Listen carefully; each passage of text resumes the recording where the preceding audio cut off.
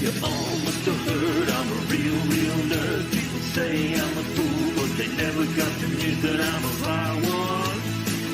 Oh yeah, I'm a fly one. You better turn it up, better keep the channel dialed, cause you're watching Wild Mike and his real wild child. Oh yeah, I'm a fly one. You better turn it up, better keep the channel dialed, cause you're watching Wild Mike and his real wild child.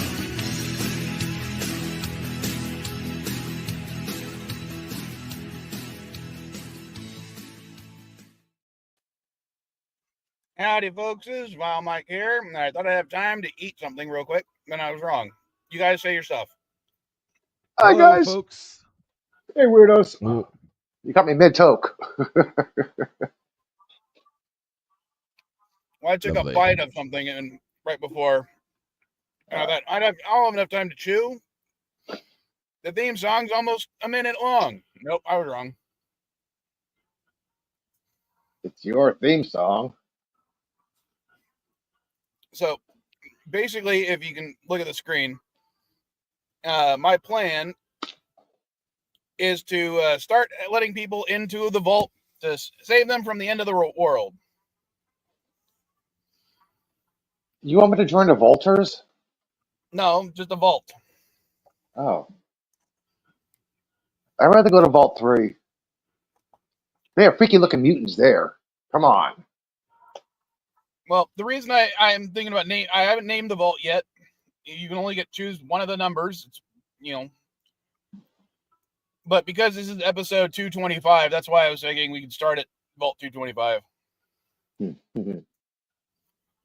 Like I said, I'd rather go to Vault 3. They have the weird looking mutants. Freaky people. So I'll wait till we get some more people watching. Maybe they can tell us what they want. I want chocolate. Wait, I have chocolate. Never mind. Okay, I want more chocolate. Oh, lucky you. I don't have any chocolate. Yeah, I'm never out of chocolate. Yeah, that's one thing I always have in my house is chocolate. And Do I have food? Do I have real food? No, but I got chocolate. Have weed? No, but I got chocolate. I'll wait for like maybe 30 minutes before we start the actual vault, because I'm going to do a poll to see if we should do survival mode or not. I've never done survival mode in Fallout Shelter before. I have never played Fallout, so I don't know what that means. Well, in this case, survival mode means if someone dies, even if they've paid money into it to join, as in the way I'm going to do it, that character is dead permanently. So, And what's the other mode? if they die, you can pay the in-game currency, which is bottle caps, in order to bring them back to life. Oh, sorry, I just got an earthquake notification. I think 6.9 hit Cuba? What the fuck? Sorry, it was like earthquake. Sorry. Survival mode. I like survival mode. In survival mode, your vault will face deadlier threats, the need for resources will be greater, and you won't be able to revive dead dwellers. I like that mode. And yes, a 5.9 did hit Cuba. They just had a hurricane too without power. Shit. So I'm going to leave it unchecked for now in case anyone wants to vote. Survivor mode. Well, if you want that, you got to go to the YouTube channel and click the poll. Damn it, I gotta open up YouTube now. Hang on. Here you are, CNA. There we go. I voted.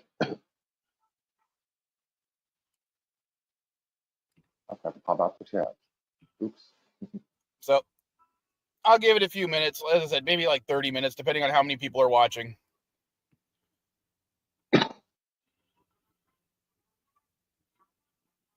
You know, I realized that Larry Houston is coming to Fan Expo in a couple weeks. Who is? Larry Houston. I'm not familiar with that. He is the creator of the X-Men animation intro for the cartoon. He's the guy who created that. Just the animation though.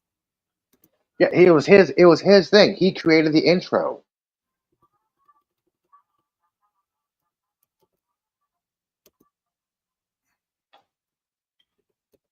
I thought. Hold on.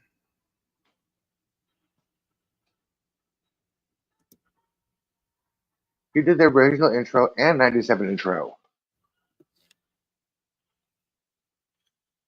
Yeah, I was checking to make sure if I was correct. But yeah, Ron Wasserman wrote the music for it though. Yeah, but Houston did the animation for it. Okay. Like, I didn't realize that guy was coming here. I'm like, damn, I got to meet this guy if I show up, if I actually go.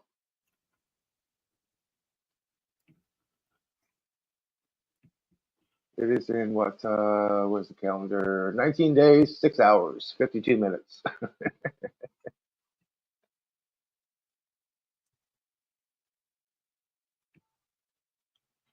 And Giannato Esposito raised his autograph price to 80 now. Wow.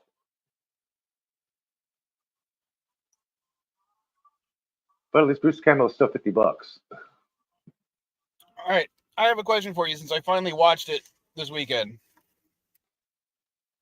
The Tomb Raider remake movie. Do you guys remember watching that? Or if you, Yes, you know, yes, I remember that. what about you, LDG? I remember seeing what? I'm sorry? The Tomb Raider remake movie. The Tomb Raider remake movie. I think I heard of it,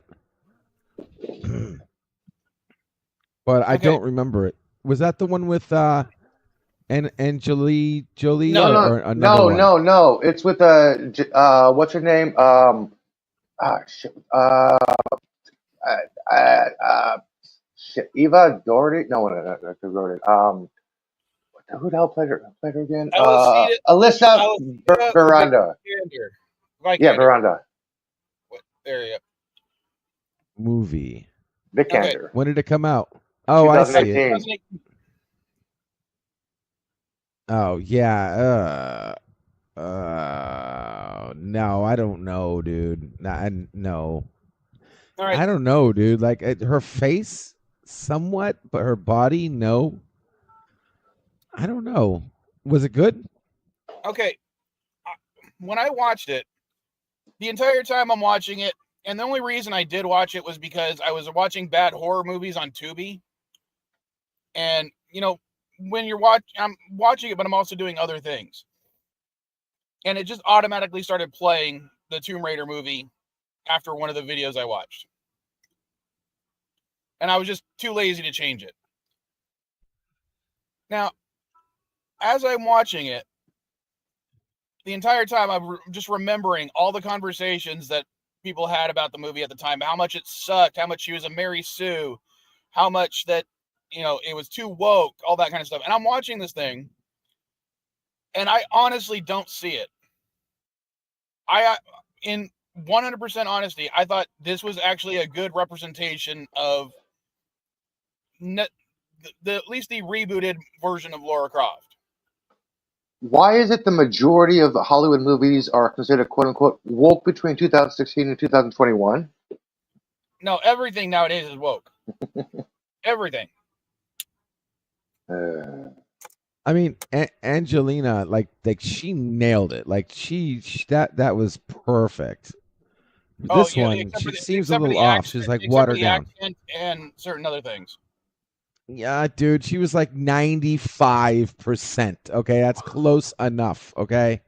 She didn't even have square boobs. What are you talking about? She had the body. She wasn't supposed to have square boobs, dude. For God's sakes. Okay, rectangle boobs. Sorry, I forgot. The updated version. Yeah, but I'm just rectangle. saying, when I watched it, I was like, she's definitely not a Mary Sue because she gets her ass kicked a lot. And the only reason she wins is usually because of like luck or what I would argue to be very video game accurate quick time events. You know what I mean? Yeah, I mean, I guess so. Because I could literally see myself, like, if this was a video game, hitting A at that right time to actually perform the action so she'd survive. And I thought that was pretty awesome. It wasn't over the top. It was realistic for the most part. I mean, there's, the whole, I'm not going to give any two spoilers, but when it comes to biology, there are certain things that are just things don't go that quickly. But yeah, it's one of the reasons why people do not like that movie because of what you just stated. how The you last doing, thing you Danny? just stated. Que pasta.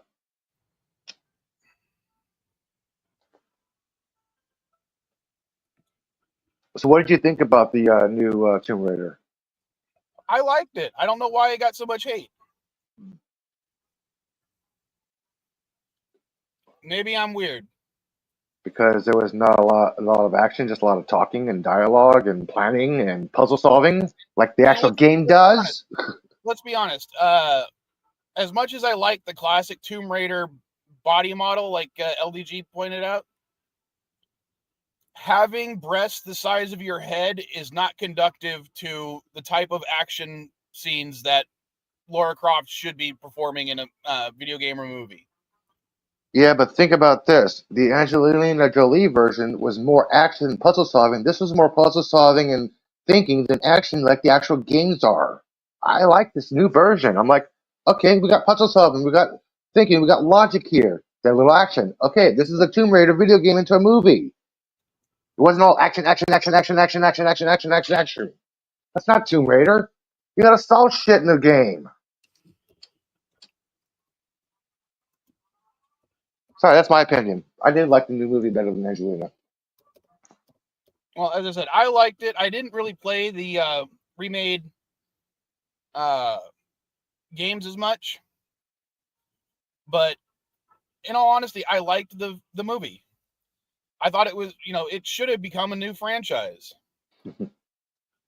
but Shoulda, coulda, woulda. I don't know why it didn't. Other than they changed it, now it sucks, so everyone hates it.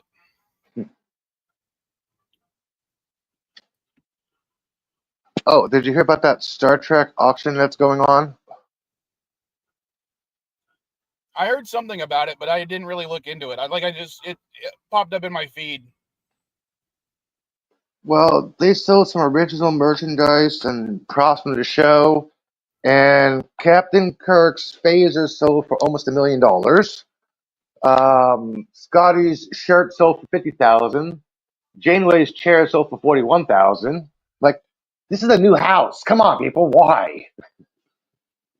I'm not going to complain because I'm going to be selling stuff soon that hopefully you guys will like. Yeah, but $935,000 for a plastic thing that was in a TV show that belonged to William Shatner that he used. I'm like, okay, yeah, I'll pay maybe 5,000, but not almost $1 million for it. Well, that's because you don't have the money, and people who do have the money are willing to pay that kind of stuff for it. Because remember, if you have the money to buy something like that, that amount of money doesn't matter to you. Yeah, that's true. I'm like, holy shit. If I did have that money, I would have wasted on $1 million for a prop.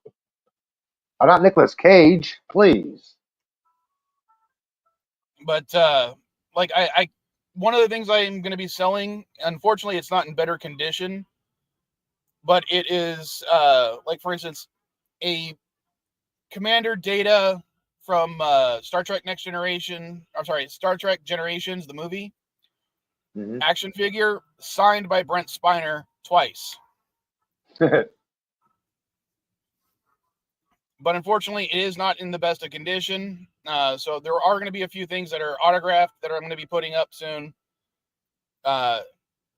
It's just I got to go through all the stuff that I'm going to be selling for a buddy of mine. Maybe next week I'll do a live stream and I'll show some of the stuff off. Yeah, if I go to Fan Expo, I'm only gonna get a if I decide to go, I'm only gonna get a autographed Blu-ray of The Flash by John Wilson Ship and an autographed Bruce Campbell. Since Dolph Lundgren is no longer gonna be on Sunday, he'll be there only on Saturday. Kate Mulgrew is only gonna be there on Saturday. All right. So far, the poll has 2 votes, both of them for survival mode. Was that LDG or is that Elihu that voted for the second time? I voted once. I know, but who voted for the other one? No, I can vote right now. Give me a second. Dandelion? Because I think she's the only one watching right now. Well, it says 3 people watching, but I don't know what that means. You might have another one. Should I start in survival mode? You got me watching. Yes. Okay, I just clicked yes. Because popping out the chat counts as a watch.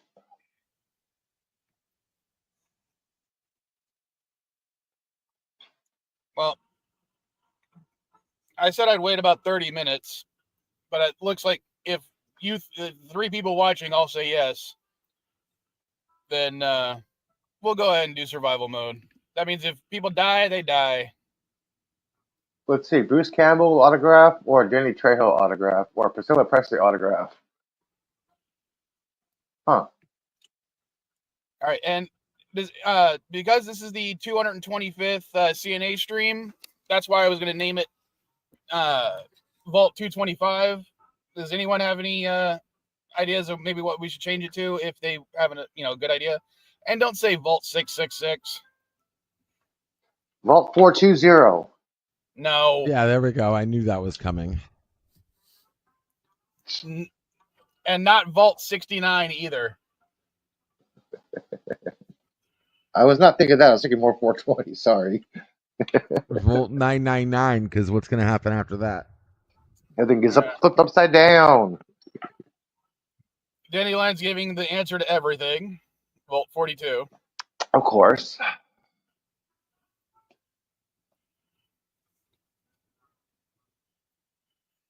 Got to be a number, right? It has to be a number. Yeah. 888. No thanks. Okay, 687. What's 687? 6 was Hungary. Yeah, Danny Lyon, that's why I was originally going to call it 225, because it's the 225th stream.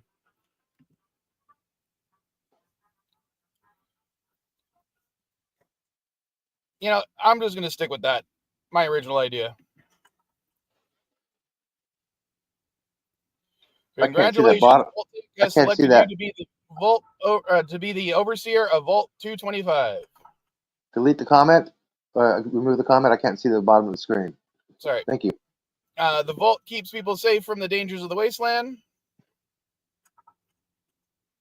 As overseer, it is your job to expand and maintain the Vault while keeping your dwellers safe and happy. Plenty of weed and chocolate. Each room has a special attribute it uses. Assign dwellers with the best special to make them happy and produce extra resources. Vault Tech will give you a daily rating based on your performance. Remember to keep your dwellers happy and do a great job.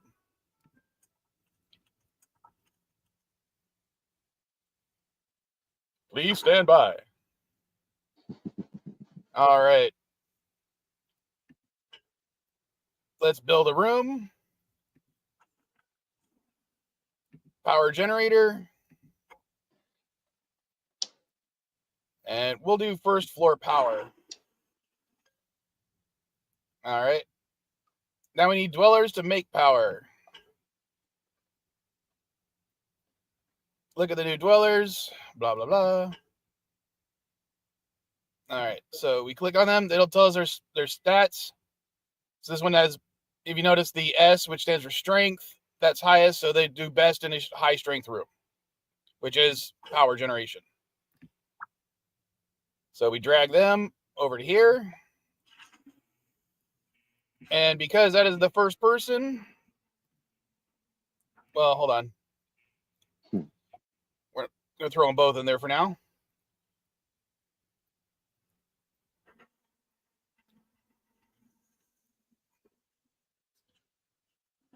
So I know it doesn't necessarily look like me, but yeah, we know.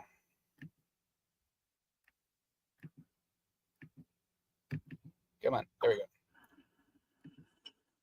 I don't want to rush yet. I want to rename.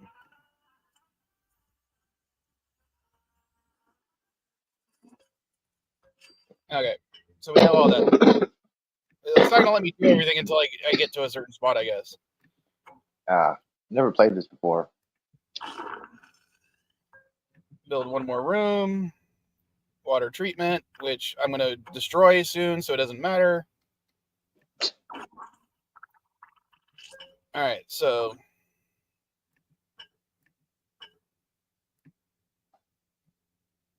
first things first, let's build an elevator going down. Because I'm gonna. Oh, great! I already have a disaster on the room I was gonna destroy. Great.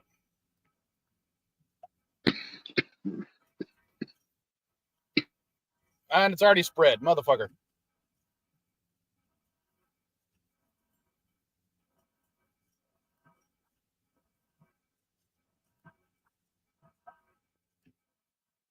Because yeah, I'm not gonna bring these people in yet. Unless you have an air filtration system, that carbon monoxide is going to kill everybody. What do you mean by raids? Because I don't remember raids on this.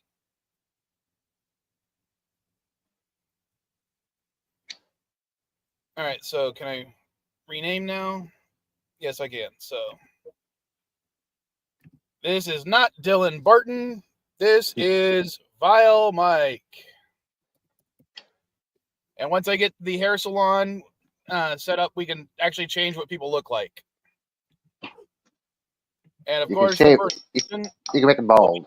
Vile. Who? The first woman will be okay. Vile. All right, we're gonna go ahead and destroy this room. Why do you build a room and then destroy it? What? Why build a room then destroy it? Because I want each floor to have its own. Like the first floor will all be power generation. Second floor will be food. Next floor will be water. So that's why it's going to be like that. So, god dang. Another fire already.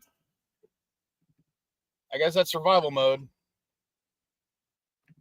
What's that smoke up there? What smoke? Coming from the vent. It's just animation to make it look more believable, you know. Oh, okay. All right, so we'll bring in, let's see,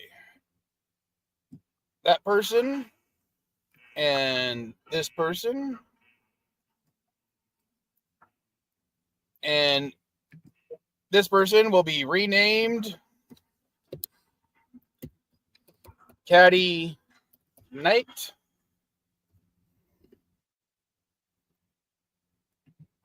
And the other one will be Biostyle. No, because of the skin tone, I think it'd be more appropriate for that to be well, let's see. We're just gonna say Vile Child for the time being because she doesn't want to have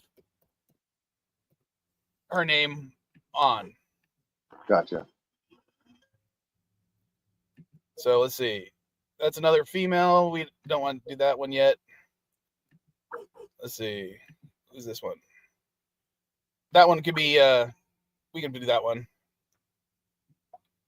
So this will be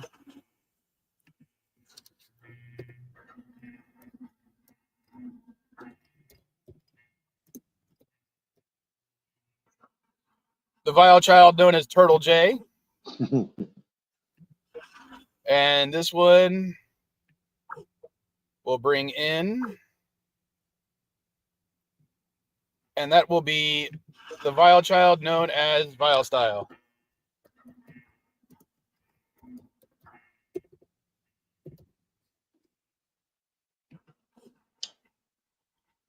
All right.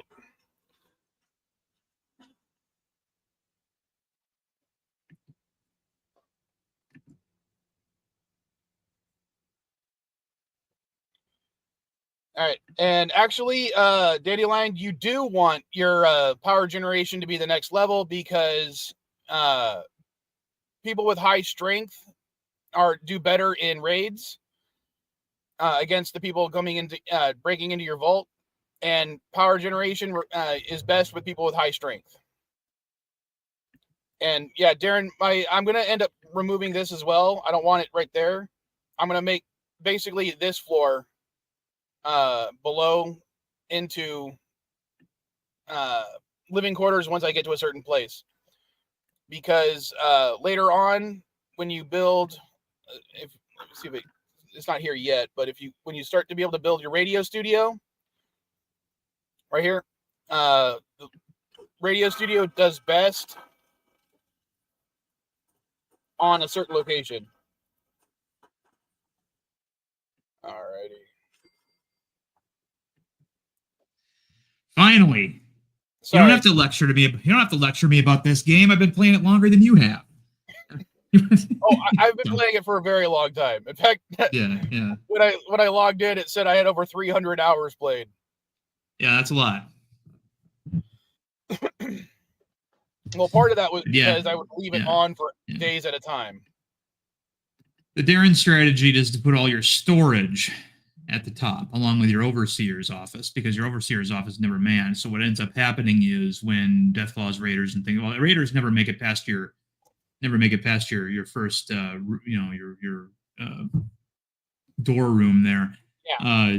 Depending on how well fortified your two protectors are, but Deathclaws will take a bunch of damage from those guys, then run into the next room across, and that's where I put secondary team, in storage, and then the overseer's office. But the overseer's office is empty, so they go in there, they hang out for a couple seconds, then they retreat back through the storage rooms, and then they take even more damage before they go down to the next level. I always keep just one elevator shaft.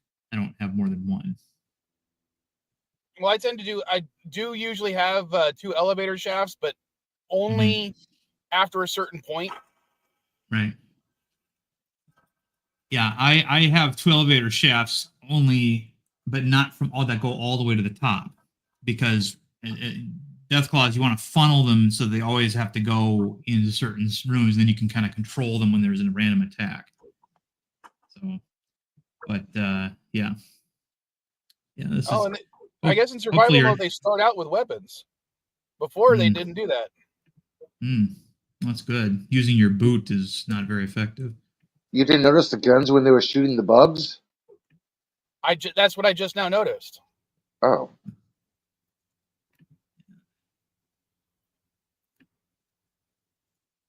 So I will say though, I've not played on survival before though, so neither did I. When I thought this, when I was thinking about doing this for an idea, survival mode is something brand new. But here's the thing, Darren. Yeah. Unless someone pays to join the vault, I'm stuck with just the Vile family for now. Oh, so you're gonna leave all those people outside? Yep, and like if you, that's why I got the ticker at the bottom of the screen. If you want to join the vault, you got to do one of those things, and then you get to join the vault. There it is. Gotcha. So it's a money-making scheme. Yep, capitalism at its greatest, right? not really. If it was a but money-making yeah, scheme, for you sure. add 2 zeros to the end of that one. Well, I don't think people are going to pay that much. So, yeah, no. No, okay, so yeah, fire eventually burns out in the room it starts in, but the problem is it spreads. Yeah, and it's spreading fast, and they're happening a lot more often. I think that's part of the survival mode thing. Nice. You're not going to spend any money on this game either, right? You're not going to buy a Mr. Handy or anything like that. Unless someone like sends me a full $5 on PayPal or something. No. Mm-hmm. Okay. Because the only thing I would ever spend money on is the intro kit thing. You know what I mean? Right. Yeah. See, my big challenge is never to spend any money on the game and just use the random lunch boxes you can earn and hope that you get something good. So exactly. The starter pack here is the only thing I would ever recommend buying. Because you're guaranteed a legendary character. Mm-hmm. Right. And also obviously the missions. That if you got 2 level or 3 level 50s that are well armed and well statted, you can send them out on missions and usually earn some things that are efficacious as well. Yeah, but you can't do the missions until you get the overseer's office, and you can't get the overseer's office until you get a number of people.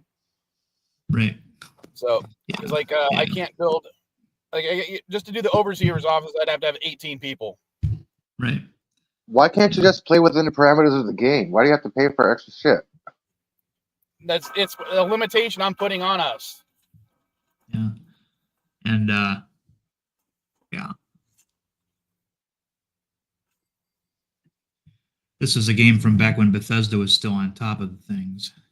I remember they I think it was at E3 that year they announced the coming of Fallout 4 and everybody was excited because Skyrim had just come out a couple years earlier, and then they announced this game and said, by the way, this one is releasing tonight. So but it was only available on Apple at the time. It didn't come to Steam until like 2 years later for PCs. It was strictly a mobile game. All right, that's going to take a while to level up, but we can try to rush the room just to see if we can win a lunchbox. Yeah. And of course I failed. Yeah. Well, they get to kill some roaches and well, one of the parts that because of the survival mode means if a character dies, they're dead for good. You can't resurrect for money. Nope. That Okay. means anything equipped to them also goes away permanently. Oh, wow. Everybody gets a vault suit now.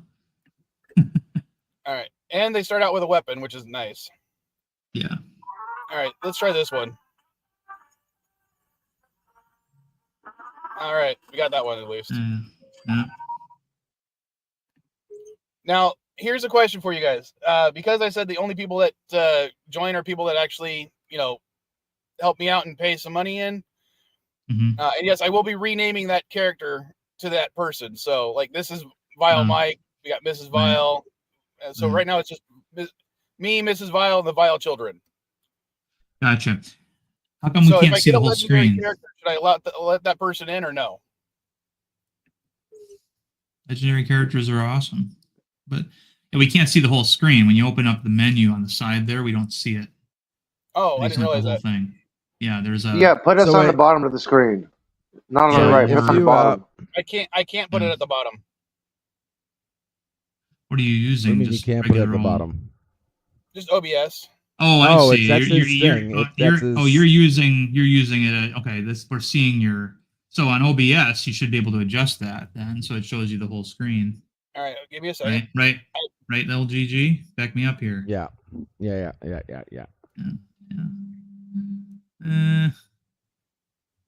Up there we go. That's good. Right there. Seeing the whole screen now. Yay. No, not that. Okay, and you're not gonna open that lunchbox, are you? Well, that's before I opened it. That's why I was asking. If I get a legendary character, should I allow that person into the vault, even if they're not a person? Not a person who paid money. Don't they help you?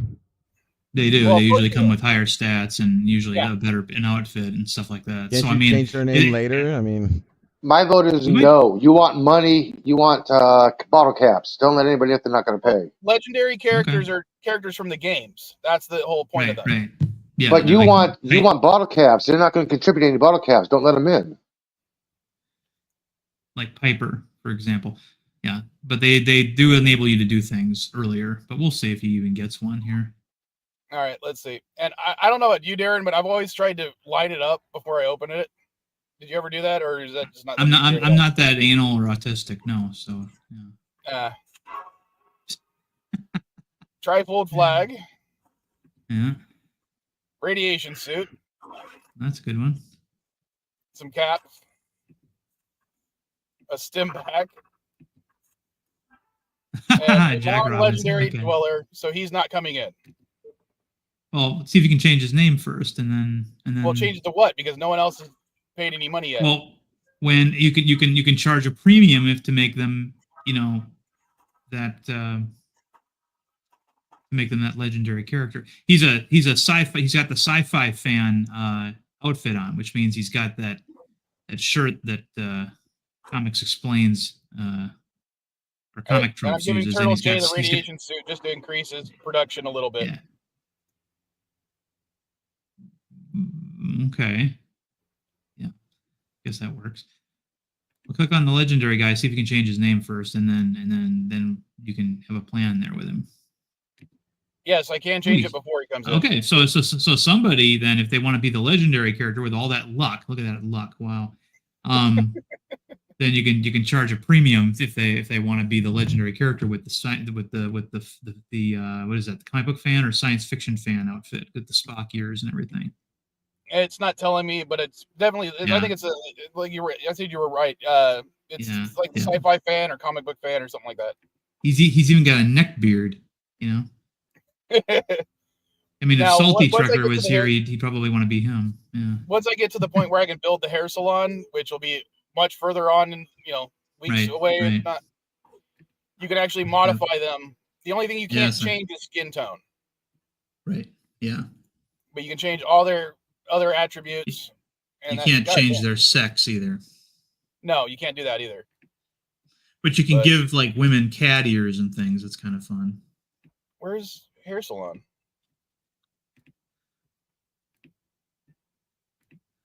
So anybody see the footage that they leaked this morning of Harrison Ford playing Red Hulk? Oh, Barbershop. That's what it is. So I need 50 people to do that. Yep. Didn't care. I already saw the Red Hulk a couple months ago. How you doing, babe? Basically, babe. Hola, Mrs. Cardenas. Unless you've been listening, in the vault right now is the Vault family or the Vile family so far, and this is your character right now. Okay. The two chicks that you have, sorry, your daughters in the cafeteria, they both look sad. What's their status? 40%. That's why. Okay, so the issue is that they're very low on agility, and you need agility for the cafeteria. They won't be. It's really not the place for them. So that's why they're not happy. High agility should go into the. I don't think I have anyone with agility more than one. Mm-hmm.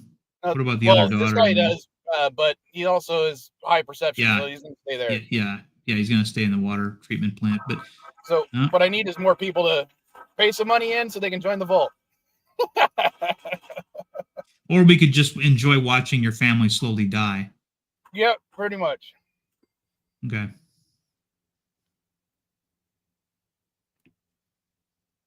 Unless someone can think of anyone else that should be able to join. Too bad there isn't a bald guy in line there. LDG might have donated. Well, LDG was saying when I first was telling him about this that I should let him in just so I could have someone to send out to be killed all the time. Mm-hmm. Yeah.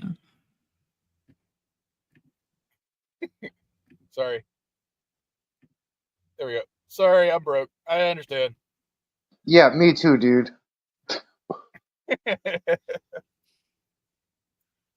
Oh, I refuse to believe that Dandelion couldn't figure out how to earn some money. LTD can afford it. Hashtag Florida man, all that Florida money.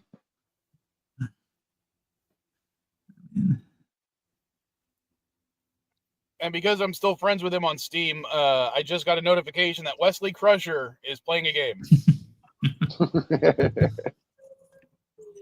I have not seen him online in forever. Yeah, he gave up on X and barely posted Instagram. He's turning into Henry Cavill, gamer.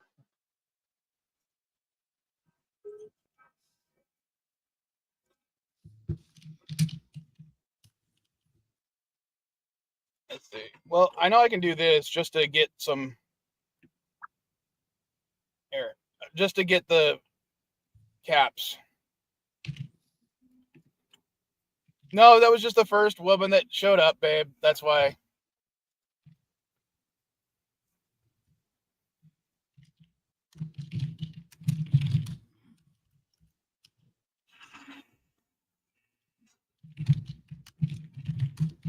At least I'm not trying to refrigerate you. And now I'm going to recall him right away. Just to get the credit for sending him out there. Oh, you scaredy cat. Not scaredy cat. You take 2 steps out, you run back inside the vault. Scaredy cat. No, it's just so I can get the credit for completing that objective.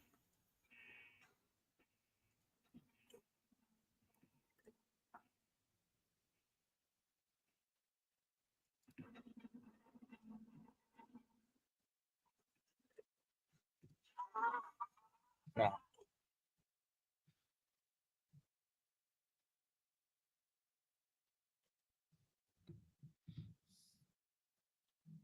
Hey, babe, if you're still watching, should well, Dandelion just brought up the point I was going to say. Should I let the name some of the people after the monsters and let the monsters in? She knows what I mean by that.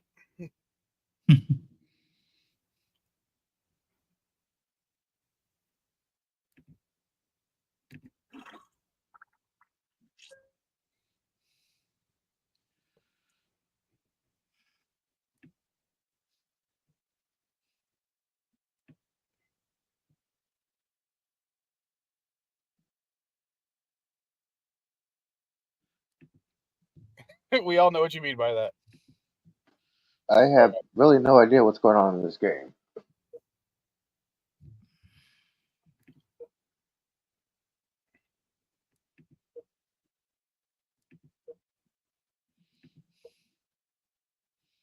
What? No. Oh, this guy's got the high agility. He'd go well in that room. So, just because I am going to be selling a lot of his stuff on eBay. Do it.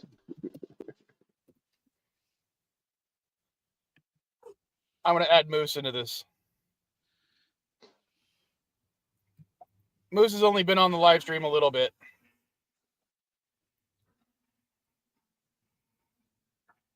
So we'll put her into that for the time being. And she says do it for the monsters. So, babe, if you're watching, which of these do you think best fits the monsters? One of the monsters.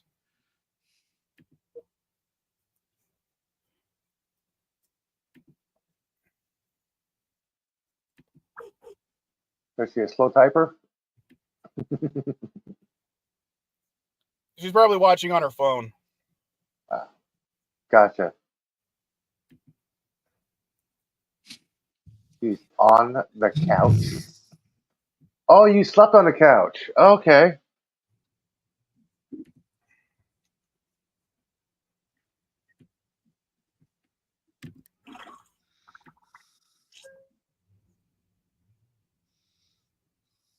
This one, Gordo? Or do you mean this one? Because we're gonna let somebody who pays money to be that person. So this one?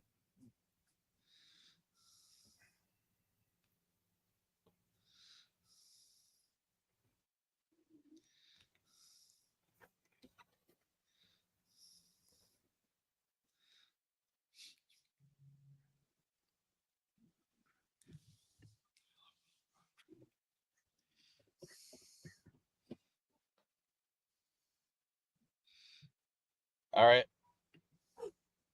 So we're going to bring this person in as Gordo. Hi, Bob. I'm Bob. And I'm already running out of food. Happy birthday. Happy birthday. Are not happy. Birthday. Happy birthday, NB. Yeah, but that kind of fits Caddy. She's never happy. No, NB.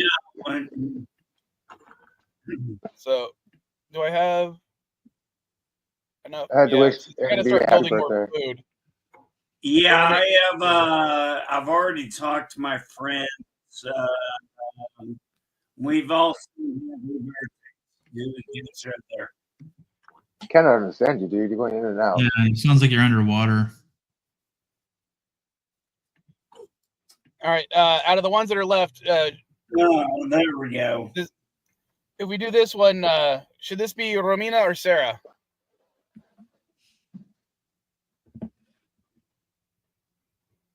Pick one. Waiting for her to type. I'm gonna let Mrs. Vile choose. They're her monsters. Oh. Yeah, that's the nickname we have for her nieces and nephews. The monsters. Thank you for the happy birthday. You're welcome.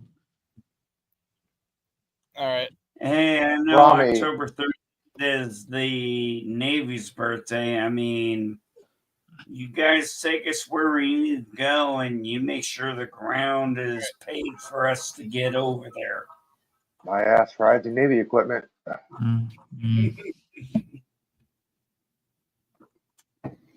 So I need to do.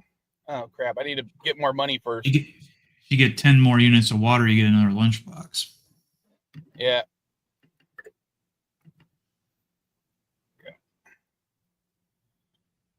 Playing it on Steam is a lot more different than playing it on the phone, which is what I normally played it on. What do you like better? The phone. Yeah, it was designed for that. I don't know. I like clicking things. I don't know why I did that. Let's open a lunchbox since we got one.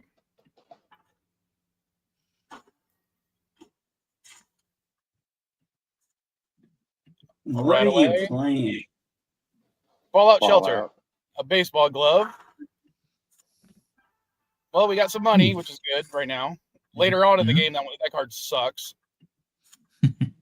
Armored vault suit, which will help with water production. Yep.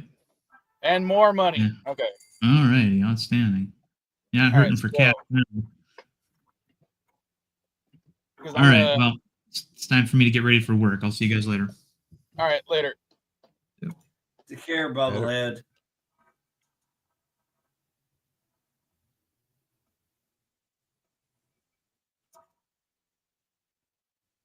All right. So, got to do that. And now I'm going to destroy this for the time being. So I'm looking at this post. Somebody posted a screenshot of Vanessa Kirby's Sea Storm, and the shadow looked like Minnie Mouse ears. Little bow there in front of the picture. Oh, forgot to bring Romina. Oh, we couldn't till then, so we'll bring Romina in. Hey, has anybody heard from Dustin Hoffman? Because of all those monkeys that escaped from South Carolina. Say that again? Has anybody heard from Dustin Hoffman? Because all those monkeys escaped from South Carolina testing lab facility. No, I haven't heard anything about that. I've actually been wondering what's anybody heard from Robert De Niro. I don't know. Well, the only female characters we have left up here, we got this one, and I think that's it. Actually, that's it. So, do you want to name this one Sarah, or should we wait till someone who fits better appears?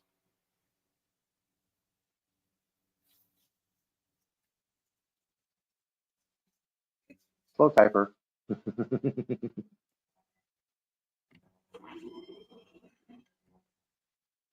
Well, I know what Tommy Lee Jones has been up to.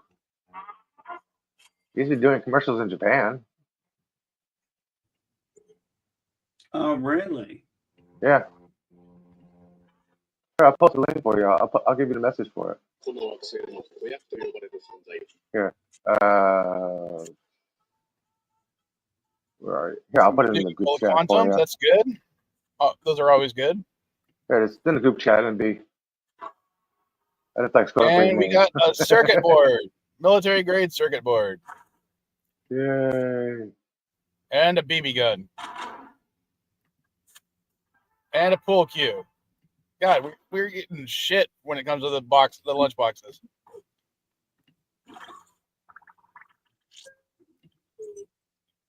All right, so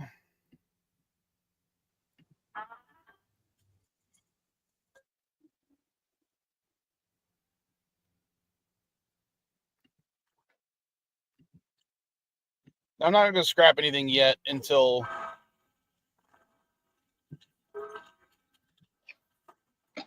okay. Until we get something like this. Sell one weapon or outfit. We'll sell that weapon because it sucks.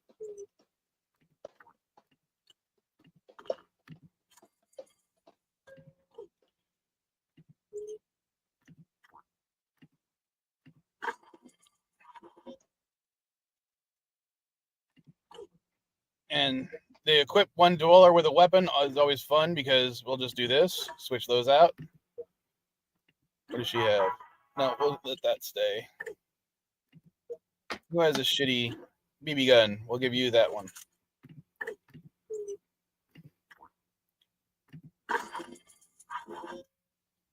Now it's just collecting resources until that happens, so.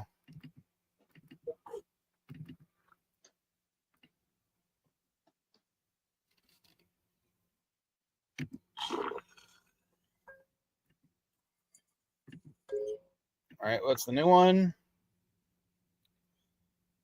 Equip one dweller with an outfit. Again, that's kind of a cheat way to do this, but we just switch these outfits and that counts.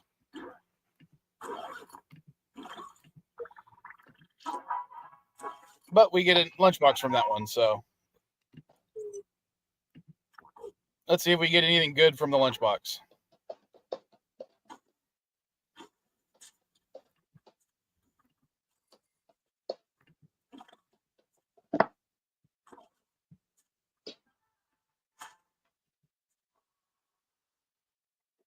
Tuned alien blaster. Really good weapon. Oh, I am getting hungry. Now it's just still collecting resources. We'll be waiting on that one. But since this person's at the vault door, Romina, we'll give her the tuned alien blaster.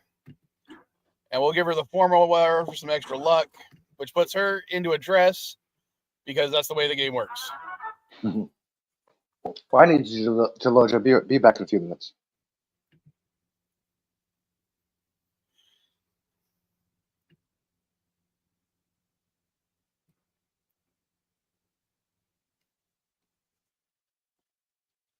So, LDG, do you want to become the character? Are you going to donate any money to the idea? I mean, I could throw you $1, man. That's no big deal.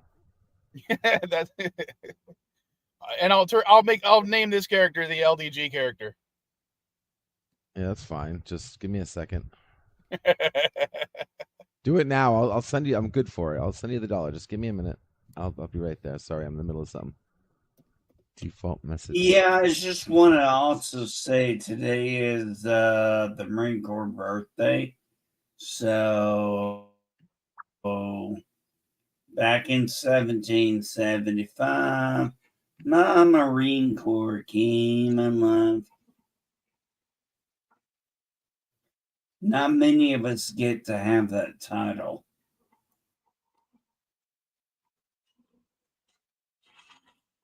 Why is it putting a P in there?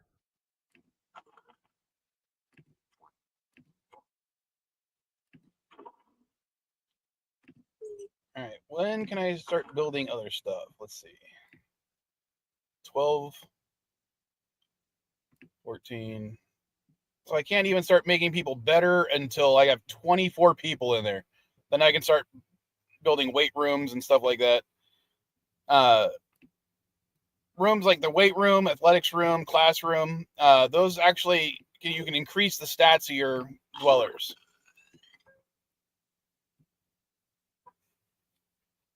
So once we get to that point, but we have 10 people in the vault right now.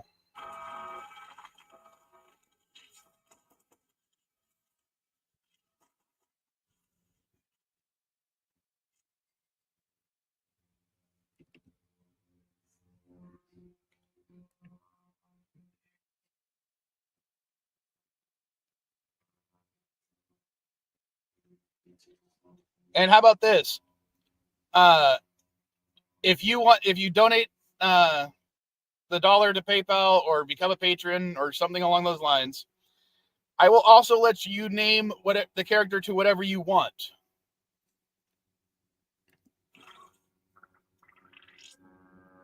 That way, if you want to have someone else in there, you can do that too.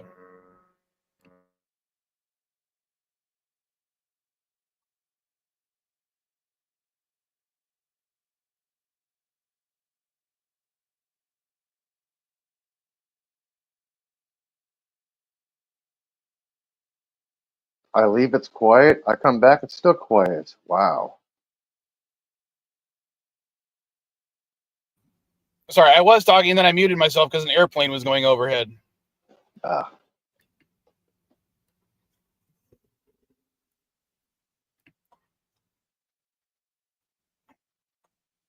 This is... Yeah, I had to close my window because I can hear the protest going on a block away.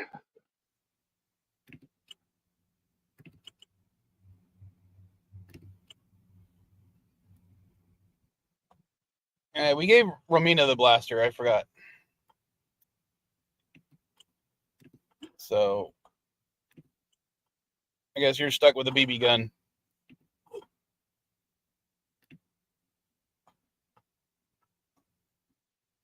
There, you got your $1.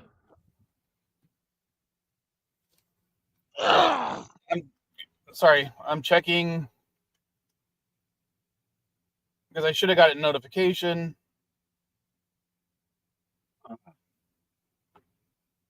I sent you $. My word not good enough?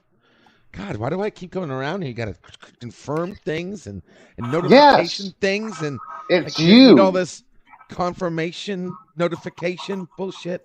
It's I you. sent you Yes. $1. I already let you in. You know, Well, it cost me Dandelion, I am 33 not going to cents to do send you that. $1. I'm not going to let people. We're not going to be making any babies. Let's put it that way.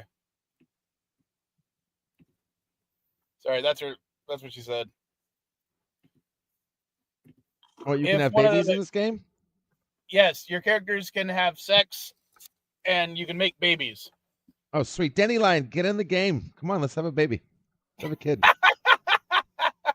Well, hang on. You put LDG in the vault, right? Now, seriously, Yes, put we have Dandelion, LDG in the come Okay. on in and just put her and I in a room. Now, quickly Bounce, send chicka, bounce, LDG bounce. out for an exploration mission. Well, I don't want Not to send him yet. out. Not yet. Yeah, you don't want to blow my load yet. Well, I mean, unless it's, Because remember, if he dies on that mission, he's dead for good. I know, he already gave you yeah. the $5, so hell. You already got the money.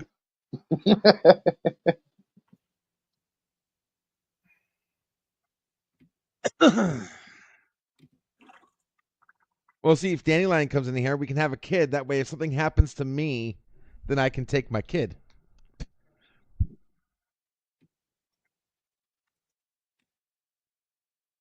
Which is that simple. I have a backup me. And since I'm me and me's me, then we're all good. Another you? Oh, crap. Let all the zombies in.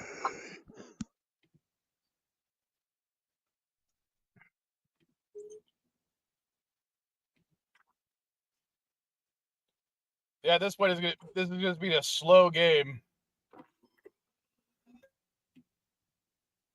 I think I can rush this one. Still 30. Fuck. Okay, that was a bad idea. Ouch. I'm sorry. Hopefully it's a minor surgery.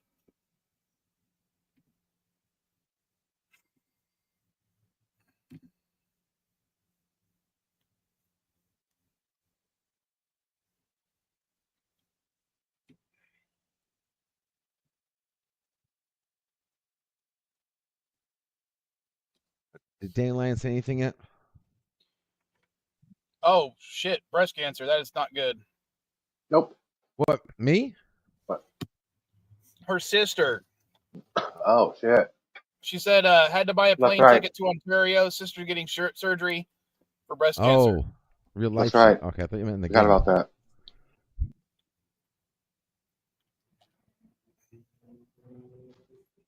When are you leaving?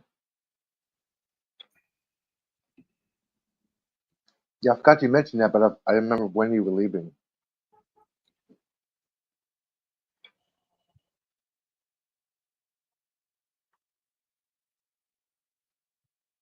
Gotcha.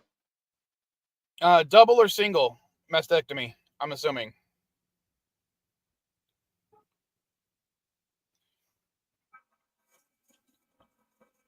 Well, nothing I can do about that.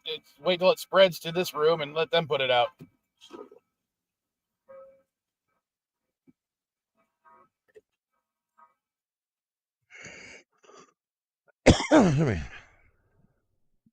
Pardon me. Oh, so they're not going to cut the whole thing off. They're just going to try to go in and take it out. That must mean that if they're trying that means they probably caught it early enough. Which is good. Yeah, my friend, I was talking to one of my best friends, real life best friends, lives in California. And he told me he had, they found cancer in one of his organs, size of a grapefruit, something like that. Maybe not a grapefruit, but it's pretty big.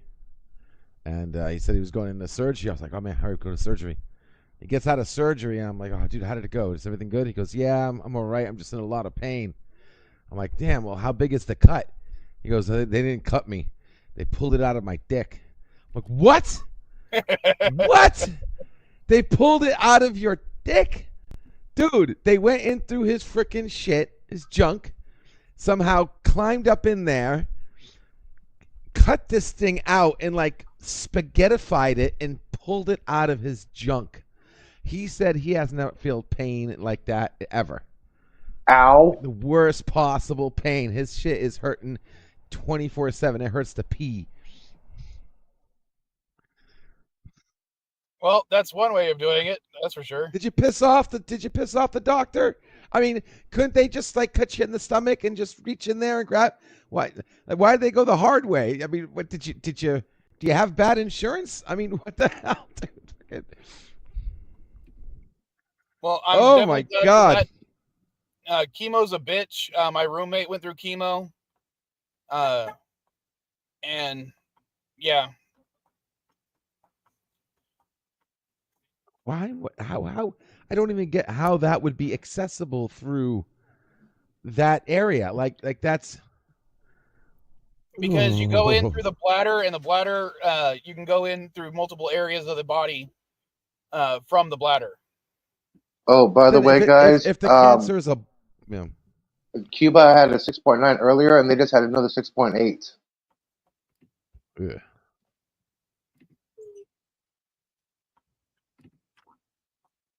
But how do you take a cancer ball and turn it into a string? I mean, I doubt they squeezed it like they. A hot needle like the Egyptians used to take the brain out through the nose. Hot needle. Well, basically, yeah, they liquefy it and Yeah, suck it out, similar to liposuction. Oh, okay. So they're yeah. not They like heat the tip cutting of it the up. needle. No, they heat the tip of the Okay. needle. Oh man, Sorry, I was eating. I would have dude, responded earlier. fucking shit, dude. I tell you.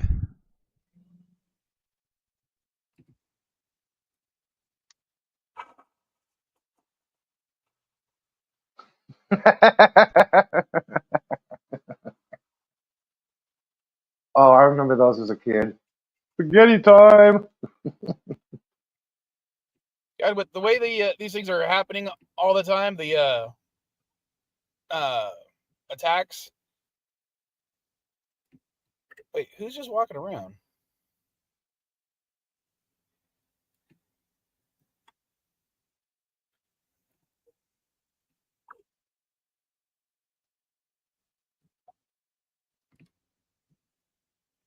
No, we need you there.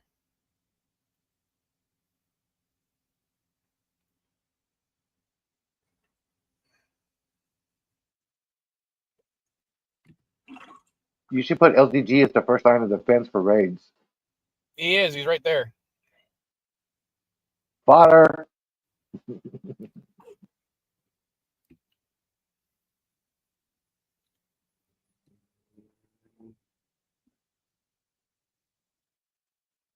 So like, if I don't make it, you have permission to use what my body is like a scarecrow. Scarecrow, We'll take dude, it. it's going to Let's be work that winter way. soon. He's going to use it for padding for the walls, please.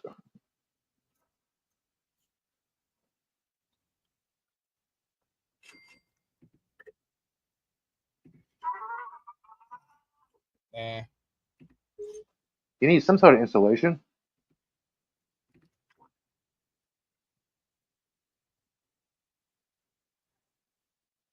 Although poop does get out a lot of radiation, so you can just smell your shit on the walls.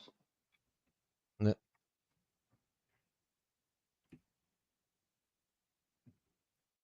Yeah, whatever works, fine with me.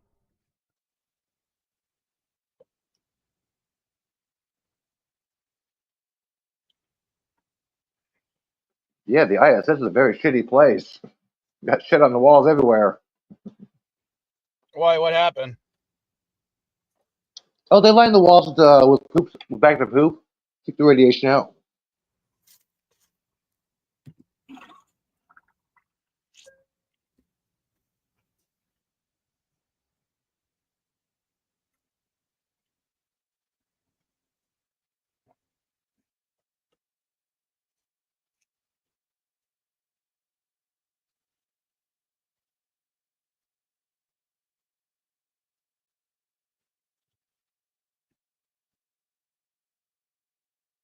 Yeah, the food still seems to be going low, so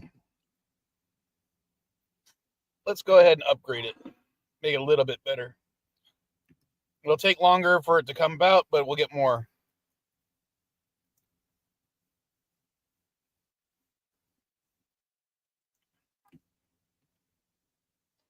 So instead of government cheese, it's Velveeta cheese.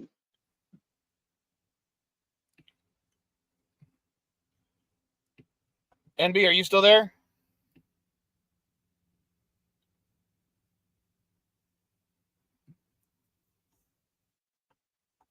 If he is, I lost the bet. No, I'm still here. So, do you know what basically what I've been doing with the game? I'm not a gamer, so I can't speak for that. Okay, basically, uh, I'm letting people join my vault if they pay a little bit of money. Either join Patreon, $1 into PayPal, or buy something on the website. And right now it's populated just by Vile family members and LDG because he donated $1. So I'm renaming. Ow! Fuck. So I'm renaming characters. So we have one of the monsters, the Romina, right there. We have Mrs. Vile and me, of course, right here. Vile Mike. We have Gordo. We have Vile Style. We have my buddy Moose, since I'm selling a bunch of his stuff on eBay. We have Caddy, who's unhappy. We have Turtle J, and we have the unnamed Vile Child because she doesn't want a name on YouTube. That's normal for Caddy. That's not Caddy. No, you said she's unhappy. I'm like, that's normal. Yeah. So right now I have potentially 3 people that can join the vault, which if you want, I'll let you choose which one if you pay $1, and I'll rename that character to either your name or a person of your choice. Okay.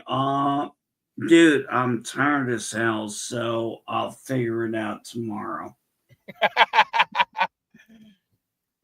Well, Good answer. Good answer. If we do this, maybe I'll do this more often just to raise more money, spread the word. So this is kind of a Fallout game, right? Yeah, it's Kinda. It is Fallout. Yeah, it's Fallout Shelter. Okay, it's Fallout Shelter. Look, I've only played one Fallout game, so I'm not as in depth as Mike and you are, Elihu. Well, this is originally this was a mobile game that's also available on Steam for free. Yeah, that's why it looks so like that, like it is, because it's mobile. Yeah, and it's Stream. I have an account with Stream. Well, no, to donate money, I've got the links in the description, or the you can type it in manually on the on your web bar for PayPal, Patreon, or buying something from SD GameSwap. And maybe what I'll do is for every $1 you spend, I'll name another character. So like if you join Patreon at the $5 or $10 level, I'll let you name 10 characters. Or if you buy something more than $1 on SD GameSwap, like if you buy a $30 item, I'll let you name 30 characters. We can have up to 100. But once a character dies, they're dead for good. So if you buy 2 characters, you can name them Thing 1 and Thing 2. All right, what's the next objective? Well, we're not gonna wait. I said we're not gonna do babies, so we're gonna get rid of that one. No inbreeding. Matter of fact, I might just spend it. I might send an extra $1 so you can create Elihu and then send him out first. I'll have a little buffer. There's no character with long hair. Okay, you can't do that. There's no character with long hair, except for Moose. Once we get enough characters, I can. You are just cold. Gotta think ahead. Survival, man. Survival's the game. Yeah, but there's no long hair characters, so I'm out. You can't. Okay, we gave you shade. News: if there was a zombie apocalypse, Elihu would outrun both our fat asses. But Elihu, once I get to the point where I can build the hair salon or the barber shop, I can make someone with long hair, but I have to have $50 to do that. I'm only at 10. So I can eventually give your character long hair, so it doesn't matter. So it's interesting about the long hair thing. You had Scott Presley, who's the gay man who's from Pennsylvania. And Pennsylvania's Amish vote Keep went talking. out. I'm going to load you real quick. So I'll be right back.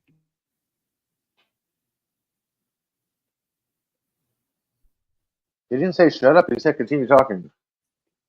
What? No, the Amish came out in Pennsylvania. That's how Trump won. I think really Pennsylvania was the Amish came out. And ironically enough, it was raided on a farm by the government, and a gay man got them to vote right wing.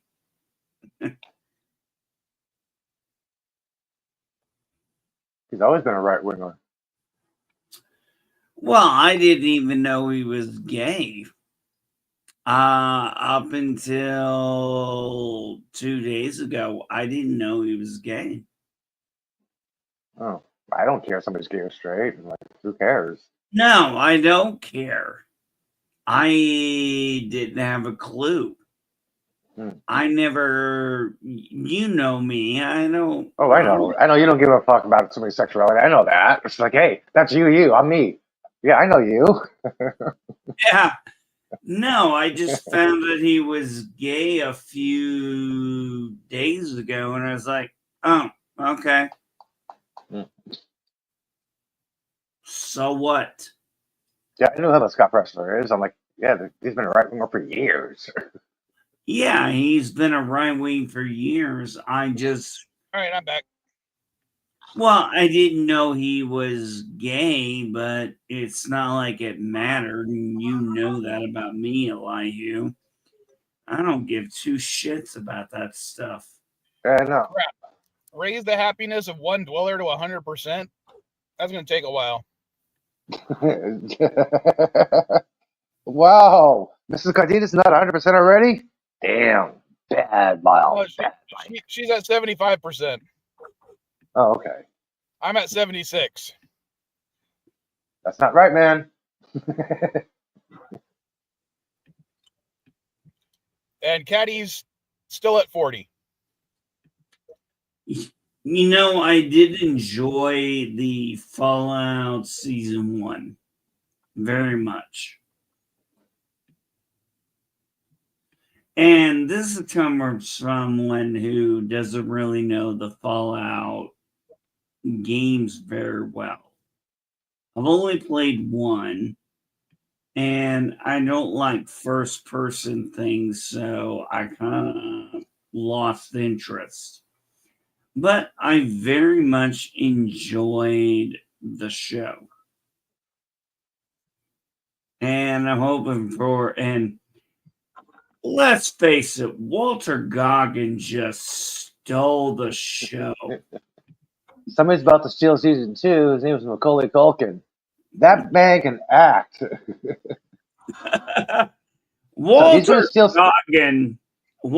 Goggin just, Oops, maybe I shouldn't have done that. he just owns his characters. He goes all in. Yeah, but there was a little continuity error. Episode 2, he's shooting wildly, but episode 5, he just shoots straight from the hip, like straight in the chest. I'm like, couldn't you do the episode 2? Why are you firing out wildly? I find a little continuity error in that part. It was the first season. You know, you're going to find continuity error. It's like, wait, now you're a sharpshooter? What the hell happened? How did this happen? I was kind of confused about that. I'm like, okay, but the show's good. Okay. Yeah, but Walter Goggin as the ghoul, it worked. All right, so I upgraded my living quarters too much, so I have to. Next thing I definitely have to do is upgrade the power center. So either expand it or make it better. Expand it. Because that's why that little thing on the top is red.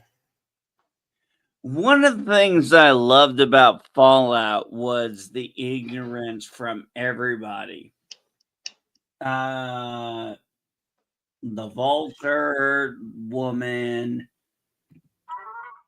the Elihu, help me out. What was that guy from? Oh, shit, I forgot. All right, so now that I got money, that's the only reason I rushed it was to get some money. But anyway, they were so ignorant about how things went, and you had Walter Goggins' character as the Gould. Just Wanna being go throw that like, there for now. I know the world we live in.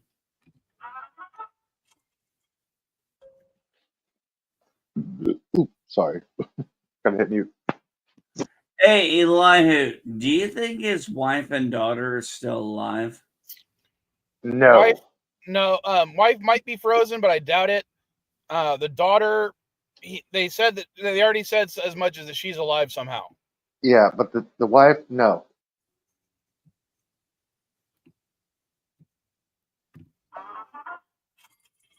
I believe his daughter's hidden in some vault. You got an idea on which vault it would be? Just No. remember, her mom said a good vault. Yeah. One of the corporate vaults. Not the experimental vault, the corporate vault. Don't forget, they got a chance to design their own vaults however they want, along with their own. Our vault, and we're gonna have these kind of vaults. We're gonna have elections. We're gonna have bureaucracy. We're gonna have mad hour. We're gonna have only red hats, only women dominant, only men dominant. Yeah, different experimental vaults. No, she's not in any of those.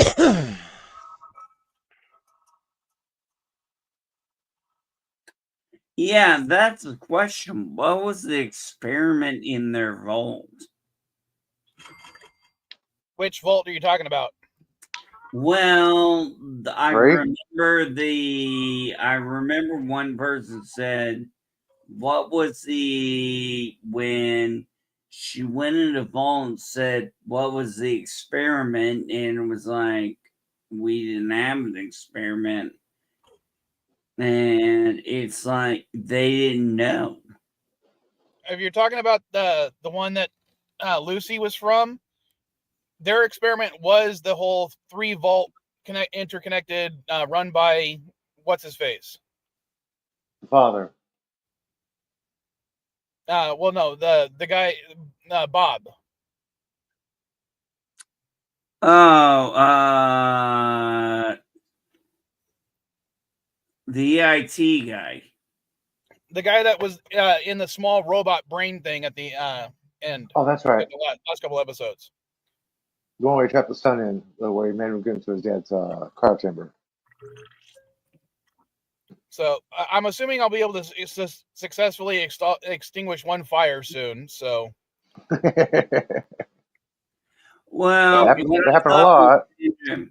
What I thought was interesting was when you saw the key say 8 and you realize they're in vault 8.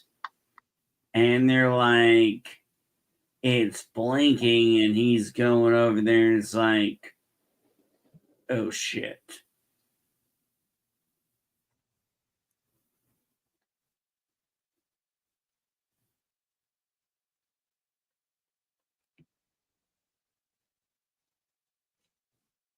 Oh wait, sorry, that was Silo. Wrong show. But when it came to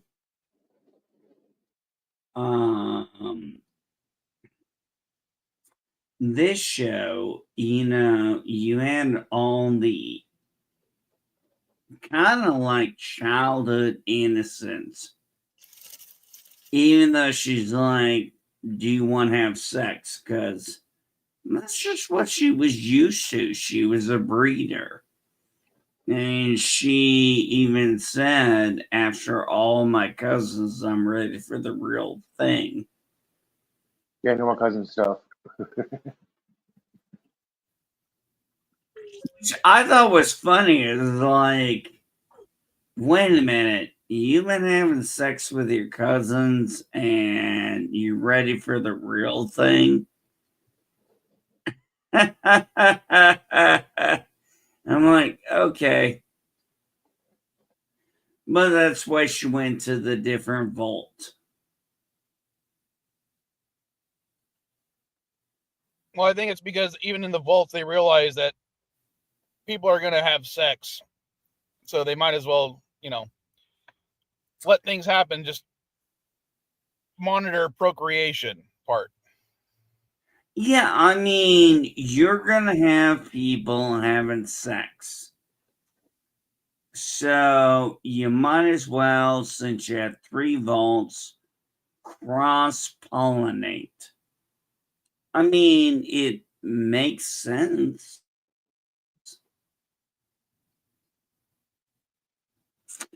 Oh, by the way, what Well, were the volt? there are 22 states that allow first cousin marriages.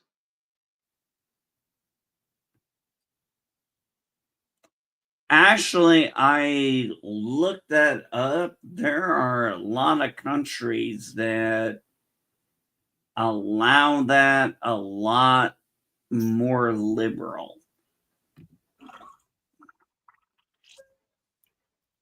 I was kind of rather surprised. So there were the 3 volts.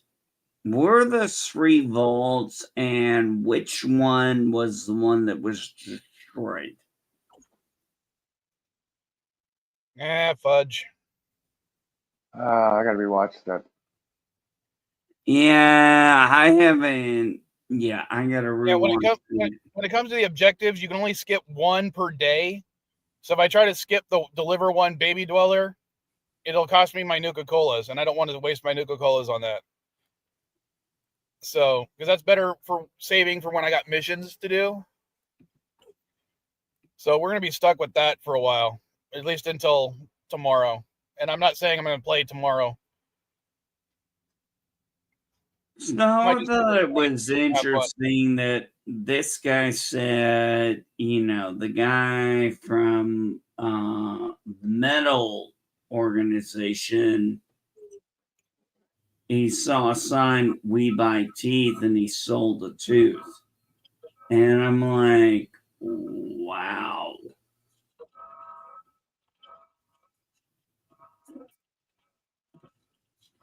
Because I've actually had a tooth pulled out.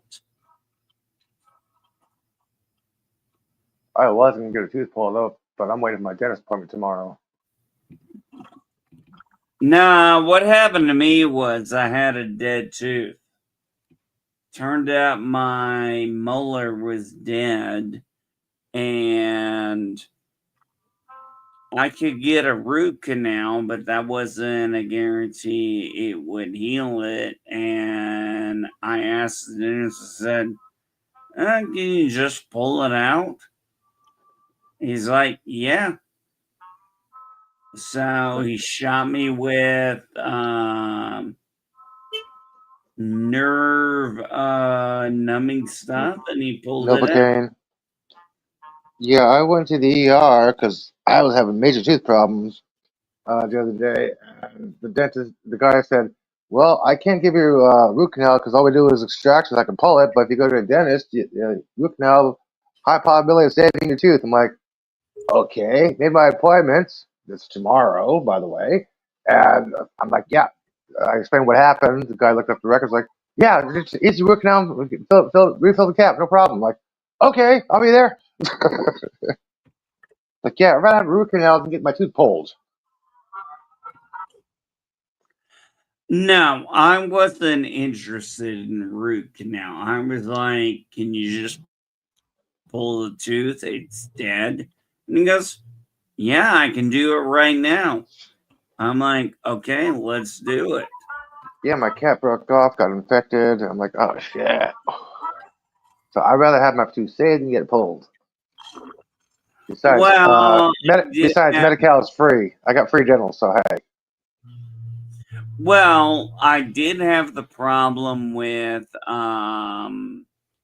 my bone spur coming up and it cutting my tongue and me having to go back in and get it shaped down twice, but until the gum covered over it.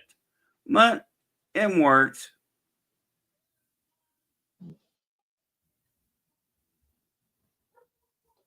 Damn, that window's closed. I can still hear the protest. Jeez. Who's protesting? The hotel workers. Where? San Francisco. Several hotels are needing They're protesting. And I live 1 block away from one of the hotels protesting. All right, be safe. We're getting too many of these rad roaches. We need more. We need a fire. Start one. Well, I You don't want to guys start one that's already going to kill a rush. They'll roll a happiness, and I also got to get one person's happiness up to 100%. And as of right now, the highest we have is Gordo at 85%. And Mrs. Oh, Vile, 85. yeah. Whoa, you're Well, at I'm at 86. 86. That's right. You're one up. How's the vibe in California right now for you guys? How's what? How is the vibe in California for you guys? Well, let me put it to you this way. And B, what the hell? No, don't do that. Sorry, that's the computer. It blinked out on me for a second. On twice this week, on Wednesday, someone, whoops, what? Don't do that. No, don't do that. What the fuck's going on? Why did you do that, computer? You can tell more the cops showed up again. Well, I'll tell that story next. When I was at one of my stores, someone decided to call me the N-word twice because I couldn't help them. They were looking for, I can't remember exactly which, but yeah, when I couldn't help them, they called me the N-word.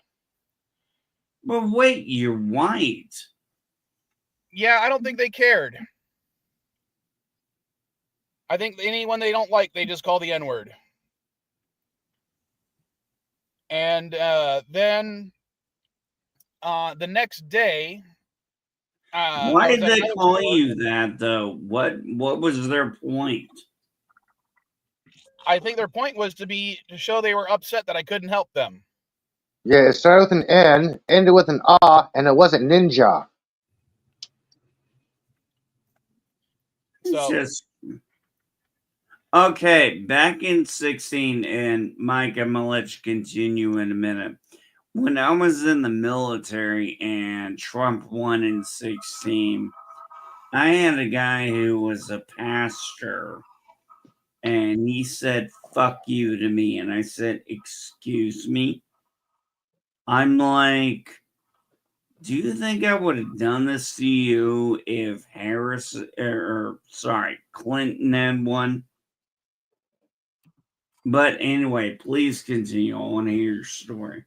So, yeah, that was basically it. They were they were an older guy in a one of the motorized wheel cart things that Walmart provides. And yeah, that's basically the end of that story. Then the next day, I happened to be wearing my rainbow bandana, packing out some books, and a teenage little brat decides to run past me and call me a faggot.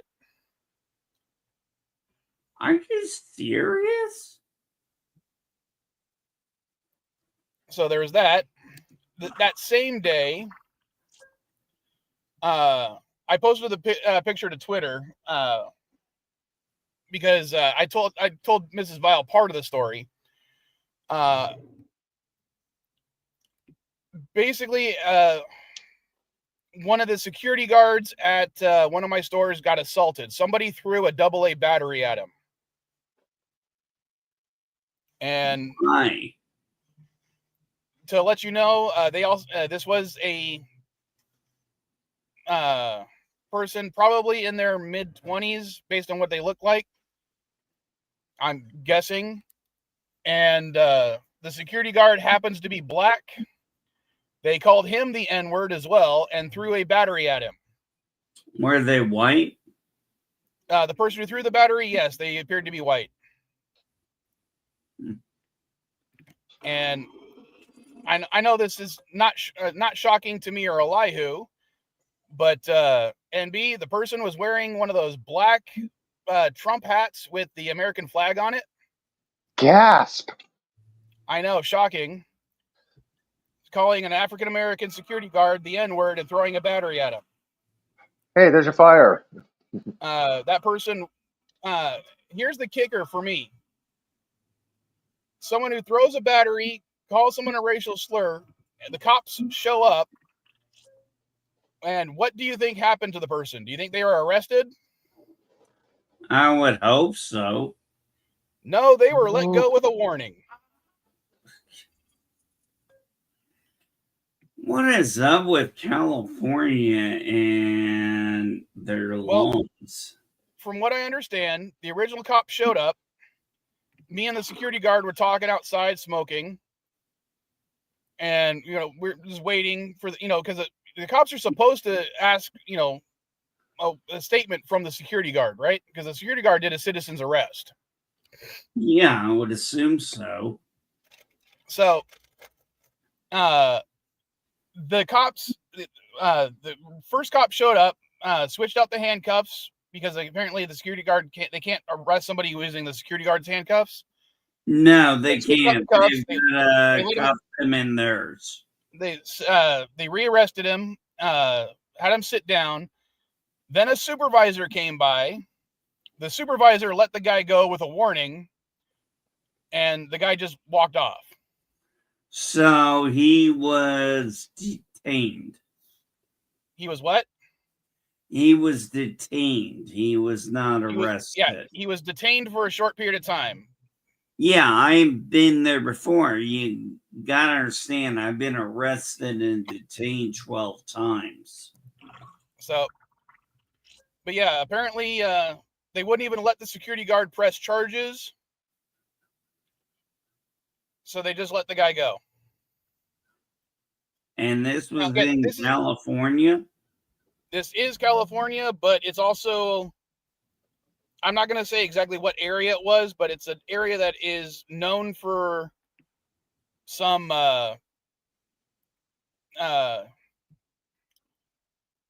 Sheeted activity. Sheeted activity. Well, as I said, I'm just saying semi-racist activity. Yeah, I say sheeted activity.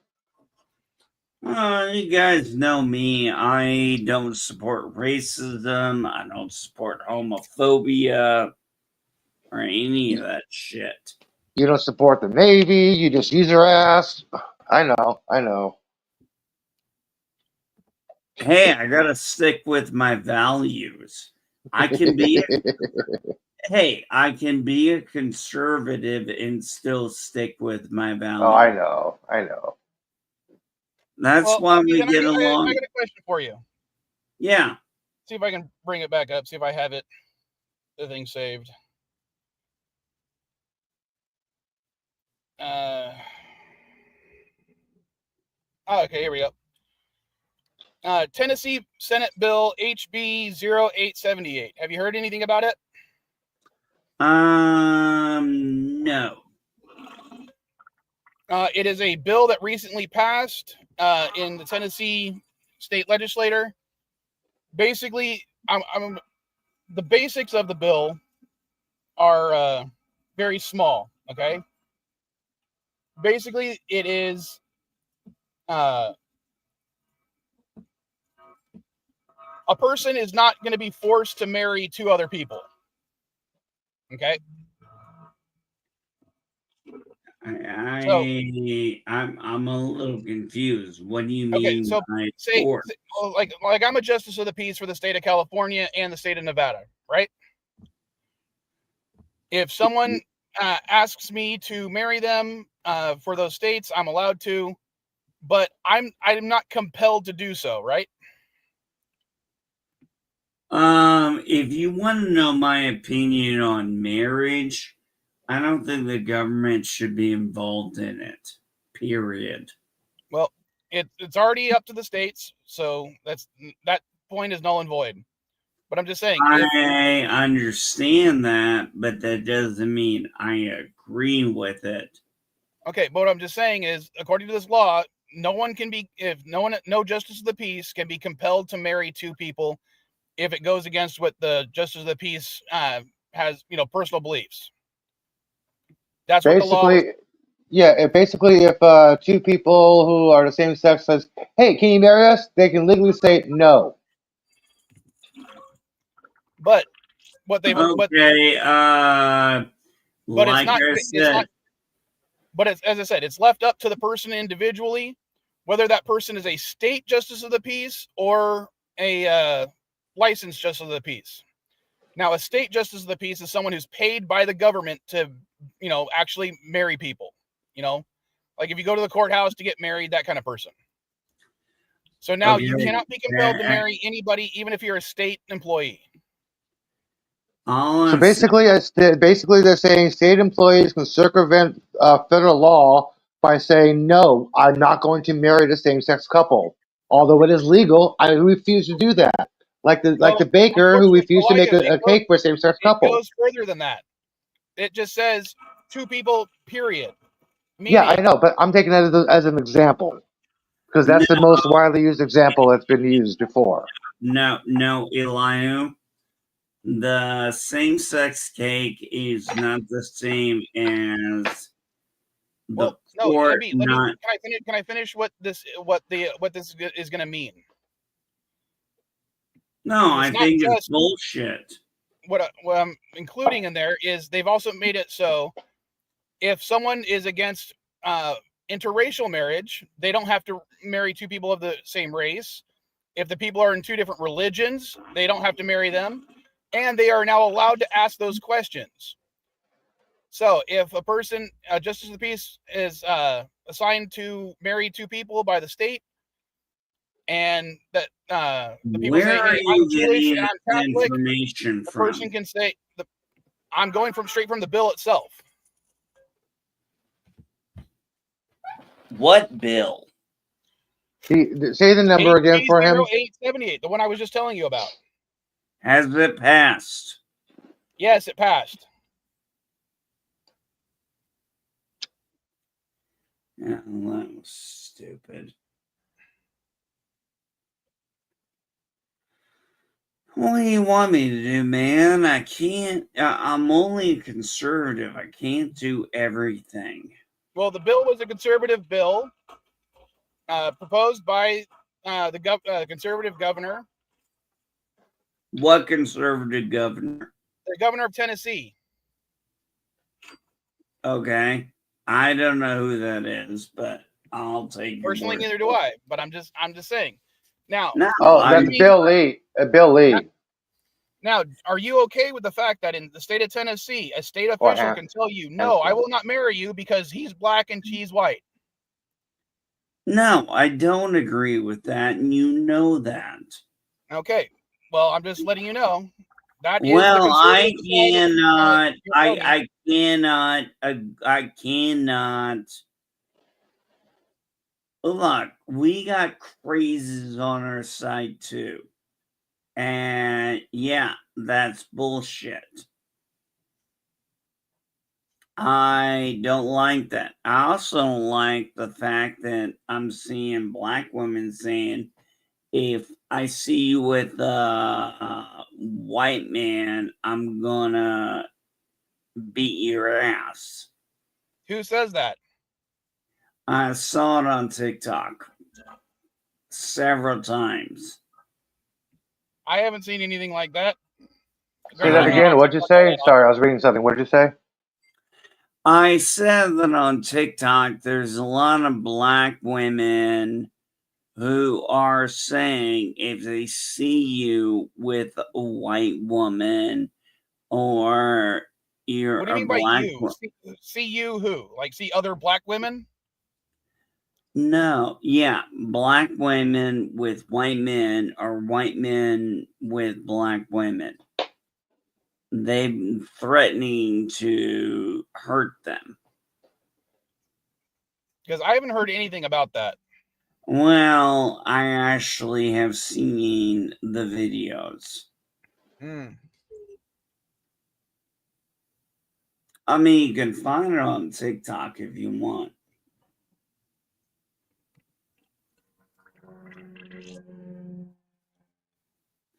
You're on my feed. You're on my feed, man. You can see what I see. Yeah, I'll be honest with you. I kind of ignore most of your videos because you seem to just spout a lot of same Republican talking points that I see. Well, no, I just speak common sense. Because, like, let's take the whole your choice, or your body, my choice thing that you completely blew over, right? How would you hold on. saw You mean that video? Yeah. Wait a minute. I only posted. Wait a minute. I Hold on. only Let posted me that. finish. Hold on a second. I only posted that video a few hours ago. No, I saw it a couple of days ago. No, okay. All right, well, let's talk. Now, let me put it this way. What would you say if I told you that one of my children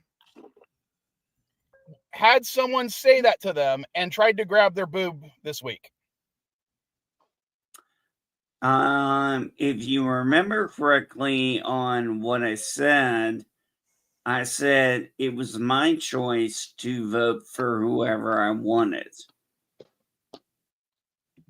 Okay, That's but you dismissed the claim what I entirely was of. going. Hold on, but you dismissed the claim entirely of what's going on. There are men who are going around saying that phrase and expecting them to be able to touch women regardless.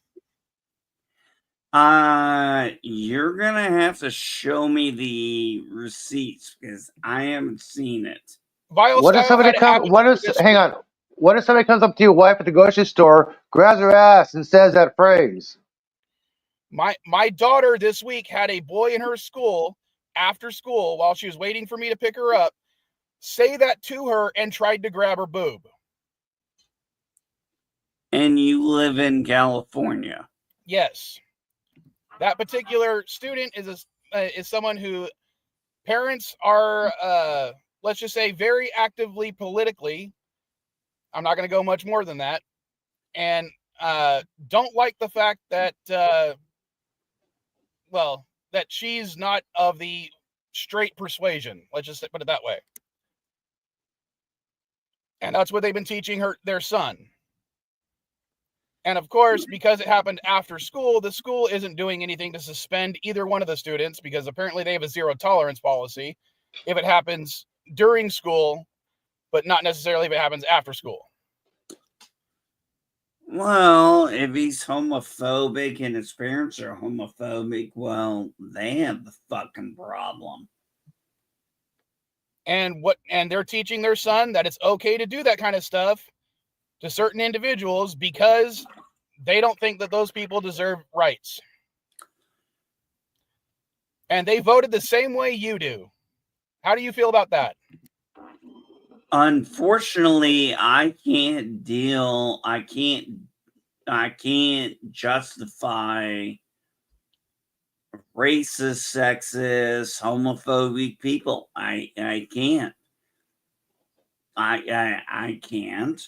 I'm assuming there was plenty of them. You feel uncomfortable. Hold on a second. Let me finish. I'm sure there were plenty of racists and sexists and homophobes who voted on the left. Simple fact is, I voted my conscience. Now, do you think how does your conscience feel about the fact that you stood shoulder to shoulder with those people? I didn't stand shoulder to shoulder with those people. You stood shoulder to shoulder and you voted for the same person to be put in charge. I did not stand shoulder to shoulder with them. I voted maybe for the same person they did, but I did not stand shoulder to shoulder with them. Because I kind of agree with MB Geek on that statement there because he may have voted for the person, but he does not stand shoulder to shoulder because he does not agree with those people's philosophy of life. I kind of agree with MB Geek on this statement there. I believe that Trump was the best person for the country and for the world. I did not think Harris would be a strong leader. I saw her bringing in all the Republican warhawks. And with my son turning 18 next year, yeah, I told you guys before, I'm right. kind of scared. And now, because of that, because you were afraid of something else, now my kids are afraid. I can't. Why are your kids afraid? Because of what they're he now being described. literally less than a week has gone by, and one of them's already been sexually assaulted by a Trump supporter. Well, I'm sorry to hear that. All right. Well, just make sure you understand But that you because the person that you cannot blame Trump for that. I could absolutely blame Trump for that. Remember, I sent you documentation of the White Power White Party or White Power website that said a vote for Trump is a vote for white power, and you completely dismissed it. Remember, we did that on Twitter. Yeah, I still dismiss it. So it doesn't matter if you're disputing it. Those people now feel empowered to do those types of things because they now have a leader who's going to, hopefully they think is going to defend them when they do those types of things. Well, I disagree with you on that, but we'll see. So you're not disagreeing with me. You're saying you're disagreeing with the person who said a vote for Trump is a vote for white power. Yeah, because I don't agree with that. Why not? They seem to think so. No, I don't think so. So why should I said believe? They think so. Well, they can think all they want. I don't think that's true. I don't.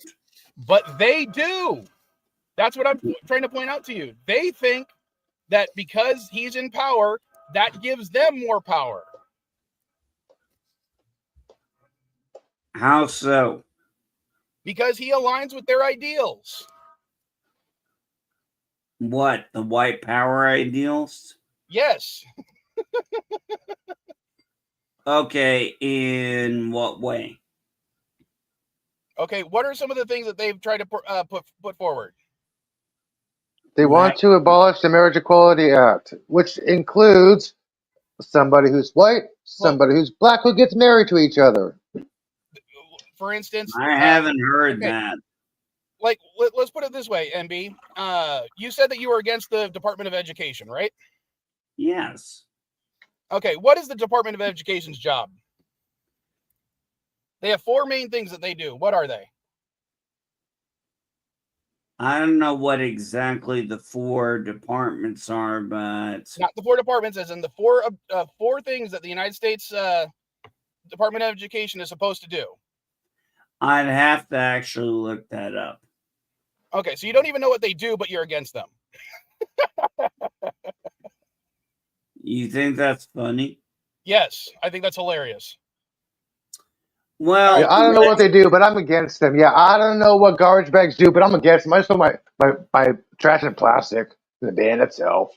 All right, so the Department of Education has the 4 things that they tend to do is doling out money to individual schools, organizations, and providing grants to both schools, districts, and individuals. Okay, that's their primary goal, is to give out money. Their second is to collect data on schools and disseminate that data for research purposes. The third thing they're supposed to do is to bring attention to on the national level educational goals, needs, or problems. And the 4th thing they're supposed to do is to prohibit discrimination of any kind in American public schools. And I'm going to tell you this, ND. I'm not going to quote anything from Project 2025. Donald Trump made 93 campaign promises, and 19 of them have to do with the Department of Education. For instance, he's going to institute. This is his campaign promises from his video interviews and speeches. Okay, basically, he wants to have revoke federal funding for all nonprofits and academic programs dedicated to combating disinformation and misinformation online. Also, teacher certification will be charged and governed by a new federal agency that will only grant certifications to teachers who, quote unquote, embrace patriotic values. So Well, basically, anybody who hold on. So hold on. MB, out of those 4 things that the Department of Education does, which one do you have the most problem with? All of them. You have a problem with them doling out money. Yes. Okay. Because they use the money as a way to influence. Okay. Influence what? How they teach. Okay, you understand. It specifically, the Department of Education specifically cannot do anything when it regards to curriculum or what is taught inside the schools, other than grades 2 through 8. They have to have one English or language arts type program, one science type program, one history or social studies type program, physical education, and one math type program. That's it. Anything more or less than that, they have no influence, say, or what to do at all. Yeah, they do. They cut funding. Okay, the only way they can cut funding is if they are doing something that is against one of the 4 things that they're doing. Such as they can pressure them to do what they want if they say, if you don't do what we say, we're going to cut funding. Okay, you understand they literally are illegal from doing that unless it's in one of their 4 things that they're doing. Yeah, if they're saying your science is not up to what our national standards are, we're going to cut funding. You got to continue with the national science curriculum that every other school in this country is doing. They cannot separate. Okay, we're only doing this part of science and our own version of science. No, actually, Elihu, they can't even do that. As long as the school calls a program a science program, they are required to receive money for that program. Oh, you think that's how it works? Hold on. I will give you an example. At my high school, the auto department, we had an auto body department and we had an auto tech department. So basically, auto body was teaching people how to fix car bodies, and the auto tech department was how to fix car engines. Both of those were classified as math classes. Yeah, you got to do calculus and algebra.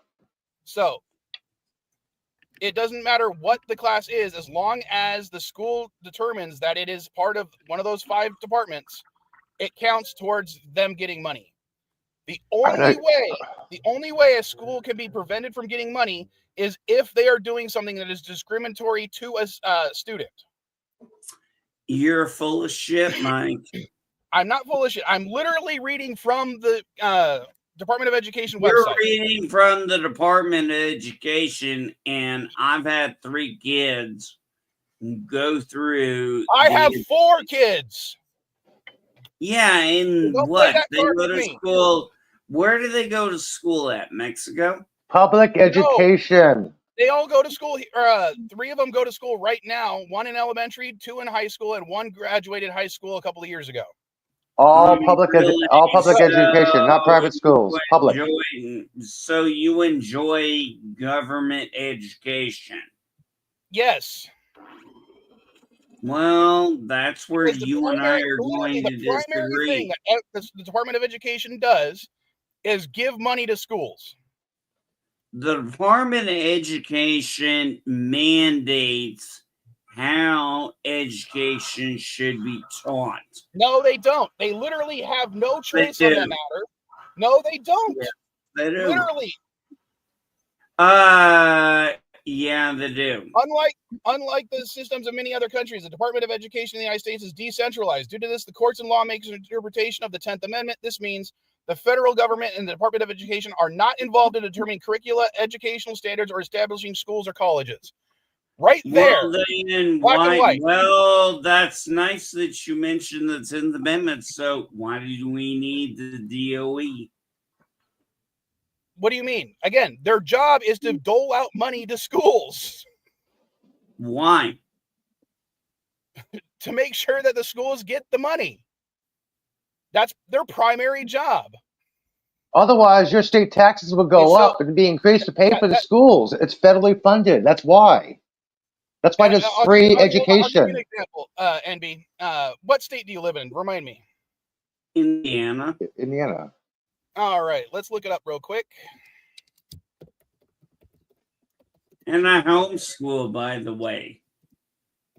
I know, but you're not the only person in the state who homeschools. There are public schools. Thousands of kids who go to public schools. So he's gonna look up that information for you. Oh, I'm fairly well aware of that, Elihu. All right. As of right now, for the state of Indiana, $18 billion of your state budget goes to your schools. Okay. And What a waste of money. Hold on. Wait, you think that's a waste of money? Yes. Why? Oh my God. If you had seen the fraud, waste, and abuse I've seen in my lifetime in the military and in the education system, holy shit.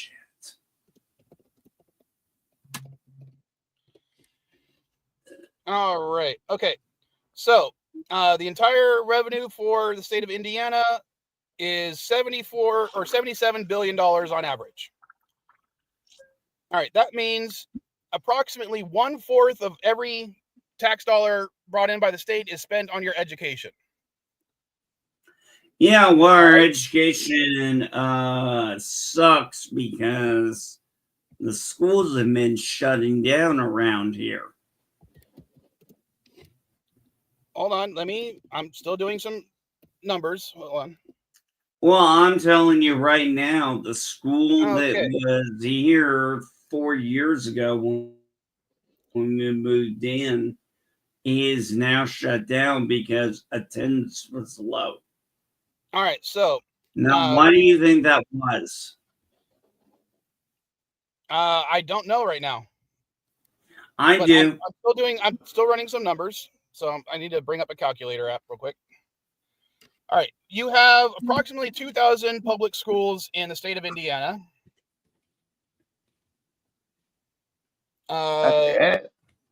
With another approximately 1,000 private schools, 60 colleges and universities. We'll just round it up to a total of 3,000 schools. Right. So let's do 18 billion divided by 3,000. All right, that is $6 million on average per school. Okay. So what we're going to do, NB, is we're going to put you in charge of a school real quick. All right. You get to choose everything having to do with this school on average. All right. And we're going to see if $6 million is enough to run a school as far as you're concerned. Is that, you think that's going to be a good idea? Or do you think you can do that? No, I don't think I can do that because you're asking me to manage something and it would take, with $6 million, it'd take a while to figure all that out. I'm not he's going to figure it out right now. We can give some rough estimates, right? Yeah, like teacher salary, building maintenance, that sort of stuff. Like what would you need to maintain the school? What would you need to maintain the school? Supplies. Name some shit. Okay. Answer me this: how should teachers be paid? All right. Let's ask you. All right. So, average school in the United States has 500 students. No, we're just going to go straight I averages, said, right? how do you think they should be paid? What do you mean? How do I think they should be paid in money?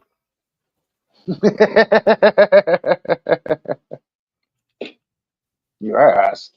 All right. So. Oh, I need another bowl. you have 500 students right now. Okay.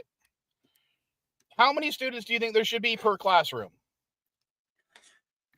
No more than 20. I agree. Right, so I agree on that one. I completely agree with that as well, because 20 is considered the best for student performance, leading to the highest grades. That would With, mean you would need at yeah. least 25 teachers. Now, how many? So, if with 25 teachers, how much do you think they should get paid? What do you think a teacher is worth? Well, I think it should be paid on merit, not on union. But that's my opinion. Okay, What do you mean merit we're going union? to say, Merit? for the sake of argument, there are no unions in this argument. Yeah. So how much it's should the up to base? you How much should the teacher make? How much do they make an no hour? idea how much. $17, $25, $30 an hour. A welding makes about $39 to $45 an hour. I want to go by year. So what should their yearly salary be? Whoa, guys! I thought teachers were paid by salary. They are. So I want you to tell me, how much per year do you think a teacher should be worth? I was trying to average it out. Sorry. You're asking the wrong person on that question. I don't know how much. I think teachers should be 5-figure, paid 6-figure. Okay, let me put it I this way. don't know. What do you guys think? What do you think a teacher should make? If we go by averages, the average teacher earns between $40,000 and $170,000. Okay. Now, granted, the $170,000 is usually the teachers that are college level in a union, not elementary school. Just letting you know. So yeah, I figured as much. They were probably professors. So based on that information, how much do you want to pay your teachers? Remember, the more you pay them, the better they'll do and the better their grades will be. But the more you pay them, the less you have out of that $6 million. The simple fact is, when it comes down to it, is do you really want to do the job, or are you just there to collect a paycheck?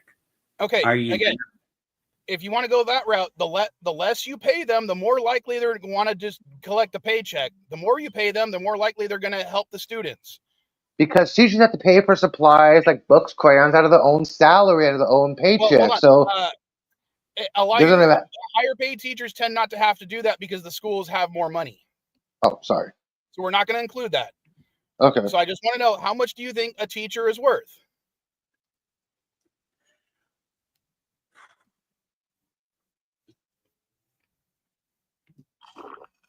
I don't have a good answer for that. I mean, I don't even know how much I'm worth. You're worth not even 2 pennies, man. We're going to put you as the principal. So, because you're running the school. So right now we're just trying to get how much, like, do you think they deserve to be, okay, let's put it this way. Poverty level in this country is anyone who makes less than $24,000 a year. Do you think teachers deserve to be in poverty? No, of course I'm poor. All right. I'm poor. Low class is anything considered $25,000 to $50,000 a year. Should teachers be considered low class? No. All right. So middle class is anything from $50,000 to $150,000 a year. Do you think they deserve to be middle class? Yes. So the minimum amount should be at least $50,000 per teacher out of that budget, with a maximum of $150,000, correct? If their merit warrants it, yes. Okay. What do you mean by that? We're going to average everything out. So let's assume their merit is half. What do I mean by that? We're trying to be average. We're trying to be average because we're not going to go into in depth on this.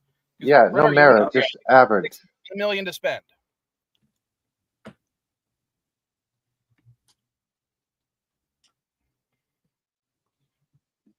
So how much do you want to pay the teachers? If you're asking me for an exact amount, I don't have it. Yeah, I mean, it just comes down to what they're capable of and merit. I mean, no. He's asking, what should a base pay for a teacher be? What should a base pay? Not merit. What should a base hiring salary be? The merit part doesn't matter. No, you're getting hired at Taco Bell. What's the hiring salary? What's the hiring salary for a teacher? Basically, what should it be? And if you want the highest merit teachers, that'll be the highest amount you're paying. If you want the lowest amount of merit for teachers, that's the lowest you're going to pay. Yeah, merit has That's nothing to do with this. Merit has nothing to do with this, NB. All he's asking for is, what should the starting salary for a teacher be? Should it be 50,000 to 150,000? What should that number be for a starting salary? Not based on merit. Oh, the starting salary. How much are you going to pay a teacher? I don't have an answer for that. I've never hired anybody. It's a thought experiment. All you got to do is choose a number. I understand it's a thought experiment, but it's complicated. And yet you already want to get rid of one of the methods of giving money to schools based on based on the fact that you don't know how it works so far. I do know how the DOE works. Now that he read it to you. Education is just simplified. Other than Elihu, Elihu went through school before the DOE. No, I was born in 75, dude. I was in school with the creation of DOE. I was there, man. My education was DOE. Let's go to, because the two major, the highest costs for schools are, one, salaries of the people working there, and two is insurance. Now, insurance for schools is done on a per student basis. Okay. Now, this insurance covers any lawsuit that the school encounters. So that means if the school is ever sued, the insurance covers it, but the school has to pay per student, not per person working. That's a different insurance program. But that means if a student gets injured or a student for any reason has to sue the school or this district, it's done on a per student basis. Now, the insurance rates per state vary because, each state has its own insurance companies, but it ranges between $29,000 a year to $39,000, or sorry, $2,900 a year to $3,900 a year. So basically, we'll do the same thing. The better insurance is going to cost more per student. The worse insurance is going to be for the lower cost. Which insurance are you going to go for? Like, are you going to do 29 or are you going to go all the way up to 39 per student? I was already arrested in high school, so I failed to get the point. Okay. How much should the school be paying for the insurance for students? How the hell should I know? Your school did pay insurance for students. Yes, they did. Every school in the country. No, I was arrested. No, my school did not pay for anything. Yes, they did. They were required to since 1968. Every school in the country is required to have student insurance. So that I was arrested at 17. I went to court. Okay. And no, the school did not pay anything. The school doesn't pay for that. It's for if a student gets injured, not if a student gets arrested. If a student gets injured in school, or if they have to sue the school for any other reason, like discrimination or wheelchair access or anything like that. Well, I don't know about that. I mean, it wasn't. Or if something along the lines of a school shooting happens, which is occurring more and more in this country. So the schools are required to have insurance per student. How much should they pay for each student?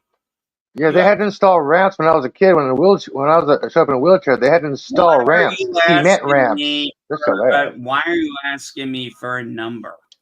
Because we put for this thought experiment, you're in charge of the school. Yeah, $6 million to spend. Yeah.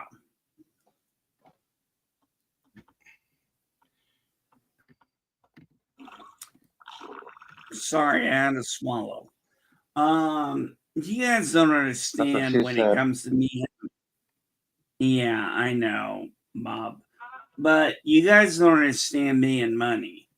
I have to deep dive into it. I can't do it simply.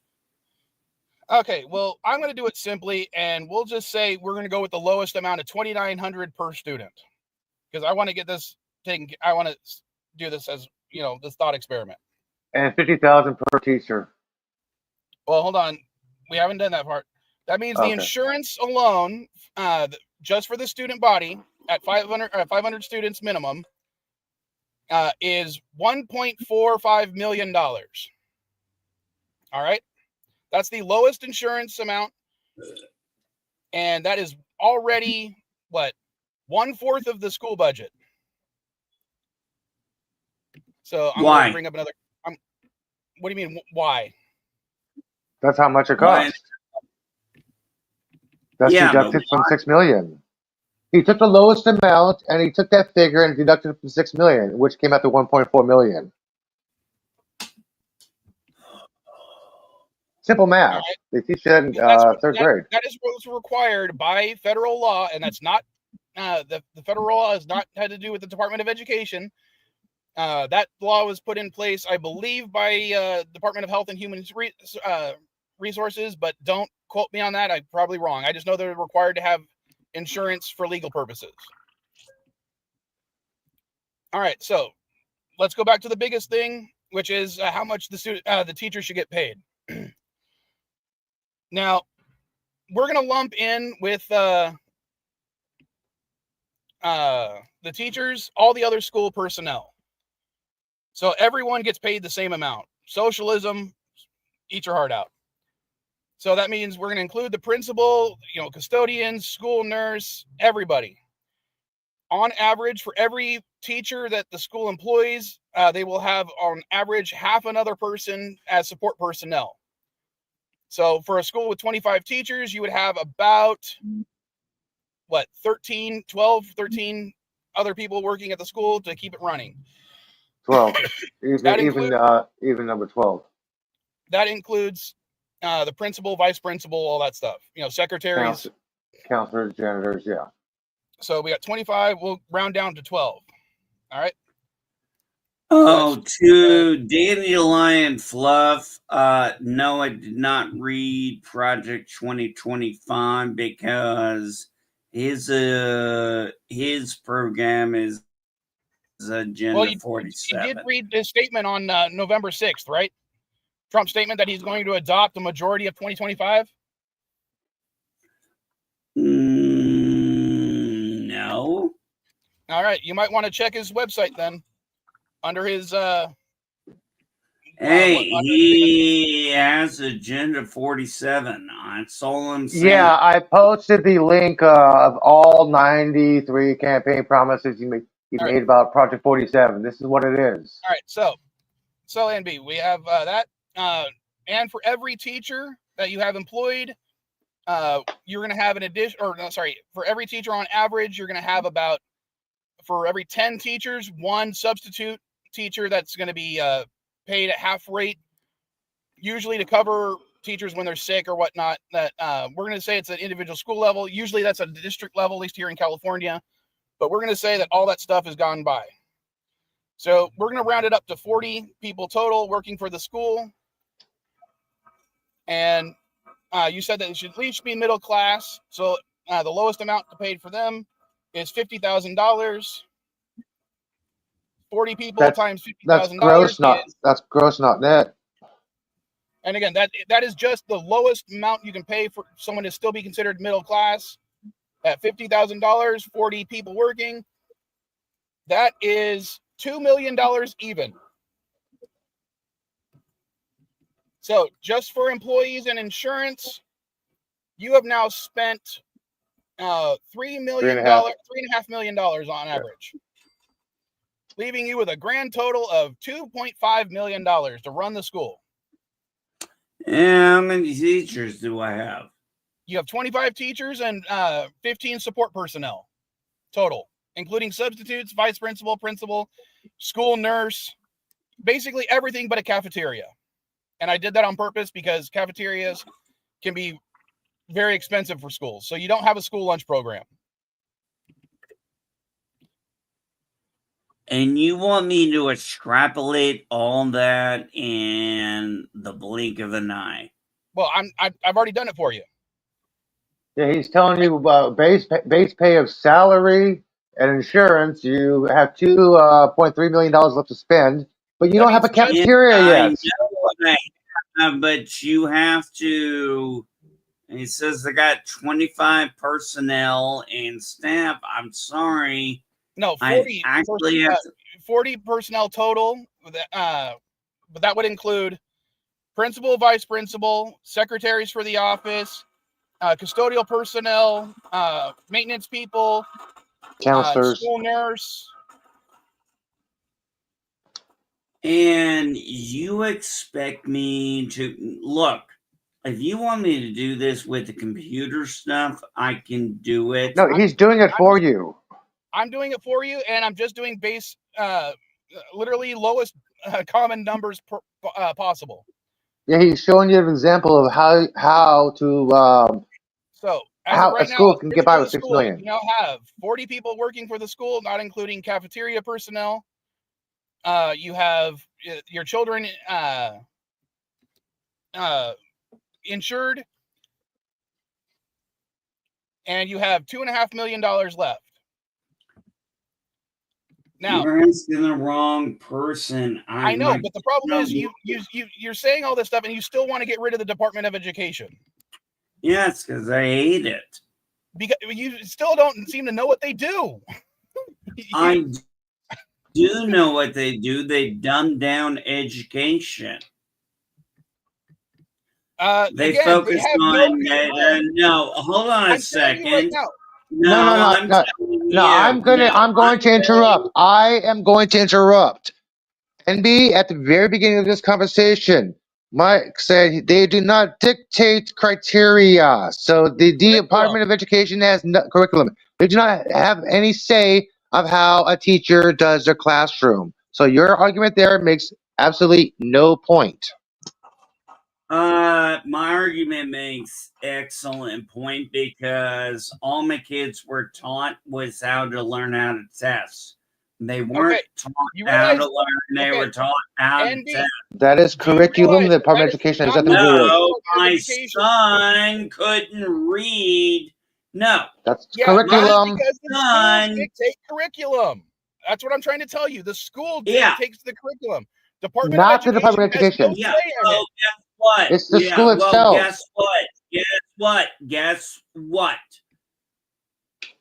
My son at 5th grade couldn't read at a 1st grade level because of the curriculum.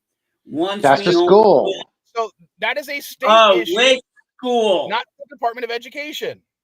It's a school Which issue. They do school? not dictate curriculum. Department of Education does not Which dictate curriculum. school? They do not tell Which you what a school? teacher can and can. Department of Education cannot tell a teacher what they can and cannot teach in a classroom. They cannot do And that. It's the 7 school that different does school that. teachers. It's the school that You does talk. that. No, I was so involved. My wife was so involved.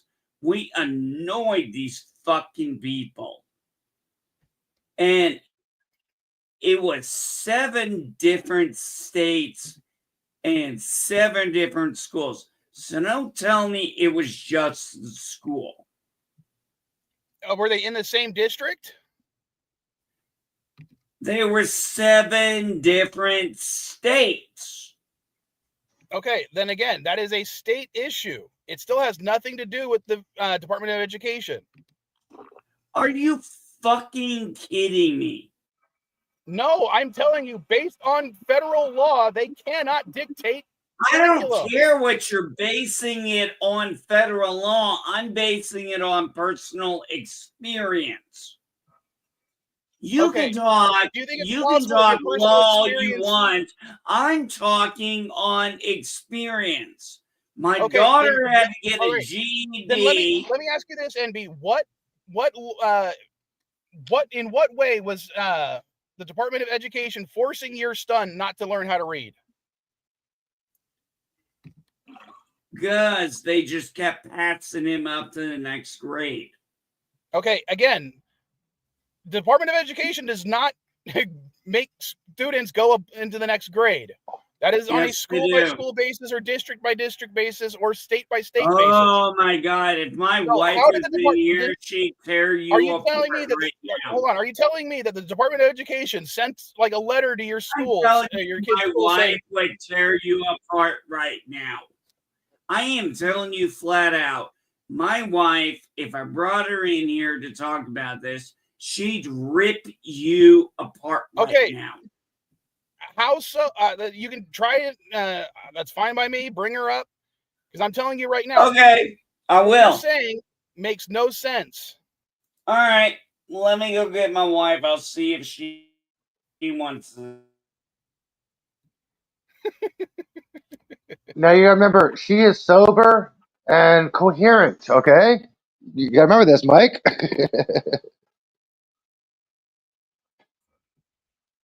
Oi.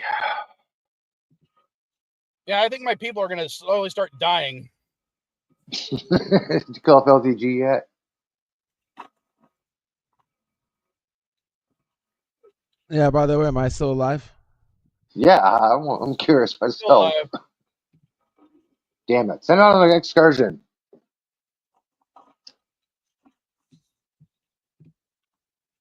Let them go raiding with a spoon as a weapon. There are no spoons, but we can send him out because we need some more stim packs. There's Maybe no, we I can could have get told some. you that. There is no spoon. So let's give him a good weapon. We'll give him the tuned alien blaster so he'll survive long enough. Oh, I should have given him a crappy weapon. No, we'll send him out and we'll bring him back like tomorrow or something.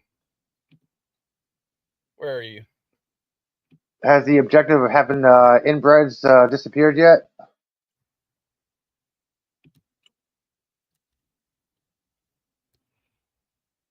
Ooh, there's food. All right, guys, how's it going?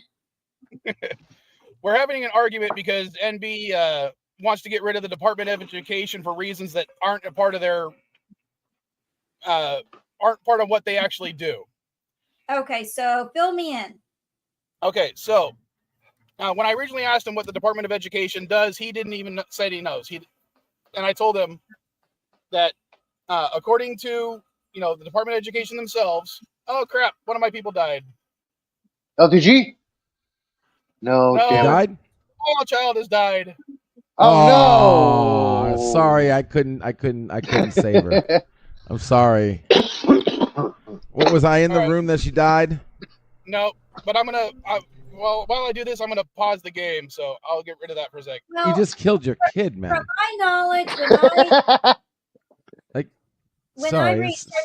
I researched the DOE, I realized that really it's a waste of funding because they really don't do much of anything. You get rid of the DOE, you give a lot of power back to the states, which is good. Coming from an educator. Well, hold on. Do you know what the Department of Education does? They have 4 purposes that are outlined by the federal government. Do you know what those 4 purposes are? Okay, go enlighten me. All right, establishing policies on financial federal aid and distributing money to districts, schools, and individuals via grants and scholarships and stuff like that. Okay. 2, collecting data on America's schools and disseminating the research, usually to like school, universities and stuff like that. Okay, so trends and demographics. Okay. Okay, focusing national attention on key educational issues. Okay. And prohibiting discrimination and ensuring equal access to education. Okay. I'll be right back, guys. Those are the only 4 things they do. Now, there is a 5th, lesser known thing because they are part of the United States Interagency Council on Homelessness, is to help combat runaway and homeless youth in making sure they can have access to education. But that's not really a big part of what they do. That's a very small part of what they do. Okay. So those 4 things that I talked about are what they primarily do. They give out money to schools, collect data, focus attention, and prohibit discrimination. Okay. That being said, coming from a background in education, also taking several classes on boosting enrollment in schools. Here are my thoughts coming from an educated background, educator. If you give, okay, there are pros and cons. Yes, the DOE, those things are good things you just said. Yes, those are good. I think the thing is, though, is that even though they're supposed to do that, I don't think they're doing it well enough. That's what I think is going on. So which part do you think they're not What? doing Yeah. well enough? Which part? I was going to ask that same question. Which part? well, if you look at the funding, if they really cared about funding, then why would the schools in different lower income areas be in the position they're in? Now, if I can talk for a minute, if you give education back to the states then can decide where they want this money, if they want to help lower income schools, the schools that aren't performing the best. So please don't interrupt me. So there was a school that I taught at for one of my college classes that was a low income school. And the school and the DOE came to them and said that if they do not boost their test scores, they're going to come in and tell the teachers what to teach and how to teach it. The DOE wants to come in and they think it's one Band-Aid fix is everything. And now, if you look at the American pilots, we have a very dynamic, diverse, educated, cultural society. It's not all white people. We have several Hispanic populations. We have lower income people. I don't like being brought in without doing more research. I feel like I'm just throwing it to the fire. I feel like I'm just rambling. Well, okay, literally based on the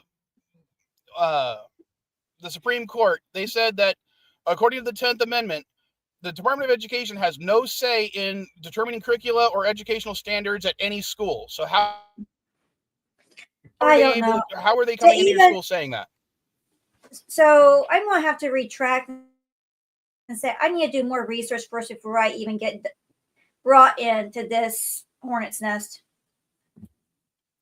I'm going to walk away. I'll leave you guys at it. Yeah, I just don't bring me into things like this without me being able to do my background first. Yeah, well, that's what I tried to say to Mike. I just.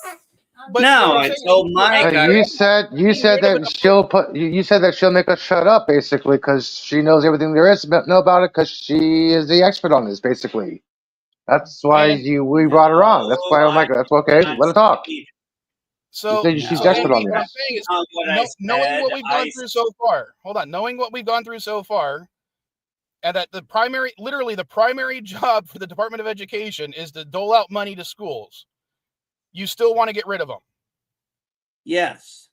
Because the point I was trying to make with you spending the money for the putting you in charge of a fictitious school was basically to show you that even the $6 million per school that your state is supposedly spending isn't enough to run the school.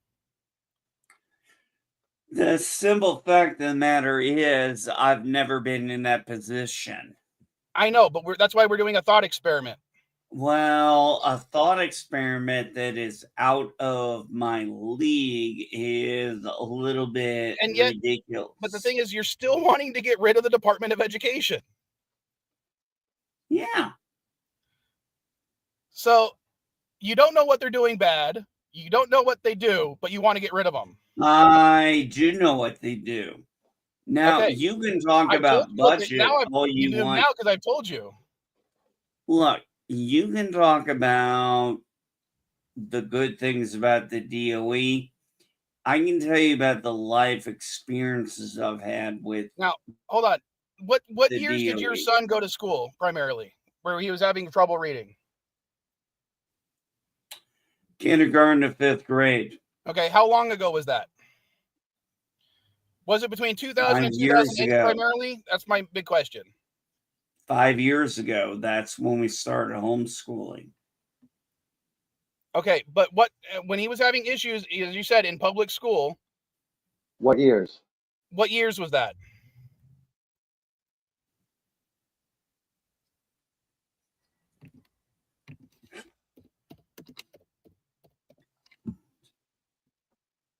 I don't remember exactly what year he went to kindergarten.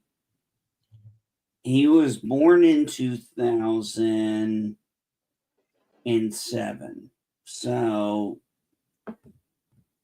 figure 2011, All right, 2012. so when was it gotten rid of? Hold on, I gotta find out when this was getting rid of.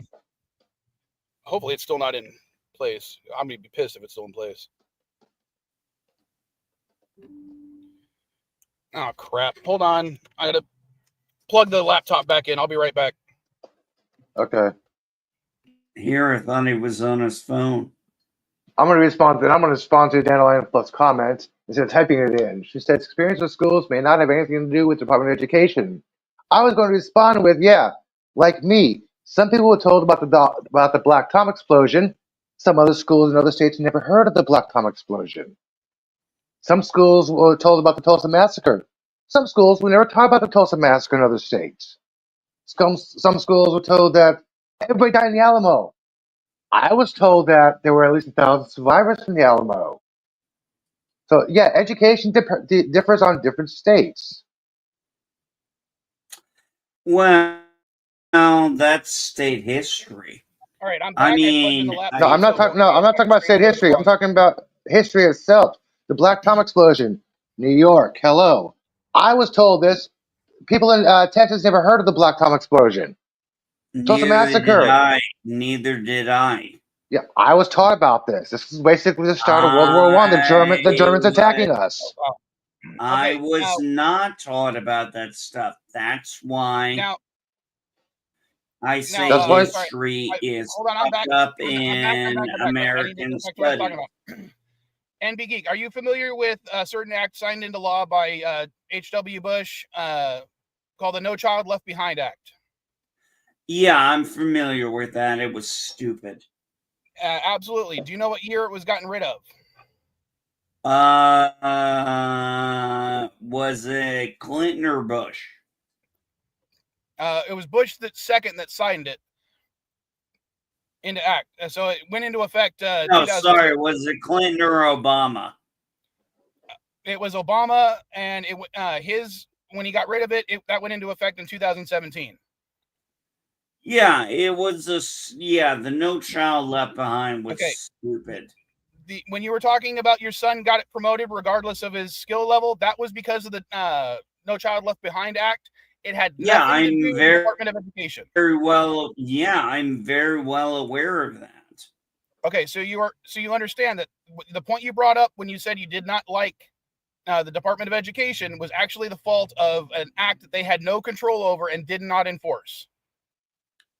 Well, it never should have been a law to begin with. Okay, but that law still has the law that affected your son. The way you complained about it has nothing to do with the Department of Education.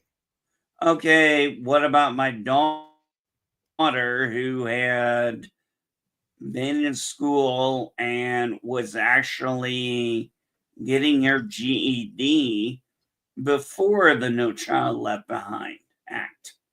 Okay, what about that? Well, you brought it up. No, that's what I'm asking is what's your point? What did the Department of Education have to do with your daughter's GED? Because they just kicked her to the next level, and that was it. They did not take it. Again, hey, don't Mike, if you want me to answer the question, let me answer it. They let my daughter leave campus in high school. They let her walk off. Okay. They didn't care. The Department of Education has no control of what your individual school does regarding your students or how they're taught. What you're bringing up is a school issue, not a Department of Education issue. Well, I went through a bunch of different schools with my kids, and I went to several different schools. So you'll forgive me if I'm going to disagree with you. Okay, but again, you're disagreeing with the fact that the Department of Education has no say on how the schools are run, other than they cannot discriminate. That's the only thing that they can prevent that's in their purview to prevent. But they can determine funding. No, they can't. They literally are Yes, not they allowed can. to unless you are doing something discriminatory to your students. That's Yes. it. And that is up to their directive. What do you mean their directive? I already told you what their primary purposes are. Yeah, exactly. But if they say something's discriminatory, they can pull funding. They Yes, can make Yes. that whatever they they can want. do. So That's the only thing they can do. So are you telling me that the school that you have was being discriminatory to its students and lost the funding because of that? I'm saying that the teachers over the years really did not care. That again, that is an issue regarding the schools and not the Department of Okay, Education. well, I'm talking about 8 different schools or 9 different schools, or I don't know how many. Do you understand? You understand though that every single one of those schools is the Department of Education other than getting funding. They're run by the Department of Education. No, they are not run by the Department. The Department of Yes, Education they does are. not run. The Department of Dude, Education dude, hang on. regulates how Dude, they go. my school lost partial funding because they were being discriminatory against Hispanic girls for one school year because of hairstyle. They lost some funding because of that. The governor had to step in and said, "Okay, no more of this discrimination to schools. Department of Education, we need the funding back." Okay, here's your funding back. But what I'm trying to make you understand, every complaint that you have against the Department of Education is not something that's under their purview. They had no control over it, and yet you're still blaming them. Yes, I am blaming them because they do have control over it. NB, You may not think so, but I know what they're capable of doing. Let me ask you something, okay? I think that the United States should have a moon base on the moon. I'm going to blame the Department of Transportation for that. Now, is my What the complaint hell valid? does that have to do with what we're talking about? Because if I'm blaming the wrong agency. I'm not blaming the wrong agency. Yes, that's what I'm telling you, is you're blaming the wrong agency. It's like blaming the Department of Agriculture for getting overcharging taxes. No, I'm blaming the Department of Education for fucking up education. But they have no control over that. Again, all they do. Yes, they do. No, they don't. Show me something. We're on computers right now. Please, by God, show me how they have any control over the school curriculum. Because if they want something done, they can withhold funding from No, they can't. They legally are not allowed to unless it is a discriminatory policy. Well, exactly what you said. They can just say anything's discriminatory. Okay, show me an example of them doing that, please. NB, come on. All he's asking for, instead of being a parrot, be a typist. Why are you so in love with the DOE? Because all they do is provide money for schools. That is literally 90% of what they do is provide money to schools. And what you're saying is you want to get rid of that. Why? Why do they need to provide money to schools? Very good question. That's why I was trying to do the whole you get to budget your school thing. And the reason was I'm actually asking. That's the point. That's the point, NB. That's the whole point. Up until NB 45 years ago. No, hold on a second, Mike. No, NB, I need 45 years. Look, I'm very well aware that it was Richard Nixon who created the Department of Education. Fuckstick. And okay. Yes. But NB, hold on. I want you to understand this, okay? Every school in the country is underfunded. You understand that, right? Yeah, because we have the DOE. We don't have the state. If we got rid of the DOE right now, every school in the country is still underfunded. How? Okay, how did we fund them That's what for I'm trying to 45 show you. years? That's Okay, what I I was trying want to to show know you. something. I want to know something. The DOE was created in 1979, the year I was born. How Again, that has did nothing we to do with what It's we're fund talking about. funded by schools before congressional then? measures, like everything else is funded in this government. Because, By congressional measures. NASA is because funded by congressional. DOE and is if you want to funded by know, NB, congressional. if you want to know, Agriculture is funded by the congressional. Department of Education was split off from the Department of Education, Welfare, and something else I can't remember that existed prior to that since the 1930s, I believe. So there was an organization that already did it, but what Nixon did was just split the department into two. That's all he did. What are you talking about? Oh God. You I'm ask not how they going to get go into it funded. because it doesn't You matter. ask how they get funded. They get funded by congressional measures, Okay. just like every other So department, what like I'm trying to get agriculture, you to NASA. understand, NB, as of right now, the schools in your area, every single school is underfunded. That's despite in your state, 1/5 of your entire tax revenue goes to education, because $6 million per school is not enough to keep that school funded. Why? That's what I was trying to show you by showing you how much teachers should get paid, how much the insurance is. Just to pay teachers the barest minimum to keep them in middle wage or middle class and insure the students costs $3.5 million per school, and those are the minimums. Your schools on average receive $6 million. That means they have $2.5 million to pay for everything else. Well, we have charter schools, we have private schools. I remember I lumped those into this equation, even though they don't they receive different amounts of funding. But I'm just trying to get you to understand that just the bare minimum to run a school in the United States and keep it operational, according to the federal government, costs between $4.5 million and $7 million a year for a school with an average student population of 500. Well, Your I schools, never. the schools in your state cannot afford that amount on average on their own, unless I they put more of their never. own tax dollars. Hold on, unless they put more of their own tax dollars into the education program, which they're not doing. That's why the federal government steps in to give those schools additional money, usually on average of a minimum of $1 million per year, no strings attached, to help pay for maintenance and teachers.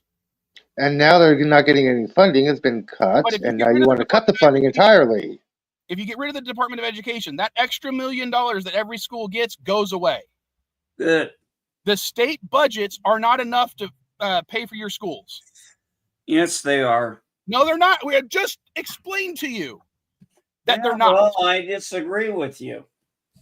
You can't May not be disagree with enough that. for your schools, but it's No. enough for our We're going schools. by minimums here. Your state. He's talking about your state, not We're talking about California. your Your state. My state. state is pretty much fine. Thank He you just very did the much. numbers for your state only, not California. I was trying to show you that, NB, but you These, kept saying, "Well, I don't want to do the math. I'd have to look into it more." yeah, these I'm numbers are for telling you your right now, state. your state does not give your schools enough money to run them efficiently. And you think an extra $1 million makes it up? No, I think the Department of Education deserves more funding so they can give your schools, like your state schools, more money too.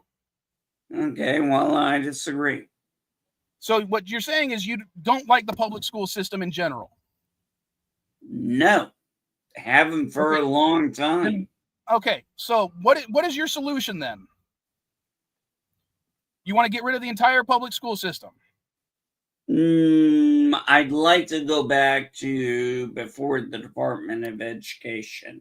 Okay, before the Department of Education, there was. I'm going to bring it up. Hold on.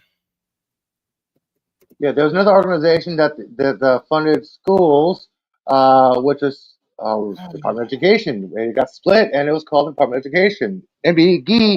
NB Geek. While Mike is looking up the exact name of that organization for you for just one moment, please. Yeah, well, Just doesn't like the matter. CIA, just like the The symbol, NSCSA the was broken up symbol and fact called is Alrighty. Elihu, our Okay, hold on. government, Hold on. our Let He me found go. it. Before the Department of Education, there was the Department of Health, Education, and Welfare that the Department of Education was split off of. Department of Health, Education, and Welfare was started off in FDR. 1953. Prior to that, it was actually part of the Food and Drug Administration for some reason. And that existed since 29, right? 1901 Oh, as part of the Bureau of Chemistry. Let's see, when did the Bureau of Chemistry start? everything gets renamed. Yeah. And they probably, when they changed the name, they probably did that because they kept assigning more things you to guys it. are talking like So what I'm trying to make this you has understand been is around for 100+ years. for about half the length of the United States history, the public school system as it has existed currently has existed. No, it hasn't. I'm telling you right now, it has. No, and I'm telling you, you're wrong. Okay, how am I wrong? Where am I wrong at? Because we did not have a Department of Education. Okay, you understand that the role that the Department of Education has right now was part of the Department of Education, Health, and Welfare prior to that, right? I don't care. We had states and cities and local establishments doing the Still do. teaching. Okay. Dude, well, hang on. Let me sit back and simplify this, okay? NB, what Bob Mike is trying to tell you is that when the United States was formed, they wanted to make sure that the public was educated, knowledge. They wanted to be the greatest country in the world, educated. So what they did was, hey, here's a school. Here's some money for the school. Here's some money for the school. Here's some money for the school. States didn't pay for it. The federal government paid money for the states to get the school started. They started the schools. They gave the money to schools like, here, teach. They didn't tell you how to teach. They just give you money to start the schools. That's what they continued with the tradition. They funded schools. Okay. They didn't tell you how to teach. It goes, school money. You need money for schools, more education for our people, our citizens to make the greatest country in the world. Sure, here's money for schools. Here's money for schools. Then it got simplified into an organization. Organization. Elihu, do you NB, have to hold on. be so NB, Try and make it simple for you. NB, let me put it to you this way, okay? When was the Air Force created? The United States Air Force. When did it start? I don't know. Today's the Marine Corps birthday. Okay, since you're a Marine, let's go that way. When did the Marine Corps start? 1775, November 10th. Ton Stabber. That's why I wish him a happy birthday. All right. Thank you. Look, you got what? Now, I know the Marine Corps birthday. Do I know the Air Force birthday? Wait, when did you say it was founded? Hold on. When did you say it was founded? The Marine Corps was created November 10th, 1775. Hey, can we get off this subject? Well, I'm not, because the only reason I brought it up is because you're still against the Department of Education, even though you don't know what it Fine, does. I'm against the Department of Education. You're for it. We know and I'm trying to persuade you to be on my side. Then He's just trying to tell you what it does, since you don't know what it does. Okay, guys, can we move past this? I really don't want to. It's my show. But here, I want to give you an example. Okay, Mike, if you want to keep going. Well, I need more coffee. Oh my gosh, I need more coffee. The birthday of the United States Marine Corps was November 10th, 1775. Yes. Yeah, What if I told you were absolutely wrong? I'm not. Because that was the Continental Marines, not the Marine Corps. The United States did not No, exist. at that that was point. the Marine Corps. No, that was the United States Continental Marines. That is not the United States. Or sorry, that was the Continental Marines, not the United States Marine Corps. That's when we declare our birthday. So you can go I fuck understand that, yourself on that one. But I'm telling you right now, it did not. The United States Marine Corps, as an organization, did not exist at that time. Because the United States did not actually exist until Very good. 1789. Okay. So you got that right now. So far, you're batting 100. Okay. Okay. Now, the Department of Education didn't start, as you put it, until 1979. But the organization it spun off from existed before that. Do you understand that? I'd have to do some research into that. Oh my God, I'm just trying It to changed. Okay. The organization changed its No, name. It rebranded itself. Hey, I'm simply saying I will have to research and look that up. Okay, but I'm not telling saying you right Mike now, is wrong. Mike, I'm not saying you're wrong. I'm simply saying I gotta look at it myself, and that's it. I'm not saying you're lying to me. I'm not. But I mean, what research do you need to do?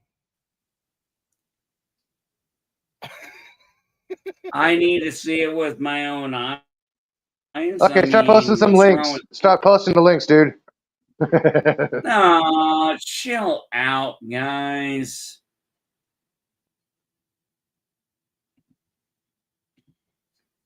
All right. I am chilled out. It's 59 degrees Okay. outside.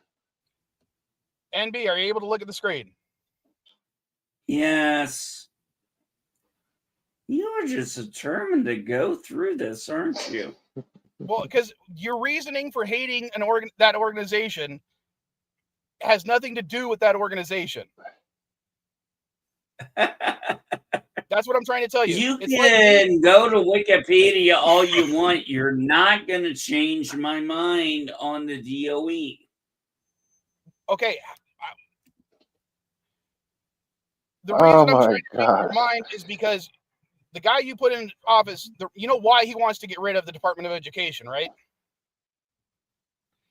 And it has nothing to do with education standards or anything like that. Do you know why? A reason for Agenda 47, Trump wants to get rid of the Department of Education. Well, at least you got the Agenda 47 right. Not That's because that's what he put on his website, and he openly admitted that it's adopted from Project 2025. So, and it's one of his promises made on his campaign trail during one of his televised speeches. Why does he want to get, according to Project 47 and Project 2025, why does he want to get rid of the Department of Education? Don't give a shit. I want him to. Okay. You voted for him. So I'm assuming you knew his policies. I know several of his policies, but I don't know what he's going to. Okay, hold on a second. So why did he want to get rid of the Department of Education? Hold on. I know what Agenda 47 is, but how much is he going to be able to do in the next 2 years with having the House and the Senate? That we will see. No, don't ignore what might happen. I'm saying, why does the guy you elect? Hold on. He's just asking a question now. Wanted to get rid of it. Why does, according to his own agenda, why does he want to get rid of the Department of Education? It sucks. No. Why does Donald Trump want to get rid of the Department of Education? That's the question. Why does Donald Trump want to eliminate it? Agenda, all right. Why don't you guys just go ahead and say what you want to say? I don't want. I am saying what I want to say. I'm asking the question. Why does Donald Trump want to get rid of the Department of Education? Shut up for a second. I don't really give a shit because I want the Department of Education gone. Okay. Well, why does he? hold on. The reason I he don't wants care to, why hold on. he does. My God, both of you be quiet. I'm going to say this. The reason he wants to get rid of the Department of Education is so they can now put the money that was originally allotted to that department to put a cap on the capital gains tax of 15%. That is what it states in Agenda 47, why he wants to do it. So he can basically give a tax cut to anyone who's to the capital gains tax. That's the purpose. Now I'm unmuting you guys. So, NB, do you agree with that? That the reason he's getting rid of the Department of Education has nothing to do with education policies, the fact that he doesn't like it. It's so he can put a cap on the capital gains tax. Yeah, I don't care. Works you don't care? But I thought you voted for him because of his tax ideas, and you thought it was going to be low taxes. You guys didn't listen to me very well, did you? That's because you're not making any sense. You're saying stuff that has nothing to do. You want to get rid of a department. You had no clue why, what it does. You had no clue. No, I know exactly what it does. No, you told me it's mandate, and I've told you my experience. And I'm telling you, your experience has been filtered through your political lenses, because it has nothing to do with what you're talking about. No, it did not have anything to do with my political lenses. It had to do with my children. Oh my God! And what we were trying to get across to you is every complaint that you put towards the Department of Education is not something they're in control of. They have nothing to do with. You're laying blame to them for the deficiencies of your state education departments. Then what do we need them for? To give money to the schools. That's their primary purpose. Well, they're not doing a very good job, are they? That's because both the state and federal education budgets are woefully underfunded. Like, for example, how much, without looking it up, and hopefully it's not on the window right now, so I'm going to get rid of that. How much do you think is the budget for the United States Department of Education? I don't know, 1.2 billion. I wish it was, or no, they actually have a budget of 68 billion. Oh, well, then they got nothing to complain about. All right, so now, how many schools do you think exist in this country? And by schools, I'm just saying public schools. As far as public schools goes, and you're talking about schools, you're talking about thousands of schools. I'm talking about millions of schools. No, thousands. Not millions. Hundreds of thousands of schools. I would say maybe tens of thousands, but not 100,000. When I told you how many public schools are in the United States? Hold on, NB, just the state of Indiana has over 2,000. Graduate. There are 95,852 public schools and 19,329 private schools in the United States as of Q1 2024. There you go. There's your answer. So what was that number? About 100,000. There are 95,852 public schools and 19,329 private schools in the United States as of this year. There are 26,727 high schools in the United States. Okay. So there we go. We're in the 100,000 area. So we're going to divide that up.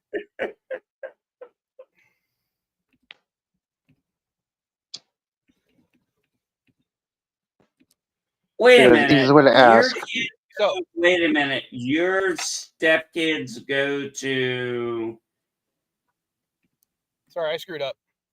Your stepkids go to American high school while your wife is in Mexico? Mrs. Vile is not actually my wife. Yes, I know that. And yes, my kids. I don't have any kids with Mrs. Vile. All my kids I know that. So what's your question? Well, you said, well, she has kids, and She does not have kids. huh? She does not have kids. So all the kids are yours? All the kids are mine. How many biological? How many adopted? 2 and 2. Okay.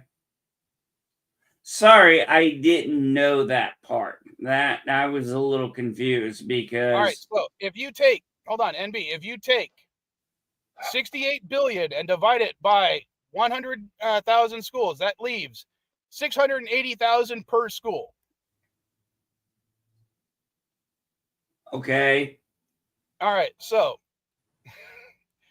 remember, if you want to get rid of the Department of Education, that extra 68, and according to their actual numbers, they give a little bit more than that per school because not all the private schools get as much funding.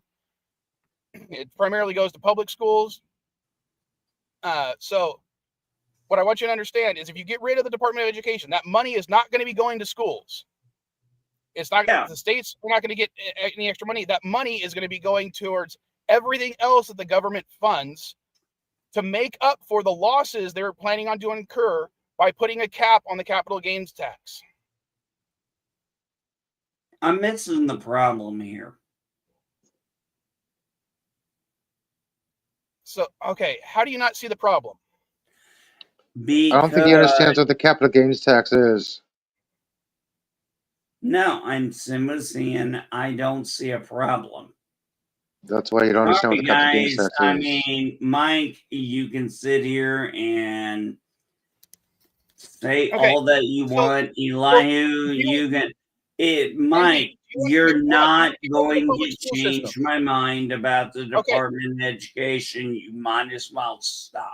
All right, so what do you want to do about education? What do you expect to happen? How do you what is, according to you and Donald Trump, what is the plan to get our schools better educated? Let the states go and let's see how 50 different states go and let's adopt models and not let Okay. DC decide how the education system All right. flows. I've already tried. Okay, I'm trying to explain this to you right now. Yeah, you've tried to Already, the explain it states are to in charge me, of the and I'm. curriculum. Already, Do right you now, the not states are in charge of the understand, curriculum. Mike? Let me You're see if I can not. let me see if I can explain this to you. If basically the Department of Education gets eliminated, your property tax, depending on your income, is going to get increased. My property No, tax went up it won't even do that. It won't even do 200% that, Elihu. under Biden. So, Well, NB, so Your property tax is not okay, going to go 100%. so no, right now, it what I'm went trying up to tell you, NB, 200%. what I'm trying to tell you right now, No, what your no, solution? Elihu, my property tax did go up 200%. NB, okay, I want you to understand what you just said about letting the states have control. They already have control. No, They they have had don't. They control. got pressure from DC. No, they don't. That's what I'm trying to Yes, explain they to you. They do. don't. They do not. The If only you make a pressure higher they have income, NB, your from the property Department tax of would be Education lower. is they're Okay, not this allowed is to what's going to discriminate. happen. Elihu, I'm going to mute you. NB, the only pressure that the Department of Education can put on them is they are not allowed to discriminate. That is it. They do anyway. No, they don't. They are. You cannot give me one example of them doing otherwise because it's not in their purview.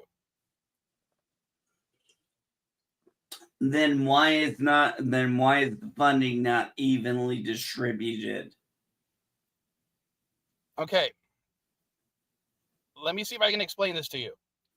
They try to put as much money as possible to where it will do the best benefit for the students. You know you're not going to win me over, right? Okay, so let's go back then. What is your solution to fixing the education problem we have in this country? I said simple.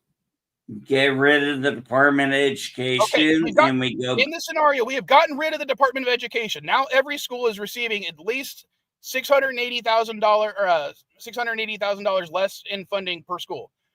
How does that fix anything? States will figure it out. They figured out States will figure it abortion. out. Oh my God. Okay. Yeah, well, they figured out abortion. No, they didn't, because people are dying. What are you talking about? Michigan and states like Ohio. No, we're gonna get rid of abortion. We're not gonna talk about it. Let's stick with education. Let's say you're at your state. How are you going to fix education in your state? I homeschool. All right. So your solution is to have everybody homeschool. No, I said I homeschooled. That was my solution. Okay. What about other parents? Has that ability to Remember, do you it. wanted to give it to the state, and the states already are in control, so I don't understand why that would help. So what policies are you going to vote for your state to fix education? Well, the voting for the school board this year, I did do that. Well, you're very lucky because not every state gets to vote on their school board. Some of them are appointed by the governors. So, not my fault. Okay. Well, you voted for the governor too, or people vote for the governor, so. All right, so. Well, I voted for the governor because now, he was my representative and he was actually pretty good. So, yeah. But, okay, I did. So let's, hold on. Why do you still want to talk about this, Mike? Because it matters to me. I have kids in the education area right now, or in public schools. What? Did I just piss you off or something? No, Well, it's they're because pissed of off what and pissed Trump on. supporters tend to do in general, and be yourself included. And that is, you want to get rid of something, and you have no idea why, really. Everything that you've said, do know why I want to get rid of the Department of Education. I think it is a waste of money. Okay, I'm muting you because you've made that point abundantly clear. You think it's a waste of money, but you have no idea what it actually did when we started this conversation. You just you wanted to get rid of it, but you didn't, and you blaming it for things that it has no control over, and insisting it has control over those things when it doesn't. All right, now I'm unmuting. And I also muted you, Elihu. I apologize. Oh, I was reading something online anyway while you were telling him off, so I wasn't paying attention. Mike, Elihu, we are obviously not going to agree on this. Let's just move on to another topic. No, I don't want to move on to another topic because it's not going to help the situation. All right. Why? I mean, come on, man. We're allowed to disagree. But I want you to, the reason you're disagreeing makes no sense to me. That's why. Okay, I understand why the reason maybe doesn't make sense to you. It makes sense to me. Sorry if I'm not. Okay, Mike, if I'm not articulating it the way you can understand, I apologize, but that's just me. All right, the simple fact is, I've thought the Department of Education has, through my years through school, let us down, has let teachers down, has let the faculty down, and has let states and local schools down. Okay, again, how did it do that though? Because they would be able to, because they were the ones who decided that everything had to be about test scores. And I'm telling you right now, they did No, I'm telling you from fucking teachers. I'm telling you that according to and I'm telling you from people I knew. But I'm telling you you're wrong because That's Oh, not so you're something they calling them a control. liar? No, I'm saying that you probably don't understand the situation because, again, you didn't even know what the Department of Education did at first. They said They- flat out, Yes, and the issue you're bringing up, the whole, they were too concerned about test scores. That was not the Department of Education. yes, That it was was. individual state departments of education, No, not it the federal. was DC. It was not DC because they have no control over that. Bullshit, they don't. They have control I'm over the funding.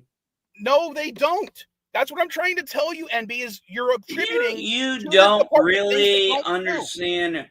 Okay, do you know why they were able to get the states to put the drinking law to 21 from 18? Because they said if you didn't, we'd withhold Unfortunately, no, your sorry, man. we'd withhold your pavement funding for your interstates and everything. So they pressured them. Same thing they do there. So don't tell me that they can't pressure people. They may not have the authority, but they can withhold the funding. And I'm telling you, they legally cannot. If they did, they would have been sued. Oh my God. If they legally, oh my God. We want to talk about legality. Is that a joke? I'm telling you, it's like blaming the Department of Transportation for us not having a moon base. You are literally laying the blame on the department that has no control over it. Department of Education. I fail to see how I'm missing it. Because again, the job of the Department of Education is to give money. Is Their to primary job is to give fund, money to schools. yeah. And guess what? They can withhold funding if they want. I already told you, yes, they can, if the school is doing something discriminatory. Yeah, and they can That is it. decide whatever they want is discriminatory. So, Okay. yeah. So now let's put it this way. Name for me one thing they did to block a school from getting money using their power of not being able to discriminate that you were against. Oh, Lord. What are you trying to do, Mike? Because I'm trying to get you to understand. And I'm trying to get you to understand you're not changing my mind. I want the Department of Education gone. Period. End of discussion. I'd like to move on to something else. Okay, let's assume we got rid of the Department of Education. Now, every school in the country is now $1 million less money per fiscal school year. How is that going to improve anything? How's $1 million improve anything per state? I mean, come on, that's a drop in the bucket. As I was trying to show you, the average school in your state gets about $6 million from their state budget, with an additional $1 million on average coming from the federal government. So now your state. What does your state get? What does your state get? My state tends to get less. No. What does your state get? What do you mean? You looked up my state. What's your state?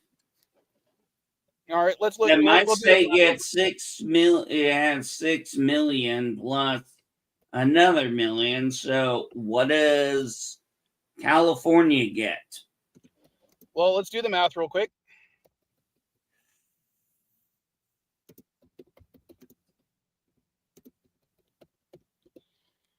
All right. Our state budget is approximately $130 billion that we spend on schools. All right. Mm-hmm. So how's that 1 million Hold on. affect anything? I said 1 million per school. So I got to go by how many schools in California?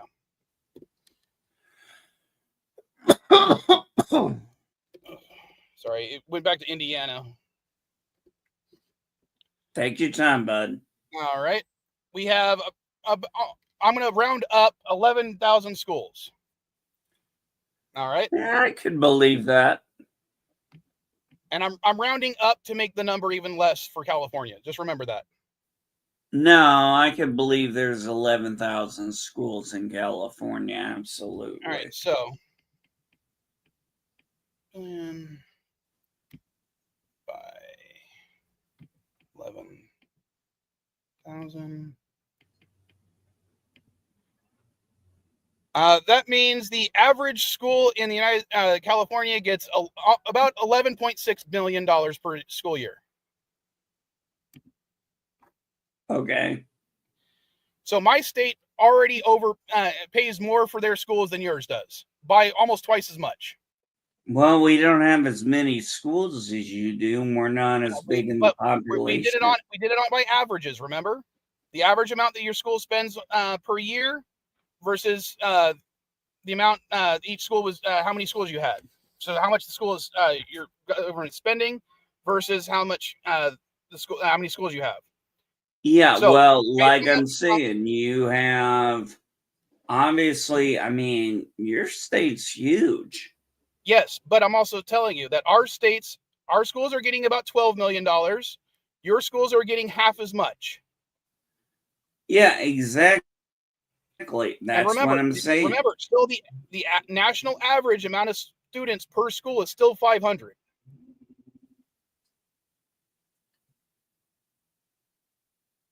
I still don't see the point of it.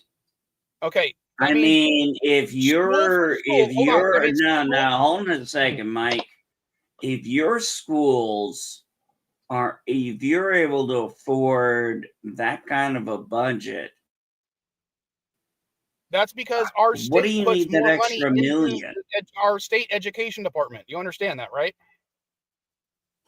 Yeah, then why is it we always came home with a list of things for school? Okay.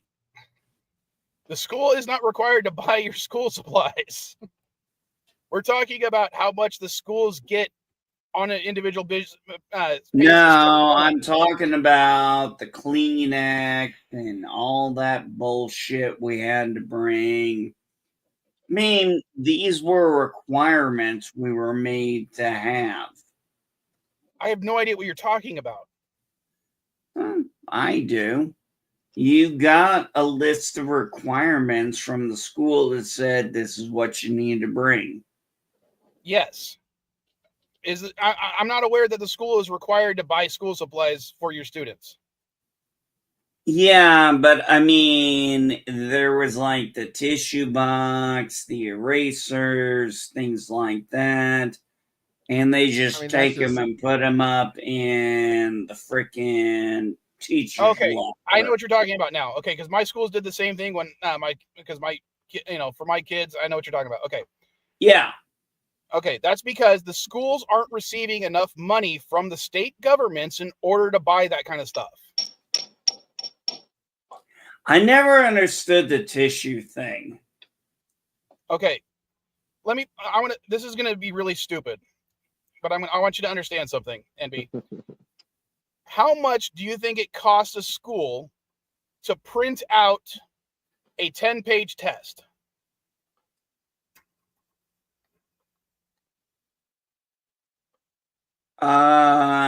When was the last time any of us took a 10-page test? NB.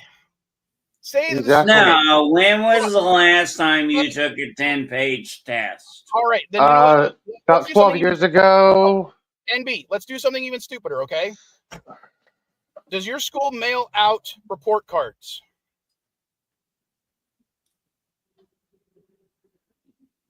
When you went to school, or when your kids were in school, did the school mail you out a report card? Or No. handed you a printed report card with the grades printed on it. No, they How handed did you us. find out your grades? They gave us a report card. Exactly. That's what he's talking about. Report cards. Okay, did they even hand out a report card? Did they give you a report card to show your parents or anything of that kind? No, they gave it to me to give to my parents. Oh my That's what he God! just asked. He just asked that. Did the school provide you as a parent a fucking report card? That's what I'm trying to ask. Stop obfuscating. Just did they give you a damn report card? Are you talking about me as a parent? As a As a kid parent, you get a or a report kid. card. Okay, are we talking when I was a parent or when I was a kid? Either one. Did you get a report card? That's all I'm asking. Yes. Okay, I don't know why it was so hard to get a yes out of that. Well, I was How much? trying to What do you think it cost? understand Hold what on. you were NB, saying. NB, do you know how much it costs a school to print out a report card for every student? Don't care. Oh my God, that's why it's important. That's why the budget is important. Do you understand that the printing No, because I don't run a school. well, If I did, I'd run it effectively. No, you obviously wouldn't because we've already established that. No, because I have my wife and she's got a BA in education. Okay, but I'm That's just trying why to she tell got you. fired from. You understand that the schools have to pay No. for everything. My wife got fired from a Christian school because she asked questions they didn't like. Okay, that has nothing to do with what we're talking about. Do you understand that just printing a report card for every student costs the school money? You understand that, right? Just paper. Okay, just paper. Do you have any idea how much the printing budget is for a school? Don't care. What do you mean you don't care? I don't care. You seem to have this misconception that I'm going to give a shit about this stuff. I don't. Well, do you have any idea how much it costs to run a business?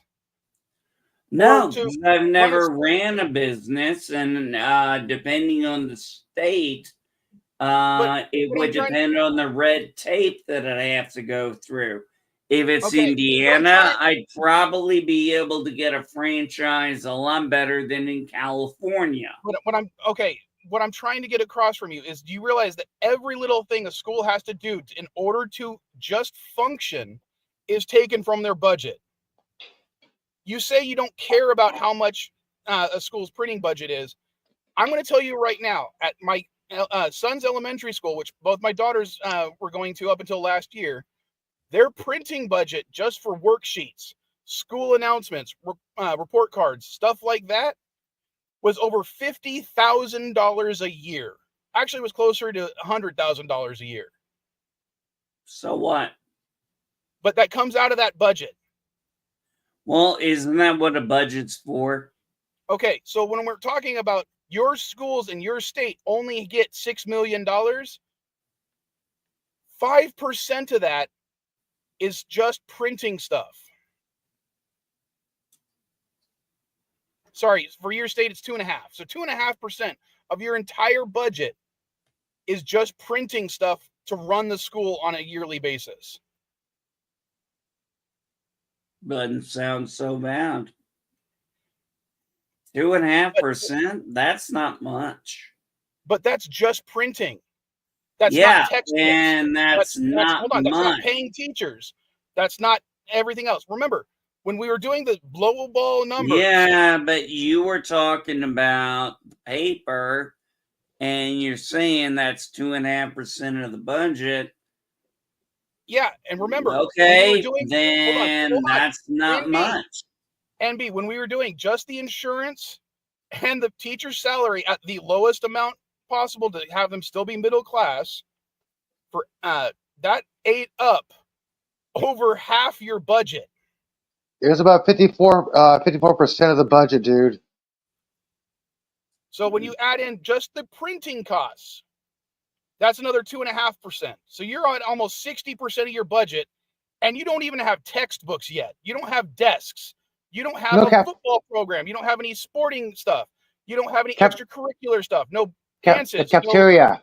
assemblies, field trips, school bus program, school lunch program.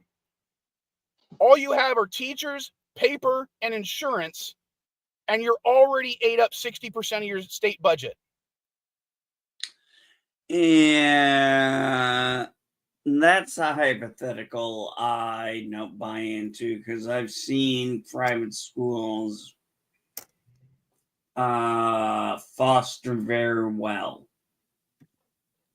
Do you know how private schools get the funding? From private individuals and corporations, not the government. That's where they get most of their funding from. They only get a small portion of the budget from the federal government, called the Department of All Education. right. Yeah, Now that's I'm why going it's to tell you, private. That's why you have to pay to get there. Mike, you really have a hard-on for this. because it is important to me, because I think the education system in this country is woefully underfunded. Yeah, and I think the Department of Education should be abolished and it should go to the states and the It's not funding going should to be go to there. the state. You understand? I already told you, according to your own guy, Then the how states did go to we the do 1%. it before? Literally on his website, it says that he wants to use the money that went to the earmarked for the Department of Education to put a cap on the capital gains tax, so that people don't pay more money on capital gains tax, to make up the loss of revenue from the federal government from that cap. I Which don't give would a increase shit. the federal deficit by a few $1 trillion. Like I said, I don't give a shit. And that's your problem. You don't give a shit about kids in this country. Excuse me, Mike? Yes, I'm going to say it right now. You don't give a shit about every other kid in this country. You don't care if they're uneducated. You don't care if they have a good school program or a lunch program or anything like that. Even you said you chose to homeschool your kids. Yeah, because the Department of Education and the schools were. And I already told you that the Department of Education has nothing to do with that. Oh my God. You can sit here and tell me But that you think all And you he want. showed it to you as well on screen. I mean, what do I have to No, do? he didn't show it to me. I lived it. Oh, and I'm telling you that when you say you lived it, you were wrong about your interpretation of that. No, excuse me. I Yes. was wrong. About your interpretation, yes. Okay, we're going to have to agree to disagree, and It's not being wrong is not something to agree or disagree. I'm telling you right now. no. Okay, Everything you're fine. blaming the Then Department of Education you're on. wrong, and you are insulting me. Yes, I am, because I don't know how to put this in any other way, NB. You are woefully ignorant of the situation. No, I'm not Yes, woefully you are. ignorant of the situation. I'm very well aware. I've been through 7 different states. I've been through I don't know how many fucking schools. Okay. Myself, my kids. So don't tell me what I didn't see. He didn't say you didn't see this. He said you have a But wrong I'm not saying that your interpretation of the experience situation. Well, and Yeah. you know what? He's Elijah, or wrong. NB, I did not not- have the hold wrong on. interpretation. I had the I'm right telling you, okay. interpretation.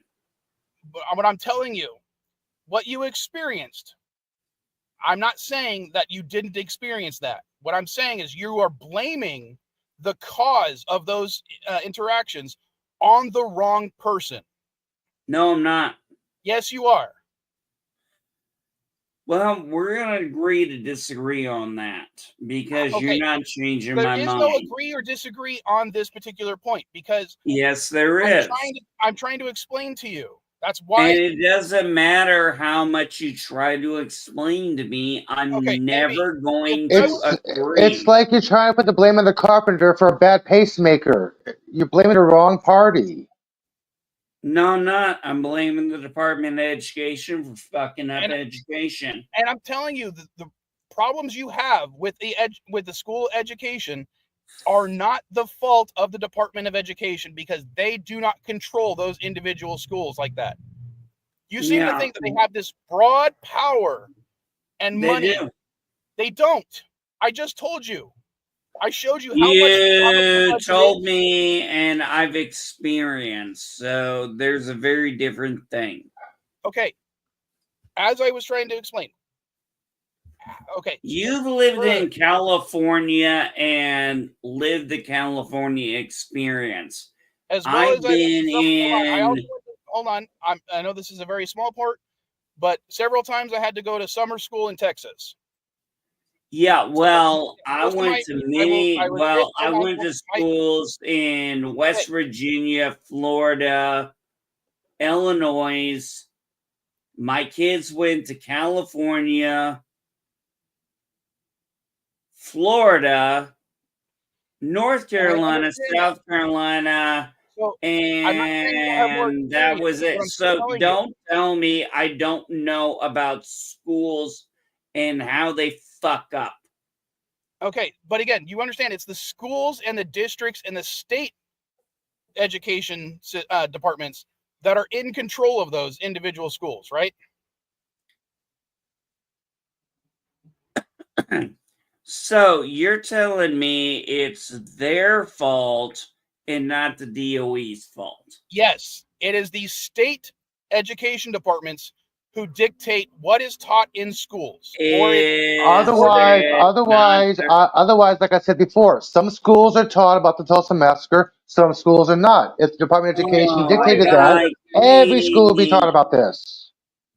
Can we stop talking about that massacre? I mean, I'm using it as an analogy about education and what is taught in schools. Yeah, well, you always bring that one up like I'm supposed to care.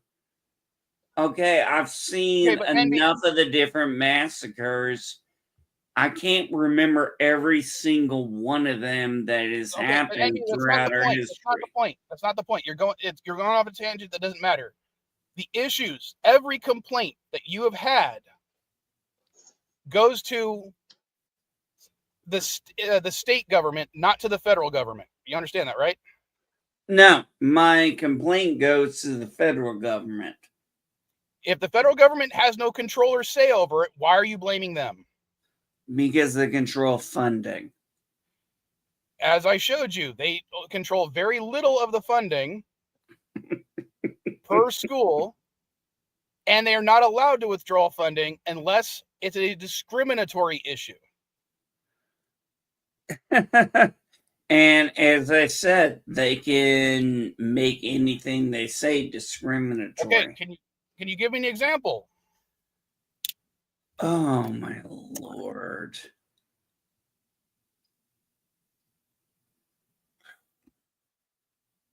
Sorry, I didn't see you back there. Been a while. Holy shit, it's Eagle. Damn. Oh, great. Now I'm going to get beat up by Rosetta. Thank you. She might be on your side. I don't know enough about her politics. Actually, I would say that there's bits of incorrect information on both from the argument I've been seeing. There is more federal control than people realize, but it's mostly state that dictates the education. The federal government, though, does use the falling funding over petty, pathetic stuff quite often in a lot of schools. So there's kind of a mixed point. The federal government, yes. The Department of Education, not necessarily, because as I was trying to point out to him, he wants to get rid of the department. I don't know your position on this, but conflicted because I hate state education, but I also think that we need to have a protected education for kids who can't afford private schools and stuff. So I'm conflicted on it, honestly. Okay, hold on, Rosetta, NB. Hold what on, do you hold on. think Let me ask her. about? NB, hold on, hold on. One sec. Okay. One sec. Let me finish what he was saying, and then I'll hear you. Okay. Because NB had openly admitted, even though he wanted to get rid of the Department of Education, he didn't know what it did at the beginning. So, do you know what the Department of Education does? To a degree, it's been a while since I studied it, since I don't have kids. So, okay, that's a fair statement on that. Most of the time I've been involved with researching their work and stuff like that was when I was involved a while back, and when I was doing more with the inner city kids. So it's been a while. So to say that I remember all the details would not be accurate. Okay, the 4 things that the Department of Education primarily does is dole out money to individual states, districts, schools, and individuals to help pay for school. Usually through grants, scholarships, and whatnot. That's their primary. That's like 90% of what they do. The next thing they do is they collect data on public schools, and they disseminate that information, usually for research purposes. See, okay, so my issue with it is when politics comes in play. Now, I can use a case that happened in North Dakota years ago. Well, no, I only listed. Hold on, I only listed 4 of the things that they do, or 2 of the things that they do. Yeah. Okay, go ahead and finish that real quick, and then I'll explain this one. Okay. All right. That's your hair, third thing, Rosetta. The third thing is to make sure that every student has equal education opportunities and not discriminated against. Yeah. And the third thing is to bring national awareness to public education issues. So what I was going to say real quick is where I think that they're failing on this is it does become politicized to what stuff they call issues, depending on who's in power. And that's unfortunately an issue that all government branches have. The case that I had where I started having problems with Department of Education was when they started micromanaging schools over stuff like mascots and stuff. And the reason I did was the North Dakota case specifically, because this wasn't even somebody was using somebody else's culture or stuff like that. This was a school that was mostly on the reservation, slightly on state land. Over 95% Lakota students. I have to stop you. You do understand that the Department of Education has no say on anything having to do with schools on Indian reservations. But let me explain this, because this is the fact that it was almost completely on reservation land, but slightly out into the state land is what they used for this. They used the loophole because of that. That's why it's relevant there. It was talk about where the land falls, because most of the school is on reservation land, but part of the extension of the school sticks into the state property off the border. The school was about 95% Native students, and they were the Fighting Sioux. The mascot was based off of one of the braves of the tribe from history.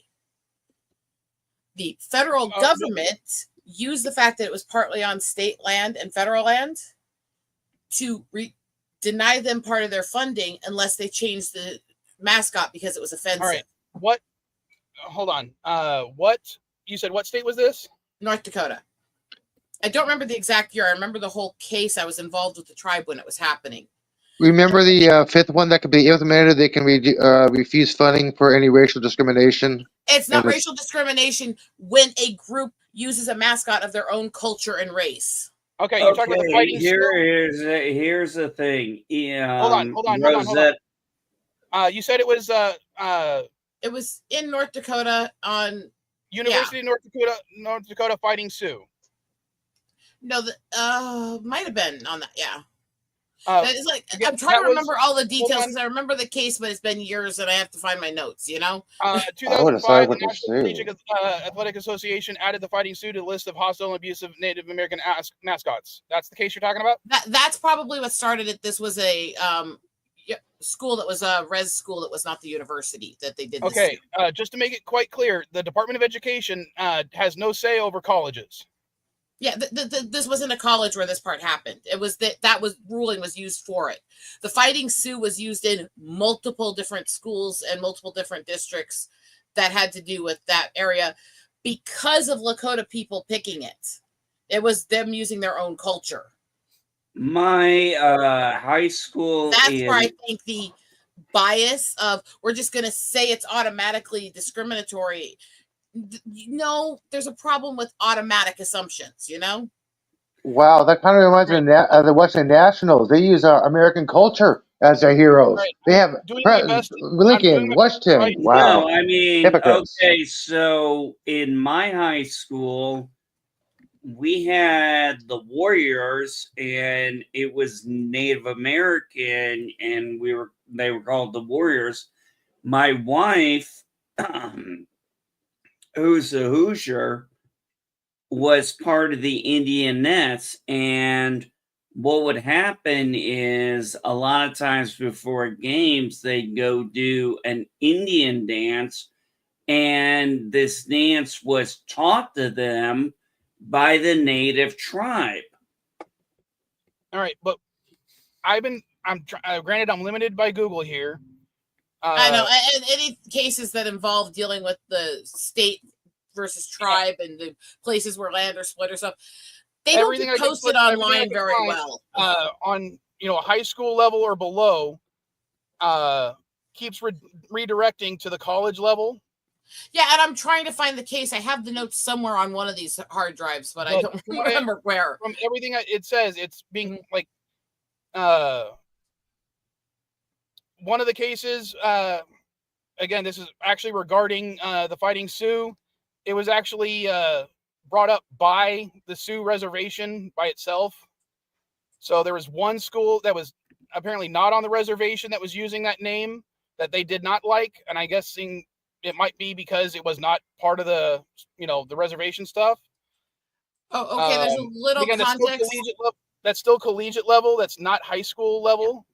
That's the collegiate battle, and that one still was a little bit more complex than they're making it sound, because it was a couple people in the tribe trying to shut down one that was partly tribal and partly not, because they didn't think any of the white students should have that mascot at all. And that was actually something where I feel like my people were actually being discriminatory on trying to block students of certain races in the school. So yeah, I'm a Lakota girl here, so that's why this is important to me. But the thing is, as far as I can tell, none of the cases have anything to do with the Department of Education. That's why I said I'm trying to find the notes on this. I have a lot of hard drives up to this, so I'm looking. I honestly am. I had the notes on it. It was a smaller school that was considered, it was listed as a res school, but they used this loophole because it was sticking slightly off the res to restrict funding. And it's probably listed under reservation cases, which are not usually listed online. So that's why I'm trying to find my notes. Because from everything I've read about the Department of Education, they've had nothing to do with school mascots ever. Hey, Rosetta. And this is not the normal either, but this was one where I felt like it made no sense. It didn't make sense that it happened. It didn't make sense half the departments that were involved in it. And if I can find my damn notes here. Now, what I can see is a lot of topics regarding this where the Department of Education was sued because of a school mascot being considered insensitive and them not doing anything about it. Now, there's one other context to that. They limited it. One of the examples, apparently there was a school in, again, because the search was related to North Dakota, the midgets. Yeah, see, that's a whole different, that's a whole different ball game. Now, that particular, apparently, some people who did not like the school having that as a nickname sued the Department of Education. That one I will give validity to. Because that case was dismissed because they were literally trying to sue the wrong organization. Yeah. The only part the education department had on the one case was that they were the ones who blocked funding because the school was entrenched in the argument and fight. Which is what ultimately forced them to change it. In all honesty, based on the fact that, part of their purview is the discrimination aspect, maybe they were able to do that. I don't know how, if it was a state land and not federal land. Because that's the funny thing when it comes to reservations and states and federal, is because of the weird sovereignty issues where it's a sovereign nation, but it's also federal land, but it's also state land, but it's also its own. And when you start dealing with anything that happens on the borders, it starts involving every government, and there's so much red tape and so much miscommunication that things get shut down all the time that aren't valid. And so that's where this was. Is I didn't think it was a malicious act. I thought it was they were blindsided because they didn't know what to do with it and just said, okay, well, let's just not fund it. But they should have looked deeper, you know? Hey, Rosetta, can I need to ask you a question. I heard this as I've been going through the electionary thing, and something I heard was like 75% of Native Americans voted for Trump. Do you, as in It's not that high. Yeah, I thought But that was. generally speaking, natives are more conservative overall than other populaces because of our traditional values to our cultures. So what do you think it was? The problem why he didn't get even more than that is because of his history with the tribes and how he's treated them. Because generally speaking, natives tend to vote very conservative. Really? Well, yes. I did not know. That's why Arizona's gone red. Maricopa County's gone red all these years. yeah. Well, And actually, I think that. Remember in Trump's statement, Help he Maricopa was County. being sued by the tribe. I can't remember which tribe it was on the East Coast. Oh where he was yeah, like, because quote unquote they don't look Indian to me. doesn't look Yeah, Indian to me. yeah, I remember that. Well, I don't exactly either here, honestly. If people don't really know the Lakota face structure, I don't, you know? And realizing. Mind if I ask a personal question? Mm-hmm. Approximately what percentage are you Native? Based on what I know of the family, most all of the bloodline of dad's side is. I am full card-carrying member of the tribe. The amount I could certify to the tribe is around a quarter, but I can't certify other tribal bloodlines. I can't certify some of the family members because of stuff that happened during the Trail of Tears and lost records and stuff, but it's about half. My dad's was a very Native man. My mom was a very Irish woman. And I came out with a mild albinism, so I came out. That explains why you got the dark hair and you're pale. Anyway, what were you asking, Vile? The reason I was asking is because according to federal limitations on whether you can be declared Native American or not, you have to be at least 25% of one tribe. That depends on the tribe. There are tribes where you can be a fully certified tribal member with less, and that's based on the treaty. Generally, it's 25% or more. I am a fully card-carrying member of the Bala Lakota tribe. Like, for instance, I was not allowed to declare that as any part of my nationality because I'm only 25% of two tribes, not one. Cherokee and Seminole. Yeah. I have a little Cherokee. I have a mix of me that came from Mexico tribes that we don't even know what 90% of the tribes in it are. My dad was very Lakota man. His family was the standing soldiers with direct line to Crazy Horse and Wounded Knee and all that. So it wasn't hard getting me certified. and like, for instance, you're saying you don't look Native American. As I said, I'm a quarter Native American. Do I look Native American at all? Actually, yes, the cheekbones and the forehead. But I know the features. The shine. The thing is that what I didn't know until 1 sec, I promise I'll let you say this. What I was just answering his statement real quick. What I didn't know until about 2020, in the end of 2019, they discovered DNA strand that causes albinism and all the off chances and the fact that it's not as one-sided, everyone pure white as they thought. And since 2012 to 2022, they've discovered multiple strands that are different types that have different levels of effect and stuff. In 2019, and I cannot remember the numeric code on this, but they officially discovered one that I was officially diagnosed with 6 months later at the beginning of 2020. So I didn't know growing up why I was so much paler than both parents, but I do now. You know? Well, I did my DNA. I did my DNA test, and I got told I was part of Cherokee and Creek tribes, and turns out I wasn't. That's a hit or miss. I was most. That's a hit or No, miss but because most tribes haven't allowed a full DNA research on the tribe to base it on.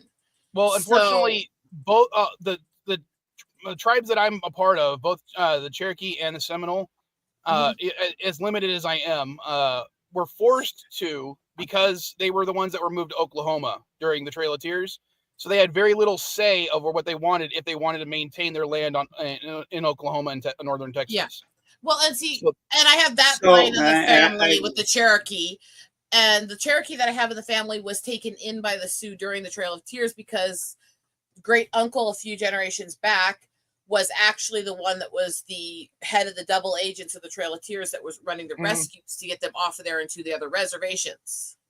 So one of the things when I have a Cherokee line from that one, but I also have a lot of the Lakota in it, and it's very mixed. Because the tribes didn't get along historically for like 800 years before this, so we just suddenly started helping each other, which made a lot of issues. But it's also because the cultures are so much different, it led to a lot of issues, and so we got screwed over by it too, and we got screwed over by Lincoln.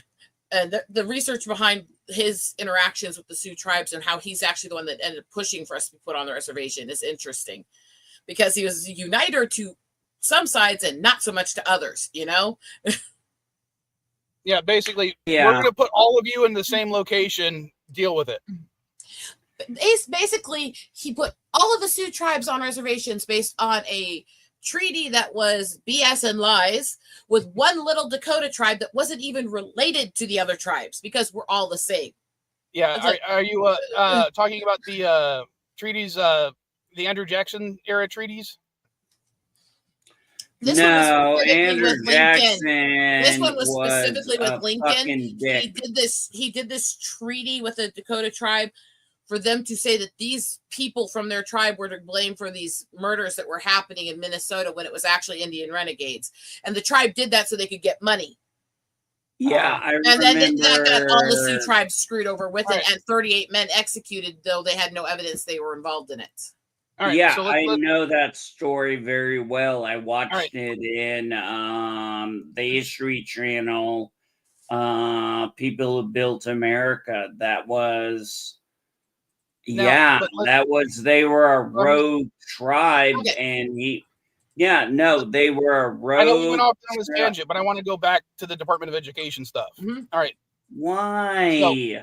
because that was other than playing the game that I was playing, this is what I wanted to talk about. Yeah, It's his show. Right, so, it is. like for instance, Eagle, if you want to call it that, I don't remember. I never get I to don't finish care what either I way. was saying. So, what would you try to do to improve education on a national level? What do you think that would help the most? Honestly, I'm not sure on that. I know which things I don't like seeing happen, but I'm not sure how to make it better.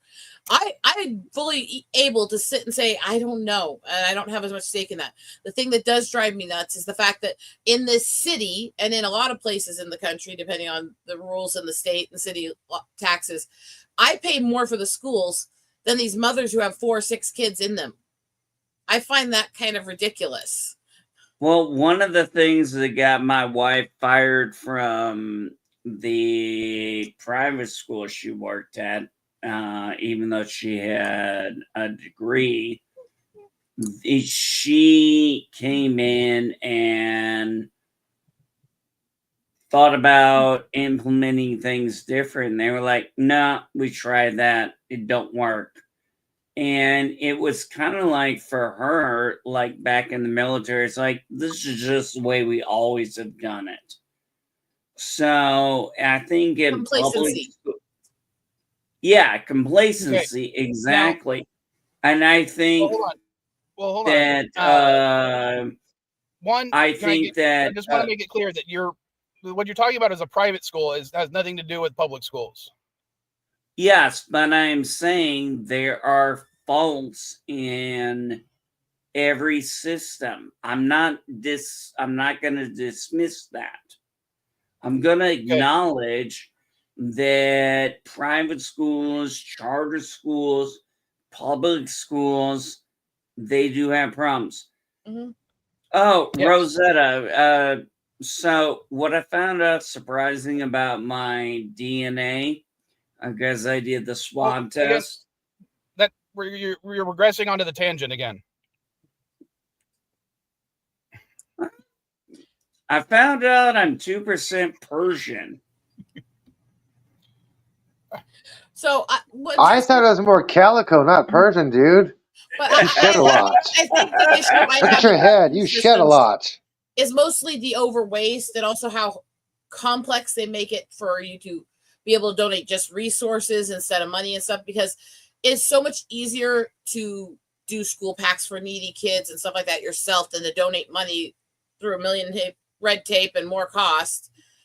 And a lot of places I would agree with you on that, except when it comes to a lot of the stuff, like we were saying, like these packs or whatnot, same with like disaster relief. Yeah, donating a case of water is helpful, but literally, when it comes to a disaster, what they need most is money, so they can buy what they need the most. Well, yeah, what but I'm talking when it about comes is a conversion to direct, and I'll explain that.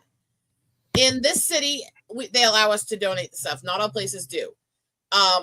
What you have is if the city does a donation pack with a backpack and basic school supplies for the kids, they get no choice which stuff they get. It's automatically donated from whatever they buy. Yeah. So the kids don't get a choice in it either way. And it still has to go through the teacher that's sending them to the kids for final approval either way. But if you donate the money to the schools for those, the average cost they put into these backpacks is $600 because of all the red tape and all the other crap.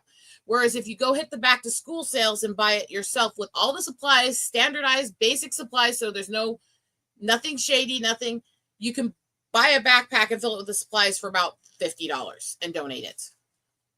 Yeah, exactly. Where are you shopping, girl? I need to shop there. Where the hell are you shopping at? Wow. She's the right moment. You gotta be a shopping cheap because bitch. she knows Hold what on. she's But you doing. understand- I did the hold on. same thing. You understand $30 for a backpack here.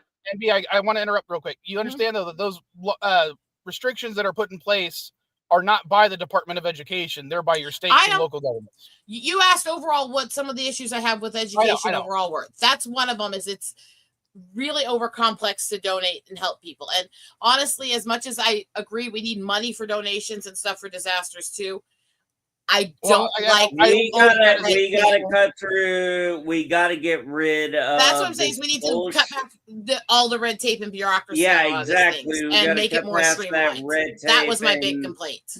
Yeah, we I gotta would- cut past mostly this I would've- bullshit red tape and this bullshit regulation, and let us help Mostly, I would out agree with the you. kids. Mostly, I would agree with you. But again, why, the specific restrictions based on your state level, why the backpack has to be a $600 backpack? They might have certain reasons they put in place years ago that are not necessarily shouldn't be reviewed and removed by now, but are still on the books because our governments are lazy. Mostly our state governments are lazy. And that's what I was saying. My overall problem with government isn't having safety nets. It's not having the departments or programs. It's the over excessive red tape in almost everything. Yeah, the regulation and the amount of waste that comes from that is just ridiculous. But a lot of that red tape is put on by these really small, like, as much as I hate to say it, these single issue bills that are put up that now every department has to, state-wise on that level, has to now follow. Yeah. Yeah. Well, the whole thing is everybody wants a little bit of the piece of the pie. And pork on so many bills. They stick this in. Well, we want this money for this, or we want this rule for this on every little bill. Every bill. Yeah, exactly. Those omnibus bills. I'm talking about the single issue ones. Like the small No. ones. No. I'm agreeing with you. I'm saying some of those clauses added to other bills also contribute to that because they add in red tape or new things or new funding and stuff to things that wasn't there before as a footnote on a bill that it's not even related to, as basically passing a secondary bill off it. Yeah, that I don't like. When is the last time the federal government passed a clean bill? And you can't get rid of the small thing without getting rid of the whole thing, and that's part of the issue. And I Yeah. think that Yeah, might be your because issue. NB. the president doesn't have line out of veto. Hold on. That's why I think you have your issue, NB. Like you were talking about with your son. That problem was brought about by the No Child Left Behind Act, which we all agree sucks. Yes, I did agree it sucked. It All right. it But- fucked up my daughter. It fucked up my All right. But what I'm trying to get let you him to finish his understand Okay, is it that sucks. particular It sucks. issue, Get over it. had nothing to do No, with I'm the not Department going of to get Education. over it. I'm not going to get over Iraq. Well, you know what I mean. You know what I mean Let by him- get over it. I mean, like, let him talk. But Let Miles speak a sec. yeah, that's what I meant. But what I'm just saying is you're attributing the negative response that you have to that bill to the Department of Education, which it had no control over. Yeah. It was the law of the land, and it was a stupid law. I agree. But you understand that the blame you're associating with that law had nothing to do with the Department of Education. Mm-hmm. This is why I said most things, if we could get through all the bullshit, all the talking points, all of the different sides of things, if we could get people to look at things, if they're going to really have really personal opinions on it, most things we could find common center ground on if we get past all of the division. And the Department of Education has a purpose that is valid. It just needs cleaned up. It needs some of that red tape removed. It needs some of that's what I fixed. meant. That's what I was going to say, Rosetta. Maybe, okay, I will capitulate on this a little bit. Maybe it doesn't need to be taken away, but maybe some of these departments, like the Department of Education, just need to be stripped down a little bit. Now, remember what NB when I was trying to tell you when you said that the Department of Education only existed since 1979? But I was trying to tell you that its job was taken up. It's only was split off from a larger department back in the day. Yes, I remember that. That streamlining effect of splitting up this department into multiple departments was kind of what we're talking about right now. Okay, I have a question. Why do you like the Department of Education? Because from every metric I have ever seen in this country, the more money we spend on education, the better educated our students are. It's bullshit. To a degree. To a degree. If people are wasting the money, you could pour tons in. It's not going to do anything. And I've seen schools that are examples of that, where they have tons of money and everything sucks and nobody's getting educated. So I'd say to a degree, generally speaking, if you use the money correctly and you get good funding, you get good education. But those caveats have to be matched and they have to be hit. And you have to make sure that's why I said that's why I said the most general metric of education in this country, in the entire world, has always been the more money that is spent on education means better educated students. I disagree. I like the Japanese model of doing school. Okay, do you have any idea how much the Japanese education budget is? I know how they do their. I know how they do their schools. Okay, hold on. I'm gonna look this up real quick.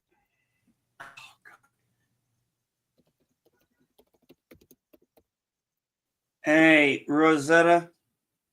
Yes. We cool? For now. All right. Worse than me. Now, remember, for Japan, they don't have the state education type system. So their budget is completely federal. They don't get, I'm not talking about their budget. I'm Hold on. talking about their program. I understand that, but I'm trying to understand. You say the reason they can do that program is how much they're spending on their budget. Japan spends. No, I didn't say that. I'm telling you that. Okay, fine. I'm just saying I think they have a good program. All right. now, do you that program that you like so much? Do you know how much a percentage of their federal budget that takes up? No, I have no clue. All right, I'm going to tell you right now. It is almost 50%. I find that hard to believe.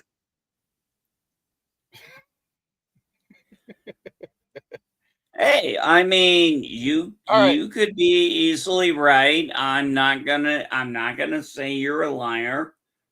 I'm just saying I like the program. My wife and I have seen the program, and we like how the Japanese do school.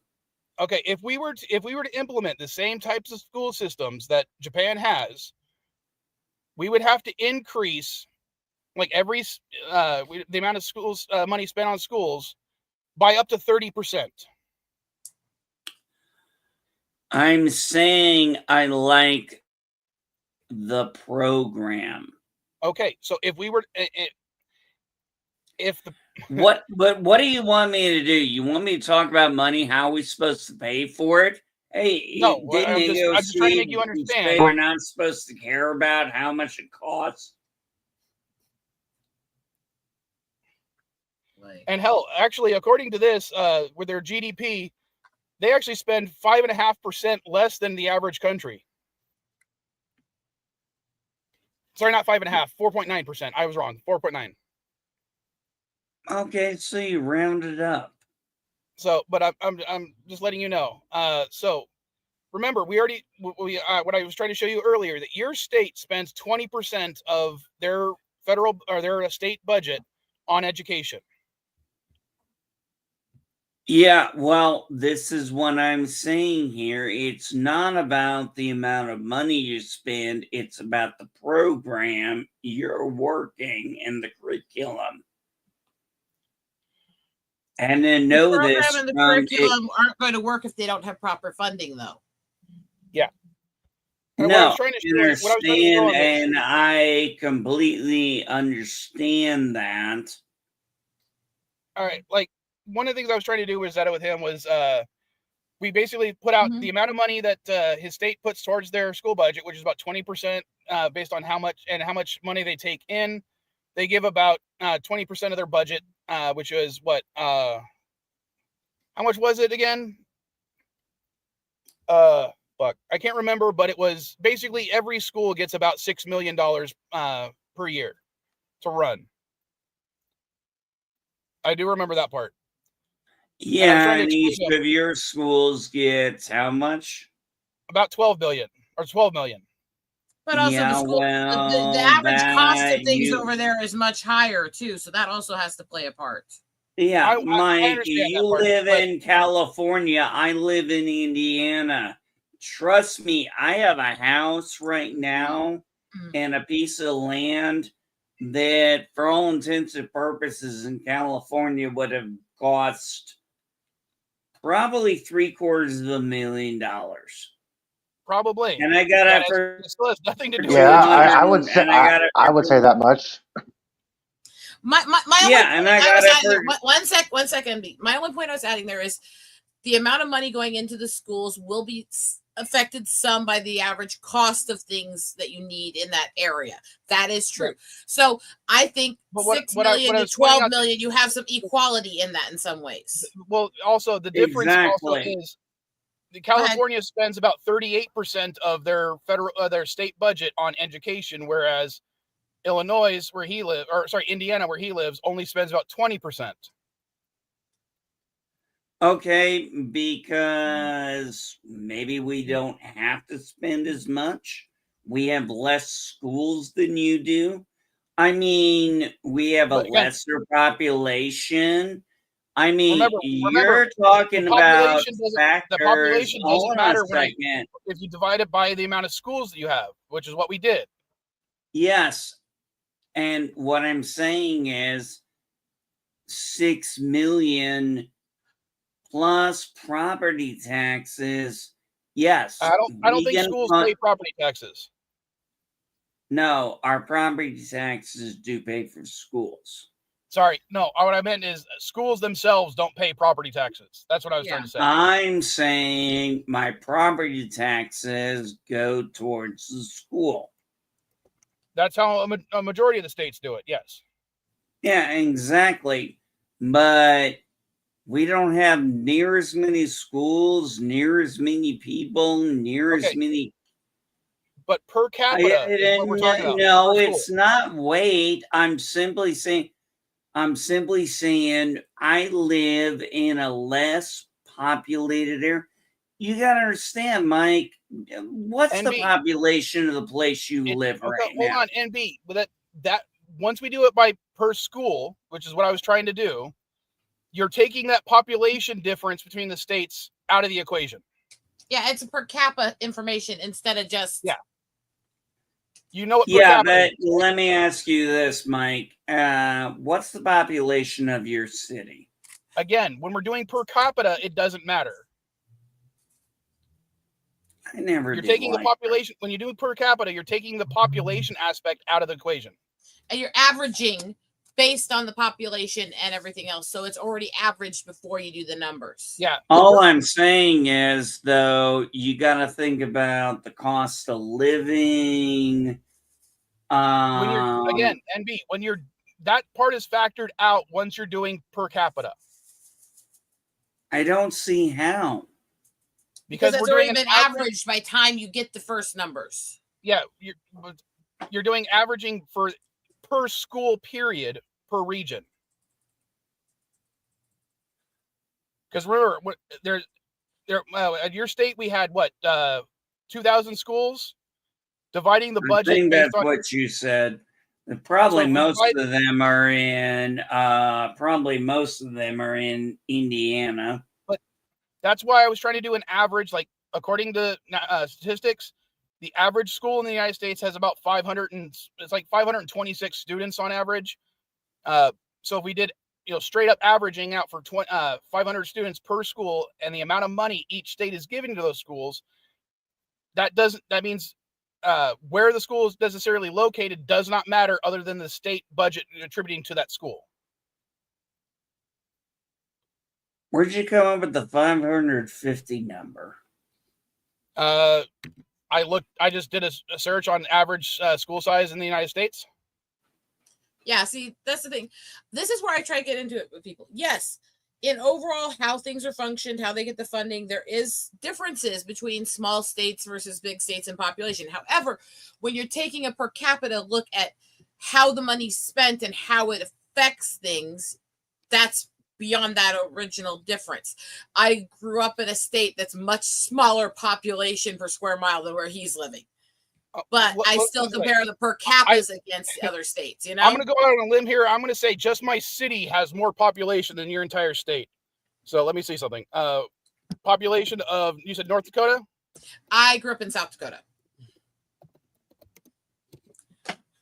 The Black Hills, right? South Dakota is 900,019 on average. Which is also why a lot of these initiatives for building things every so many miles and stuff like that don't work well in South Dakota, because it puts all of the state money into the interstates and the highways and shit. Because there's so much space. Of San Diego? San Diego? 2.3 million. No, I'm going to include San Diego County because that's how our school systems are funded. So I got to include 3.8 mil.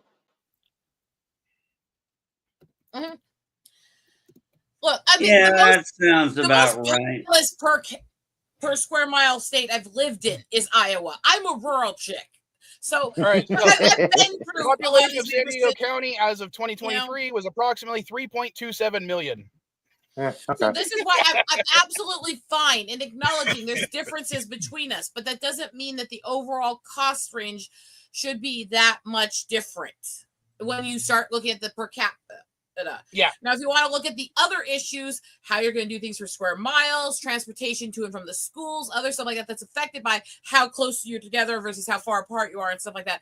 That's a separate conversation. Now I would like you hold on. There's an issue that you did bring up that I was going to bring up with NB earlier, but we didn't make it to it.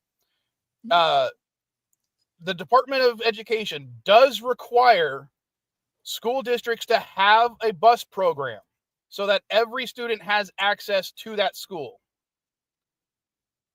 And I All can right. tell you from both So the public school kids I knew versus the private schools, everything else in South Dakota, it was costing crap loads, gallons of gas a day per student to run the buses to get them because of how you had to go into every different little rural neighborhood, down these back winding mountain roads, other Yeah. crap.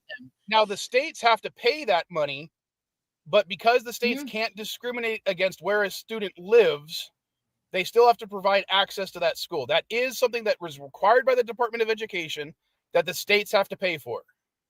And why would you think that would change?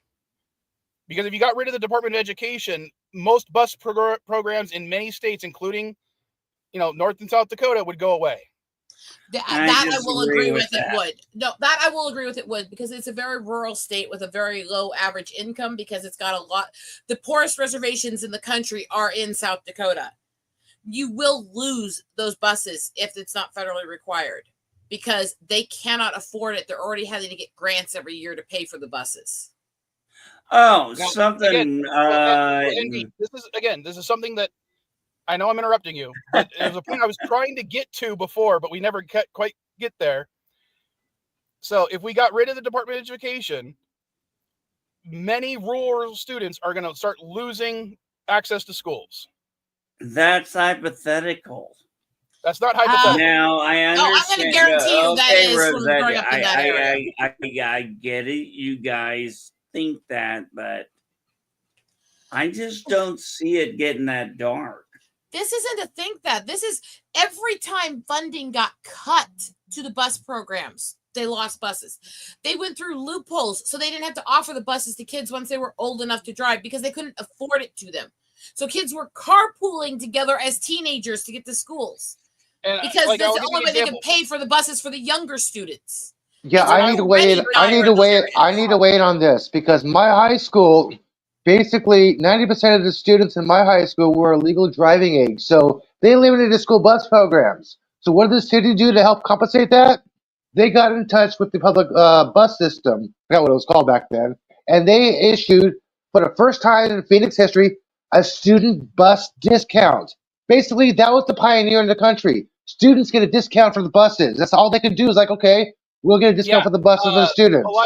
I can tell Elihu is absolutely correct, because when Caddy Knight had to switch schools, the school that she was going to, because the school student body was less than 400 students, did not qualify for the state school bus program. So that the only way kids could get to school that weren't driven by the parents had to take city public transit. Now, here's another issue for that when you get into the high rural areas like where I grew up, where you've got a lot of these kids are coming into the cities for school from towns that literally are 10 to 100 people a town, literally. Yeah. When I'm at my mom's place, I have to go over 2 mountain passes to get to a small town I was born in to have a store to buy things at. Okay? So, I mean, when you hit these rural areas, you can't afford it. There's no city buses. There's no transportation to it. It is a fortune just to get an ambulance, because there's no resource for that.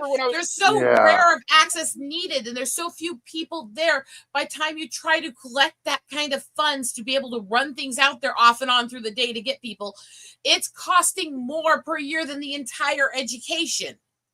One of the things my wife well, MB, do you remember when we were trying to do the school budget thing? No, hold on a second, Mike. One of the things that I found and my ex-wife found shocking was we ended up in a place where there was no bus system. And I mean, we were used to buses and subways, and we get there. You think that's funny, huh? That's so being shocked at a lack of bus access to me growing up as rural as I did is so freaking hilarious. Right. I was shocked going into places where we had that access. So I mean, have fun, guys. Gotta run. Later, guys. All right, later, man. See you next Later. week. All right, keep my guy alive. Don't kill me, Vile. The No, game's on pause. Rosetta. I better be we alive when I are- come here tomorrow. The game is on Better not pause. be Rosetta, fed. I bounced No around. cannibalism. So NB, hold on. So do you know how much it will the average to have a bus for a school? Remember, we're taking it out of the school budget. How much it costs to run a bus on average? I don't care. Can we please No, get because it's important. past That's what we're this? talking about. It I costs a don't school, care. Can we get past this? not even including bus driver salary. It costs about $5,000 per bus just to keep it maintained and fueled. Yeah, we had actually one catch on fire over here because they were charging the battery and they had an electrical fire. Remember, Now, remember what we were talking about. I know you don't care about this kind of stuff, but this is important for schools to run. Mhm. Average school, 500 students. If half of them, just 250, need a bus to get to school, that means the schools have to have how many buses? how the fuck should I know? Okay, the average bus can hold 30 students. And that's Bullshit. No, it's 20 to 30 depending on the bus. Yeah. I know you took a small bus, but still, there are such things as big It's buses. not called small. I it's did called short. not I mean- take the small bus that often. Let's say only 10 buses are needed. That's now again another $50,000 the school is What spending out of is that your limited budget. point, Mike? Because the What is schools your are point? underfunded. We haven't In even the ADA requirements, that each school has to have a handicap accessible bus, wheelchair accessible bus. we Okay, hadn't even gotten I'm textbooks asking and the curriculum, question. and We spent almost 2 hours on this subject. But I'm trying to get you to understand. That's one of the reasons. Like some of the money that the Department of Education gives is to school bus programs. You look at me here. I am on what is considered the center right, or to most of my native community, considered left leaning. Because the scale's a little different. I'm near the very center on this. I have problems with the departments, but I also understand their feasibility and need, especially in extremely rural areas with extremely low income. This is just statistics. And those rural areas and those low income students need access to the schools so we can keep the farms and the rural areas running to feed the people in the cities. We are symbiotic. Yes. We need each other. Yes. Okay, so would you agree? Would you be willing to strip it down at least to the bare bones to where it just does its core function? I think every department needs to be stripped back down and have a lot of the waste cut out. But that's a whole Thank separate you. department discussion versus let's get rid of things. I Yeah, don't think we should get rid of welfare completely because there are people who can't survive on their own who have no. I would never agree with getting rid of don't think we SSI. should cut disability for obvious reasons, because while there is abuse of the program and we need to look into how people manage to do that, disabilities are so ridiculous to live with. And right now there's a rule in that system where, because I didn't file in the first 10 years I was removed from the workforce because I didn't want to be a drain on a system that had too many people using it already, I'm not eligible, even though I am legally disabled, because I didn't file right away. So if something happens to my husband, I'm screwed. So It took me 5 years to get mine approved, and if I get my SSI cut, I think I'm homeless because there's no more income for me. Yeah, you're on Elihu. Are you on SSI or SSI? No. Are you on SSI or SSID? I'm on SSDI, diverted with SSI because of the cost of living here in California and the program I got set up to start my disability program. So I'm on SSI basically, and if that gets cut, there goes my housing and there goes my food, and well, hello. We need to do something about the waste I and the mean, abuse in the my system. wife we need and to I make it easier for charities to do this stuff, but we have to have a safety net also.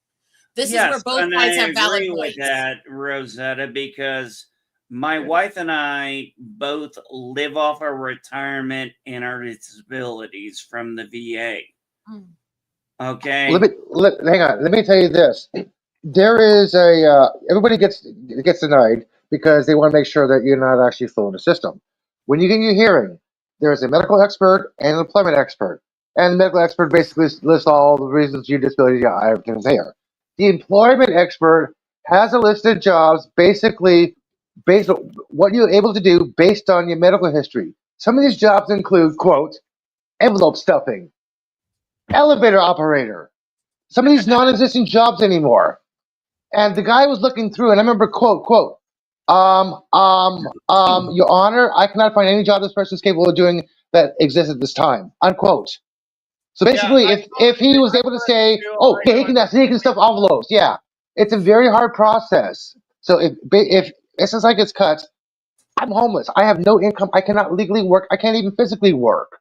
Let's use my dad as an example real quick, and myself also, because most people who stream with me here do not realize how disabled I am, how much medical issues I have, how little I can actually get up some days, how bad my muscles are, all that shit. Most of you guys don't know. I don't talk that much about the severe issues. And the fact that I was struck by lightning since you guys last talked to me, which apparently set off the tics I've always had really bad till they actually went, oh yeah, you do have Tourette's. We should diagnose that years ago. Oh, you got thrills. The multiplying. I got struck by lightning in my leg about a year and a half ago. It's electrifying. So, but my dad was Better shape up. rejected for disability and for funding for his medical issues 6 times. They delayed it for almost 15 years. And he had multiple forms of muscular dystrophy and all kinds of other stuff. And it took 20 more years past that for him to get a freaking injunction back to get the money they back owed him. Yeah, one of the 5 things. years to get the money for his disability.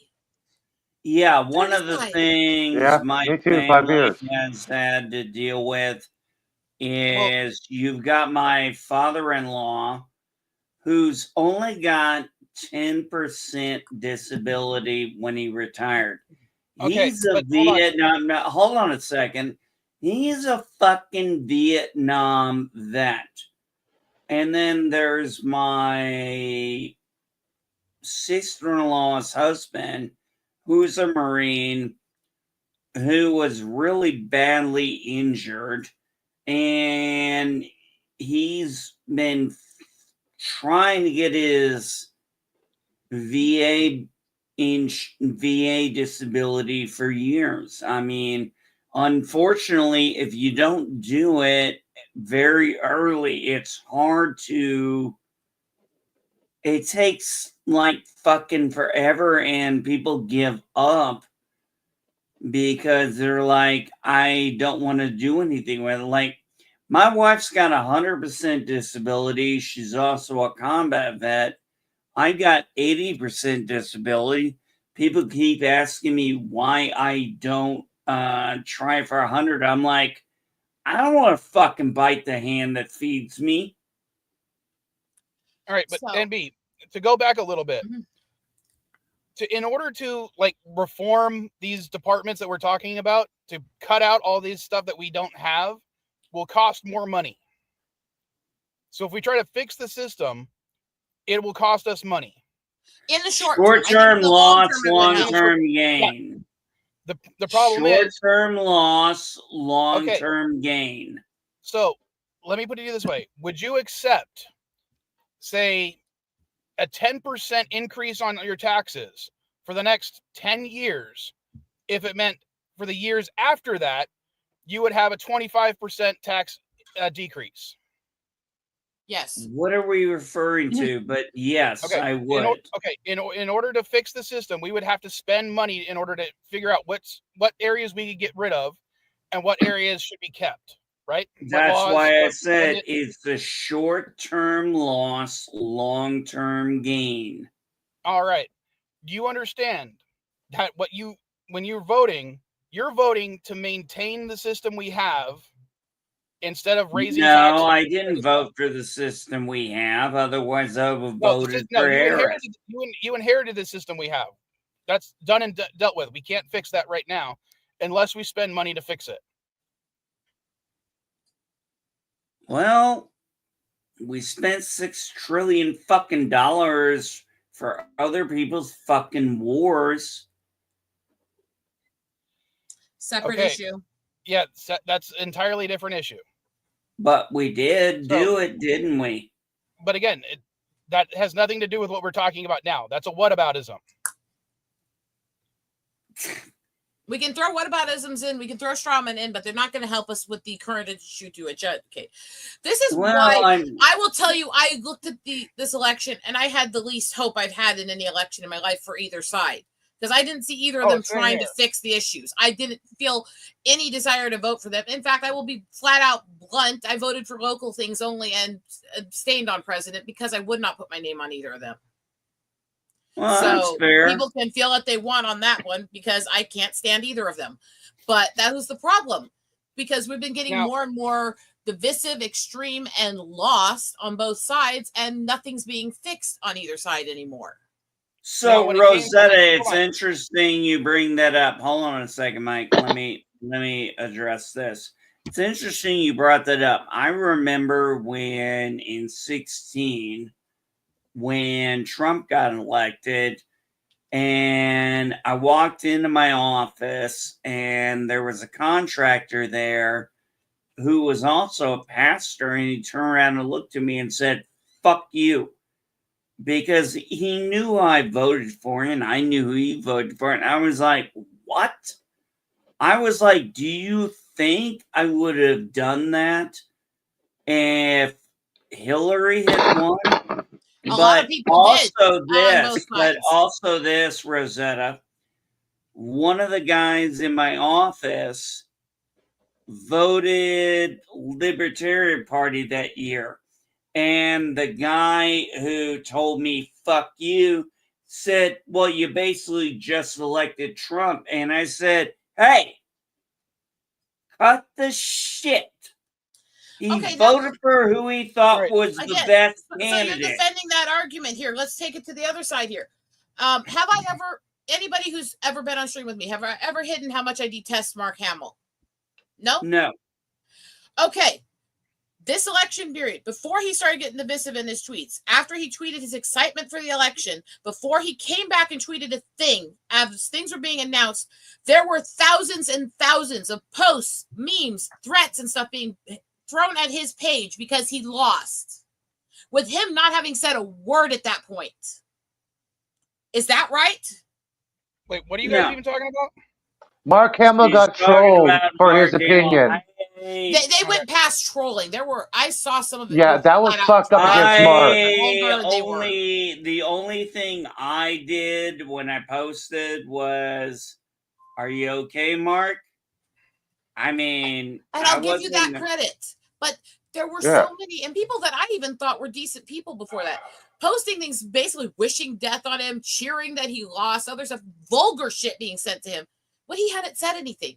Now, I think he's a jack-off. I think he's a piece of shit. I think he treats people like crap, but he wasn't doing anything at that point. Responding to him when he treats you like shit or treats people you care about like shit or does something vulgar to someone, that's fine. Going after him just because he was on a losing side of an argument, that's not. No, I would agree with that. I think that I haven't seen that. Like I said, I only went to Mark Hamill's page recently, and I heard he was offline, and I just said, "You okay, Mark?" And I left it at that. I mean, I'm not going to kick a guy while he's down. I mean, look, as I said, one of the things I wanted to focus on was the education stuff. Now, I'm going to go back to Agenda 47, okay? Do you agree with this, NB? Certifying teachers based on patriotism. What? That's second thing on his agenda is to create a new all way right, to I'm gonna have to pull up. All right, I gotta pull up Agenda 47. It's basically he said that teaching all high school and college. Where was that? Here it is. Teacher certification will be changed and governed by a new federal agency that would only grant certifications to teachers who quote unquote embrace patriotic values. That's exactly what he said. What's Oh, wrong God, with being what's oh. wrong with being patriotic? There's Okay, a lot wrong with that statement, including the fact that both parties can use that to basically fire anybody who doesn't agree with their Yeah, politics. thank you. I was going to say something similar to that, but thank you. All right, MB. Let me ask you this: teaching kids about the causes of the Civil War patriotic or unpatriotic? I'm sorry, say that again. If teaching kids about the causes of the Civil War, is that patriotic or unpatriotic? Well, considering I spent a full year teaching the road to the Civil War and the Civil War, yes, it is patriotic to know about. Okay, do you understand that Marjorie Taylor Greene, Trump, and a lot of those people on that side have said, if you say slavery is a cause of the Civil War, that is unpatriotic. Slavery wasn't the cause of the Civil War. Yes, it was. Okay, well, There were wrong. other causes tied to it too, but yes, slavery was a linchpin cause of the Civil War. Yeah, a linchpin. No, actually, Fort Sumter was the linchpin. No, Lincoln that was No, Sumter was not the linchpin. Hold on a second. I taught this shit. Lincoln did not want to go to war with the South. Okay, he didn't. South Carolina was the first state to secede, and then several others seceded. Lincoln did not want to go to war with other Americans. Why did they secede in the first place? And the linchpin that caused the war was the battle at Fort Sumter. No, why did they secede in the first place? That's the thing. On slavery and the 3/5 Yeah. clause and all that stuff. Yeah. So That's yes, why they linchpin seceded was in the first behind them. place. That's why they seceded in the first place, man. It wasn't just the battle, it's the reason why they seceded, why they attacked. As I'm trying to tell I'm you right not now, talking about why they seceded. I'm saying why the Civil War happened. But you understand? Yeah, because they seceded and attacked. NB, I'm trying to tell you right now, there are And legislators I'm telling in state you government. what I know, what I've taught. Okay, I'm telling you right now, there are state legislators that say if you mention slavery, period, as part of United States history, you are being unpatriotic. There are patriot history books being pushed right now that have erased the Trail of Tears and Wounded Knee, or are claiming that Wounded Knee was caused by the natives. I wish I could find a Florida textbook actually put the entirety of their mentioning of the Trail of Tears was these 5 tribes elected to move from the East Coast to Oklahoma. Let me explain something to you. Do you know what I knew about the Trail of Tears in school? Next to nothing. That goes back to the original point, I dude. didn't know there were 5 tribes. I only knew about the Cherokee. That's because, okay, the school system has an incredibly biased history against natives. It still does. It always has. Yeah. And that's never been fixed. The Trail of Tears is misrepresented in it. Wounded Knee is misrepresented in it. There's still a lot of history books that still push the 5 civilized tribes shit and the freaking Manifest Destiny shit, claim that we were savages and caused it. Every other this, that. This is still common in history, and you still hear it from pundits on both sides constantly when they talk about us. And NB, what we're trying to tell you is a lot of those things that when we say we want them taught in schools, they are being deemed unpatriotic by members of your own party, the people you voted for, including your president, the one you just elected. And he literally has it in his agenda. All right, show me it. What do you mean show it to you? Well, you're saying it, so show it to me. Go to Major Taylor Greene's X account. I Just don't randomly care go about scroll and stop real Marjorie. I fast, and you'll don't see care it. about Marjorie Taylor Greene. I didn't vote for her. But I'm just saying that's an example of. Yeah, but I didn't vote for Marjorie Taylor Go Greene. to Donald Trump Jr.'s account, scroll randomly, and I'm not even stop going and there. read. Hold on. I'm going to show you this first.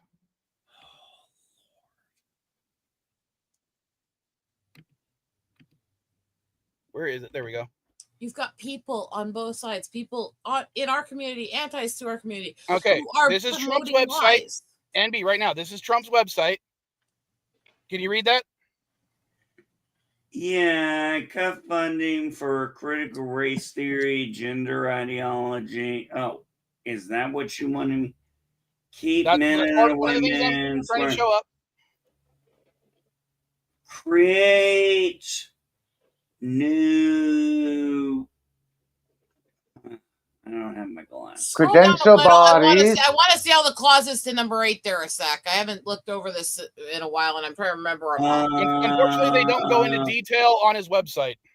Yeah, that's basically what I said. Certification we change, a new federal agency, To follow teaches his embrace patriotic values. That's basically what I said. That's on his website as following well. historic reforms. Hey, Bear in Frank. mind, okay, one of the people that he's closest to that he used through these elections was fucking Kristi Noem. She supported a man who tried to run for office in South Dakota on the basis of wanting to reopen the boarding schools and private schools for Native kids and start the forced abortions and adoptions again. I agree with the Supported school. I agree with the abolishing school tenure and going to the merit pay. Okay, now hold on. Yes and no. What? Hold on. What do you think? What do you think he means by merit based? That's the problem. It means fall in line with him. Yeah, I disagree. Oh no, with him that. it does. Oh, with him it absolutely does. With Trump, it absolutely does. Let's ask Google what this is. Let's ask Google what this is. Hold on, NB. Do you think merit based will be based on test scores, based on student happiness, based on student education? What do you think it's going to be based on? I don't know. We'd have to let everybody figure out what the merit base is. Test scores, unfortunately, do not. I agree. Do not make merit. So it would have to be based on a variety of factors. Yeah, and you have to make sure that the merit isn't going to be so pushed to have this certain grade range that teachers are going to do anything they can to get kids that can't keep up out of their class, because that's what No Student Left Behind did. Yes. Now, I'm going to comment on, because most of his list here is scary as hell, depending on how people do it. I will actually agree with 11 that there should be a parental bill of rights to protect parents with the school system. There should be curriculum transparency to parents and to educators. And there should be easier access to school choice, both public and private. I will actually agree with that one. The rest of that's creepy as hell, but I'll agree with that one. Now, you have to understand this is an agenda and he can't make law. Well, okay, let's look at it this way. The last thing he did his first day in office, the last time he was in office, was to sign an executive order trying to override multiple court orders to force a group to do something against treaty and tribal rights. He already feels he has the right to make law through executive order.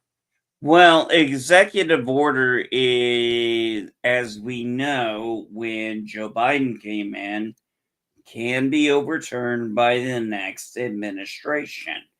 But the legislative branch has to be the one to make the law.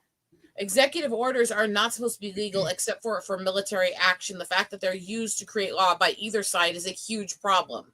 Yes. You know, I'm worried about number 5 because about about effort to eliminate civics education. You guys know what civics education is, right? It's a study of civil and political rights and the obligations of a citizen in a society. He wants to get rid of this. Our right to protest, our right to stand up. Now, I do agree that there's an issue when we glorify actual riots, violent actions, and stuff like that. We should point out the problems with the whole system, that there's ways to peacefully protest and stuff. We should focus on peaceful being the key ways to protest, unless last resort for violence should always be if there's no other way out. However, I agree with Rosetta. We have to.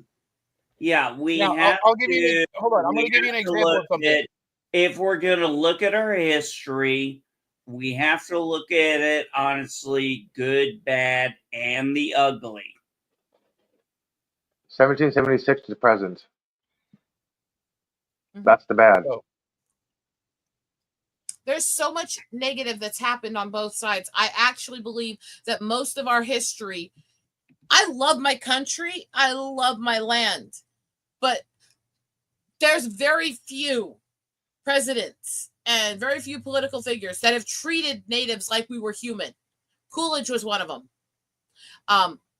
And ironically, despite how horrible he was on almost everything else, Bush Jr. was one too, actually. He actually And, removed a lot of restrictions against natives. and Biden just Oh, I apologized. forgot about that one. Which Was is that really Bush weird because I 1 or dislike Bush? him on pretty much everything else. You know? Was that Bush 1 or Bush 2? Junior. got Okay, it was Bush. have you ever heard of the all the compact agreement stuff that the state of California did with the tribes and how long it took to go through and make sure that everyone was happy? I have it. I've researched some of it. I haven't gone through all of it. Okay, NB, I'll give you an example. At the cost of literal billions of dollars, the state of California did comprehensive compact reform with every tribe in California. How long do you think it took? How long do you think it took to come up with an agreement that everyone agreed with? The state and all the individual tribes. Okay, I know you're not taught this stuff in schools because it's not really that important. It took from the 1970s until 2001 to reform those laws.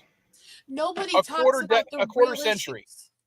The thing Well, one of the things, sorry, Rosetta, and I'm going to let you say this. Look, one of the things they do in history classes is this is why I get so into history and I get so into civics and things like that, because they just glossed over the shit.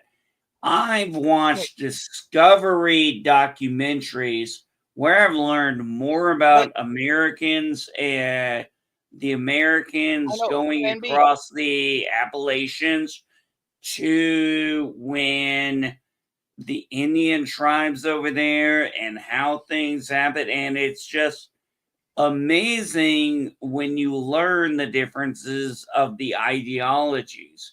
I actually understand why Andrew. Look, what Andrew Jackson did.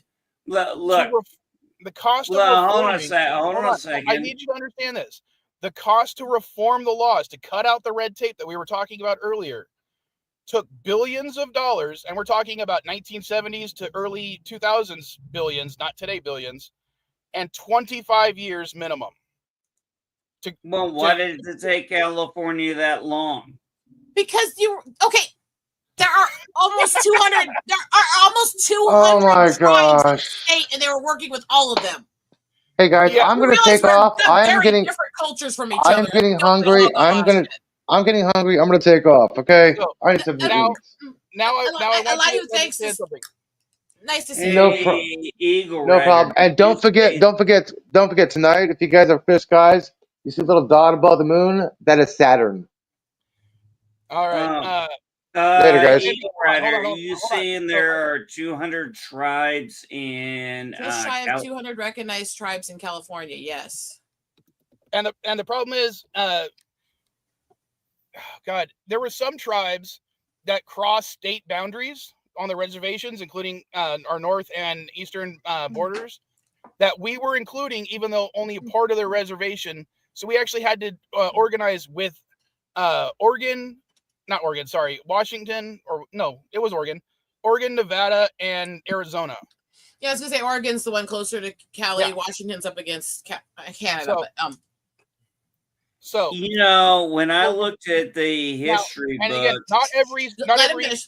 not every tribe actually got to have a say in it until some of the larger tribes were like, "Hey, we have to listen to these guys, even if they're not recognized." And when I say just shy of 100, there are 196, I believe, recognized tribes in California, and multiple that aren't. Yeah. In Yeah, the US but and wasn't Canada, just there? recognized tribes is just shy of 600. Counting unrecognized tribes is just over 800. Yeah, but how many of them are Native American, and how Those are many of native them? tribes specifically. Okay, I was just hold on a second. Okay. I was just Hold on. going to ask, are they all Native American or are any of them Yes. Mexican Indian tribes? Doesn't Okay, matter. first of all, let's erase that phrase because Mexican Indian tribes are just Spaniards mixing with the tribes that were here. They're still natives. Yeah. Okay, I will respect that.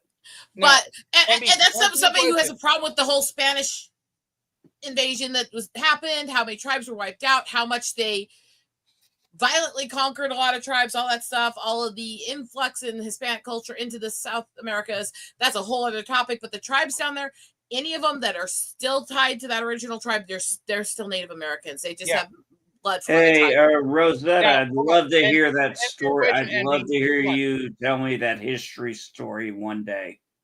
NB, Mhm. to answer your question, there are 110 federally recognized tribes that reside within California, and an additional 81 groups seeking federal recognition. But California, when they did this reform, they were dealt with them on the same basis. So that's over Yeah. 200 tribes. Yeah, see, That's that's a the thing. lot of See- tribes because Yeah. I remember California has a much smaller percentage of natives than some of these smaller states do that have less tribes because we have a small percentage and we have very big tribes and we have several tribes. So South Dakota is in the top states for native population per capita, even though they don't count most of us because they use every loophole they can not to count us, which is a whole other rant. Because I know some of those treaties, they're still going off treaties. what is the population? Where is the highest population of Native Americans at? The highest population per capita of any state is Alaska, with almost a quarter of the population being native. South Dakota and Wyoming are actually up in the top there. So is Oklahoma and Montana. Okay. And Arizona comes in close below them. And what tribe and your tribe is in? South Dakota. The main tribe I'm tied to is the Oglala at Pine Ridge, which is actually the poorest reservation in the nation. I also have family ties to Rosebud and Standing Rock, and a little bit to Brule, which are all also in South Dakota. And all of those are in the poorest tribes in the nation, top 10, all four of them. So I'm very used to dealing with the governmental overreach, the abuse, and the poverty caused to the tribes personally with families. So that's why when I talk about the tribal stuff, I have a lot of issues with California as a state, but they actually have done more for the tribes in their state than a lot of the other states have. What state is But it done the cost us best a lot for of money and your? time to do that, though. Yes, California was willing to do it because we realized that if we gave our tribes as much independence as possible, we could make money off of them. And I hate to say it like that. Yeah. Well, the other problem is that a lot of these smaller states that have such a high native population, they're so broke already. There's so much poverty and there's so much of the state is native that they don't have an easy route to just put money into it to find a solution and fix it. They don't have the resources. That's a whole other battle too. Who would you say? What state would you say? Hold on a second. I wanted to ask this question. What state do you think has the best in funding for the Native Americans?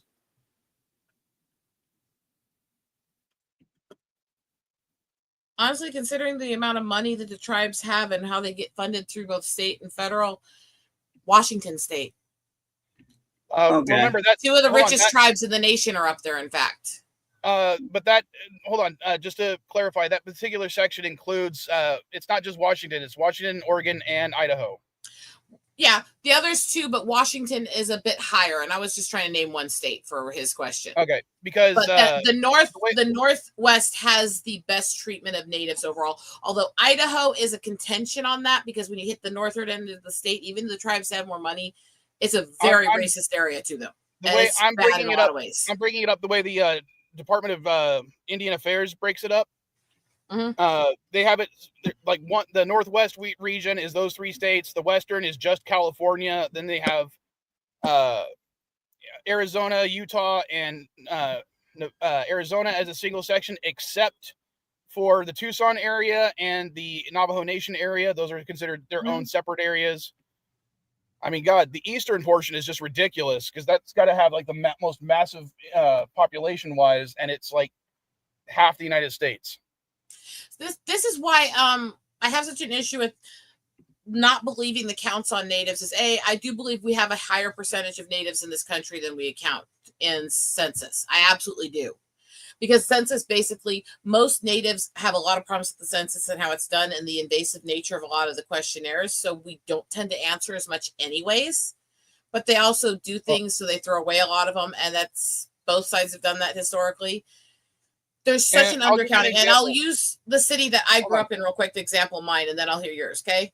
So when I moved out of the rural for a while, I lived in Rapid City in the Black Hills. Now, Rapid City is counted depending on the year from when I was a child till now. They claim it's between 4 and 10% native. The problem with that is it's mostly native. And the school children, documentation to the schools says that about 2/3 of the city students are all native. And large enough numbers to be counted as native in population. But they claim the city is mostly white in census and in government documents. Now, one of the things I was going to bring up, MB, my daughter, one of my adopted ones, I only have the one adopted daughter, is genetically 100% Native American. Okay. Well, as close as we can get to 100% because we can't prove. No, I mean both of her parents are 100% native. My only thing is contention that is there's going to be somewhere mixed in historically that we can't track, but as close as we get to 100. Yeah. Now because she was abandoned by her parents essentially, and me and her mom have been raising her for the last several years. She knows nothing pretty much about her tribe's history. I know more about her tribe's history than she does. She also doesn't care to learn because she feels abandoned by them. Because, it was her dad or mom who basically left her on some stranger's doorstep essentially and said, hey, you take care of her. I would say to try to get her to understand, and this is as the person who thinks we need to know our roots, good and bad, that that doesn't mean the tribe itself is that way because tribes are generally it's not the tribe. family stuff. Her parents in general. No, I'm saying as a way to try to help her understand it, but also that because of the both poverty and desperation issues in a lot of the tribes, this has occurred with desperation when parents don't feel like they have the resources for the child because they don't. Rosetta, how bad sometimes they'll put them up for adoption out of desperation. Hey, Rosetta, how bad are the reservations? That outside of California, let's wait on that for a moment and go for him real quick. Outside of California, there's a lot of reservations that are very bad. Even some of the ones in California, even with the stuff you've done, they still have some pretty severe issues. And every reservation in the country has issues with this trafficking and attack of Native women. And that's one where I feel like both sides are really, really wrong because the left has to understand that the border does need closed because that's where we're being trafficked through. That's where most of the attacks against Natives are coming through. Unfortunately, when I hate to go off on a tangent, when they talk about closing the border, what they're talking about is not necessarily going to help. Well, I'm not agreeing that the way they're trying to do it is going to. I'm not agreeing with the way they're currently trying to do things is going to help. I'm saying we've got to do something. We've got to start cracking down on the people going across the border with women and children and make them stop and verify who they are and all that shit. We need to do better screening of people. Not saying let's wall everyone in completely on both sides, but saying we need to close easy access on the border. We need to start screening. We need to take care of our own. We need to take care of our own people. One sec. When they're talking about closing the border, what? Oh God, let me see if I can bring it up again. What do you think Trump means when he says closing the border? Like I said, I'm not agreeing with his way of saying it. That's why I said both sides are wrong on it. I'm trying to relate to NB. Well, I would say we're going to get the border wall fixed. We're going to do better screening of people. And yeah, we are going to hopefully have those mass deportations, which Okay. I'm in full support of. I'm telling you right now, when he said he's going to close the border, that is not what he meant. I understand Oh, that. fuck. What you right, think I don't know? What you think I take everything literally? My battery is about to die and I can't plug it in again. Well, I can for a little bit, but I'm going to see if I can make this last point. Then I'm going to have to end the stream. All right. So when he's talking about closing the border, he is talking about literally closing the physical border crossing stations. Mhm. Okay, and Yeah, I have a Okay. problem with that, and a lot of people do. I have no problem with Now- legal immigration or people doing things the right way to get in here or stuff. I have no problem with that. I Pardon want me, people sorry. here who need the help, who are actually legitimate and So- love the country. So when he says he's going to close the border crossing stations, that is not having anything to do with that. He's talking about literally civilian traffic going back and forth. That will stop. hey, all I'm saying is I have no problem with legal immigration. Okay, I've again, known that is more what than we're my talking fair about. share We're talking about of. closing- We're not talking about immigration. We're talking about closing the border. Yeah, because we don't need illegals. We've Okay. got to take care of our Illegal- own. Okay, I'm trying to make you understand that. No, you're closing not the going to border- make me understand. We got to Okay, you take understand, care closing of the our individual own. border stations will not stop illegal immigration. See, that's why I said I was saying it carefully for a reason, because what he's posing as closing the border is not what used to be argued as. And I'm trying to keep it to what it's actually supposed to be. Make it clear that people can't just get through trafficking without being screened, without all that. Exactly. But that's not what Trump's been pushing. And the thing is, Yeah. you cannot just keep the civilians in. That's what Canada did in the last few years that I had a problem with, was keeping civilians in for a while. And I don't approve of that, but we do need to have more security. We do need to have it harder for people to sneak in. We do need all that, because right. that is what's killing our people. In all honesty, I agree with that 100%. But when he says he's going to close the border, and he's specifically referring to border crossing stations, that means I'm not going to be able to go down to see Mrs. Vile, and she's not going to be able to come up to see me. No, that's not what he's saying. Her visa is 100% legal. That's will still not what prevent- he's saying. Yes, that is exactly what he has said. When you close the border stations, that's what he's talking about. She's got a visa. She won't have a problem. No, that's what I'm trying to tell you. If the border stations are closed, it won't matter if she has a visa or not. She's not allowed to cross, and neither am I. Who says the border stations are going to be Donald closed? Trump. The record, Agenda his 47. description of how to close the border is shutting down almost every border station, not securing the land around it so people have to go through and be screened, closing them down completely. Seriously, did you I'll have not to look look at his? into that. Anyway, Could you have done Mike, this before didn't you say voted your for him? phone was about to die, buddy? No, my laptop is about to die. It's at 20%. I keep charging it off the car's battery, but now my car battery is dead because we've been streaming for 5 hours. Nice going.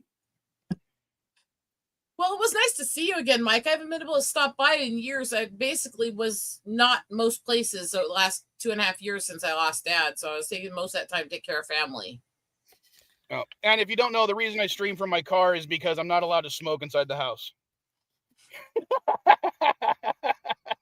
Is that your house or your wife's? Oh no, house? I'm actually parked at the park because I get a nice clear signal because I use my phone as my hotspot. Yeah, there you go.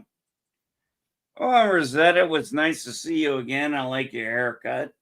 And to be honest, Rosetta, I thought you and I would disagree on a lot more things. I tend to be very calmly center on most things because I don't think either side's right on most things. I'm a centrist, but I'm also a believer in, let me put it this way. I tend to vote on who I think is the most intelligent, as well as actually seems to have a clear idea of what they're going to do and how it's going to benefit the people around me. Which honestly is why I felt absolutely lost the last couple elections, because I felt everybody on both sides were dumb as fuck. I mean, yeah, the last time I went for the person who I felt was the strongest commander in chief, and Kamala Harris kind of reminded me of John McCain trying to be my friend. And I'm like, I don't need a friend. I don't want to have a beer with you.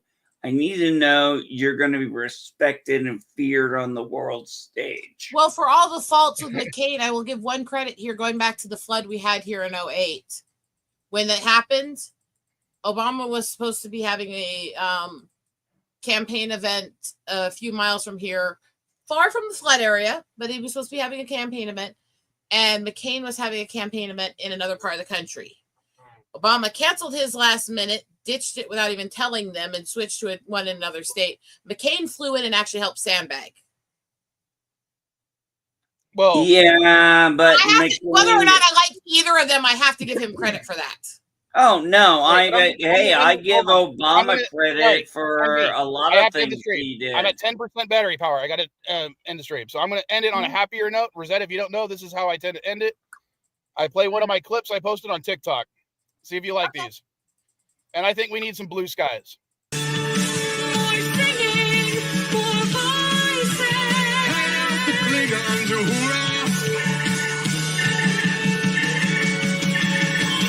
Never saw the sun shining so bright. Never saw things going so right. Noticing the days hurrying by.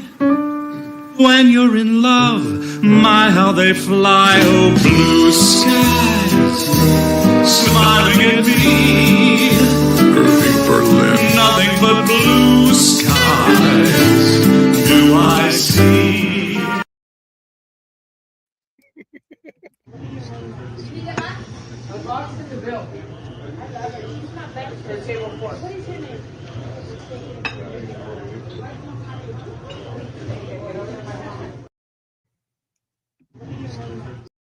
Sorry, I'm trying to play it again. But yeah, I made a whole bunch of those, and I play one each week, as well as one of the two clips I have of one of the Vile children, so I can still argue that the show's in line with the theme song, that it features the Vile child. If you get a chance sometime, most Sundays I'm with the Anime Nights, streaming as co-host. I have no idea what that is. Anime Night 1992, who hangs out with a lot of the anime and Star Trek community that we interact with on Twitter, hosts it. I'm his co-host. He's just a sweetheart. Basically, we just bullshit talk geek stuff for a couple hours and then play offensive games like Anime Jeopardies we write, Cards Against Humanity and stuff. Rosetta, what are the names of your two kitties? That one's Ornery, that's been around a long time. This is Panther. I got him last year. So, you name your cat the same way my daughter names her stuffed animals. No, the reason why I was just asking that, it was so funny this morning, Rosetta. My cat last year, Caramel, because my cats are named Mocha and Caramel, and Caramel's a little bit of a mouser, got 3 Jerrys last year. And I come out this morning to the kitchen and I see a Jerry dead on the floor. And I'm like, well, I know who did that. Because it wasn't Mocha. All right. But Vile, you said you have to get going. It's good to see you. Like I said, I've been dealing with a lot medically, so I haven't been around much since losing Dad, but it's good to see you guys again. All righty. Well, I still do this. I've been doing this stream almost every week for the last several years. This is episode 225. It took about a year and change to stabilize my ticks from their low and highs to this is what they're going to be from now on from the lightning, because it screwed with the neural net in my head. So I went from mostly physical tics that people were already making fun of on some of these streams to if on ticky days, do have very vocal Tourette outbursts now. Well, hold on. I'm going to go ahead and end the stream. We can continue talking in a little bit. So later, folks. as all, even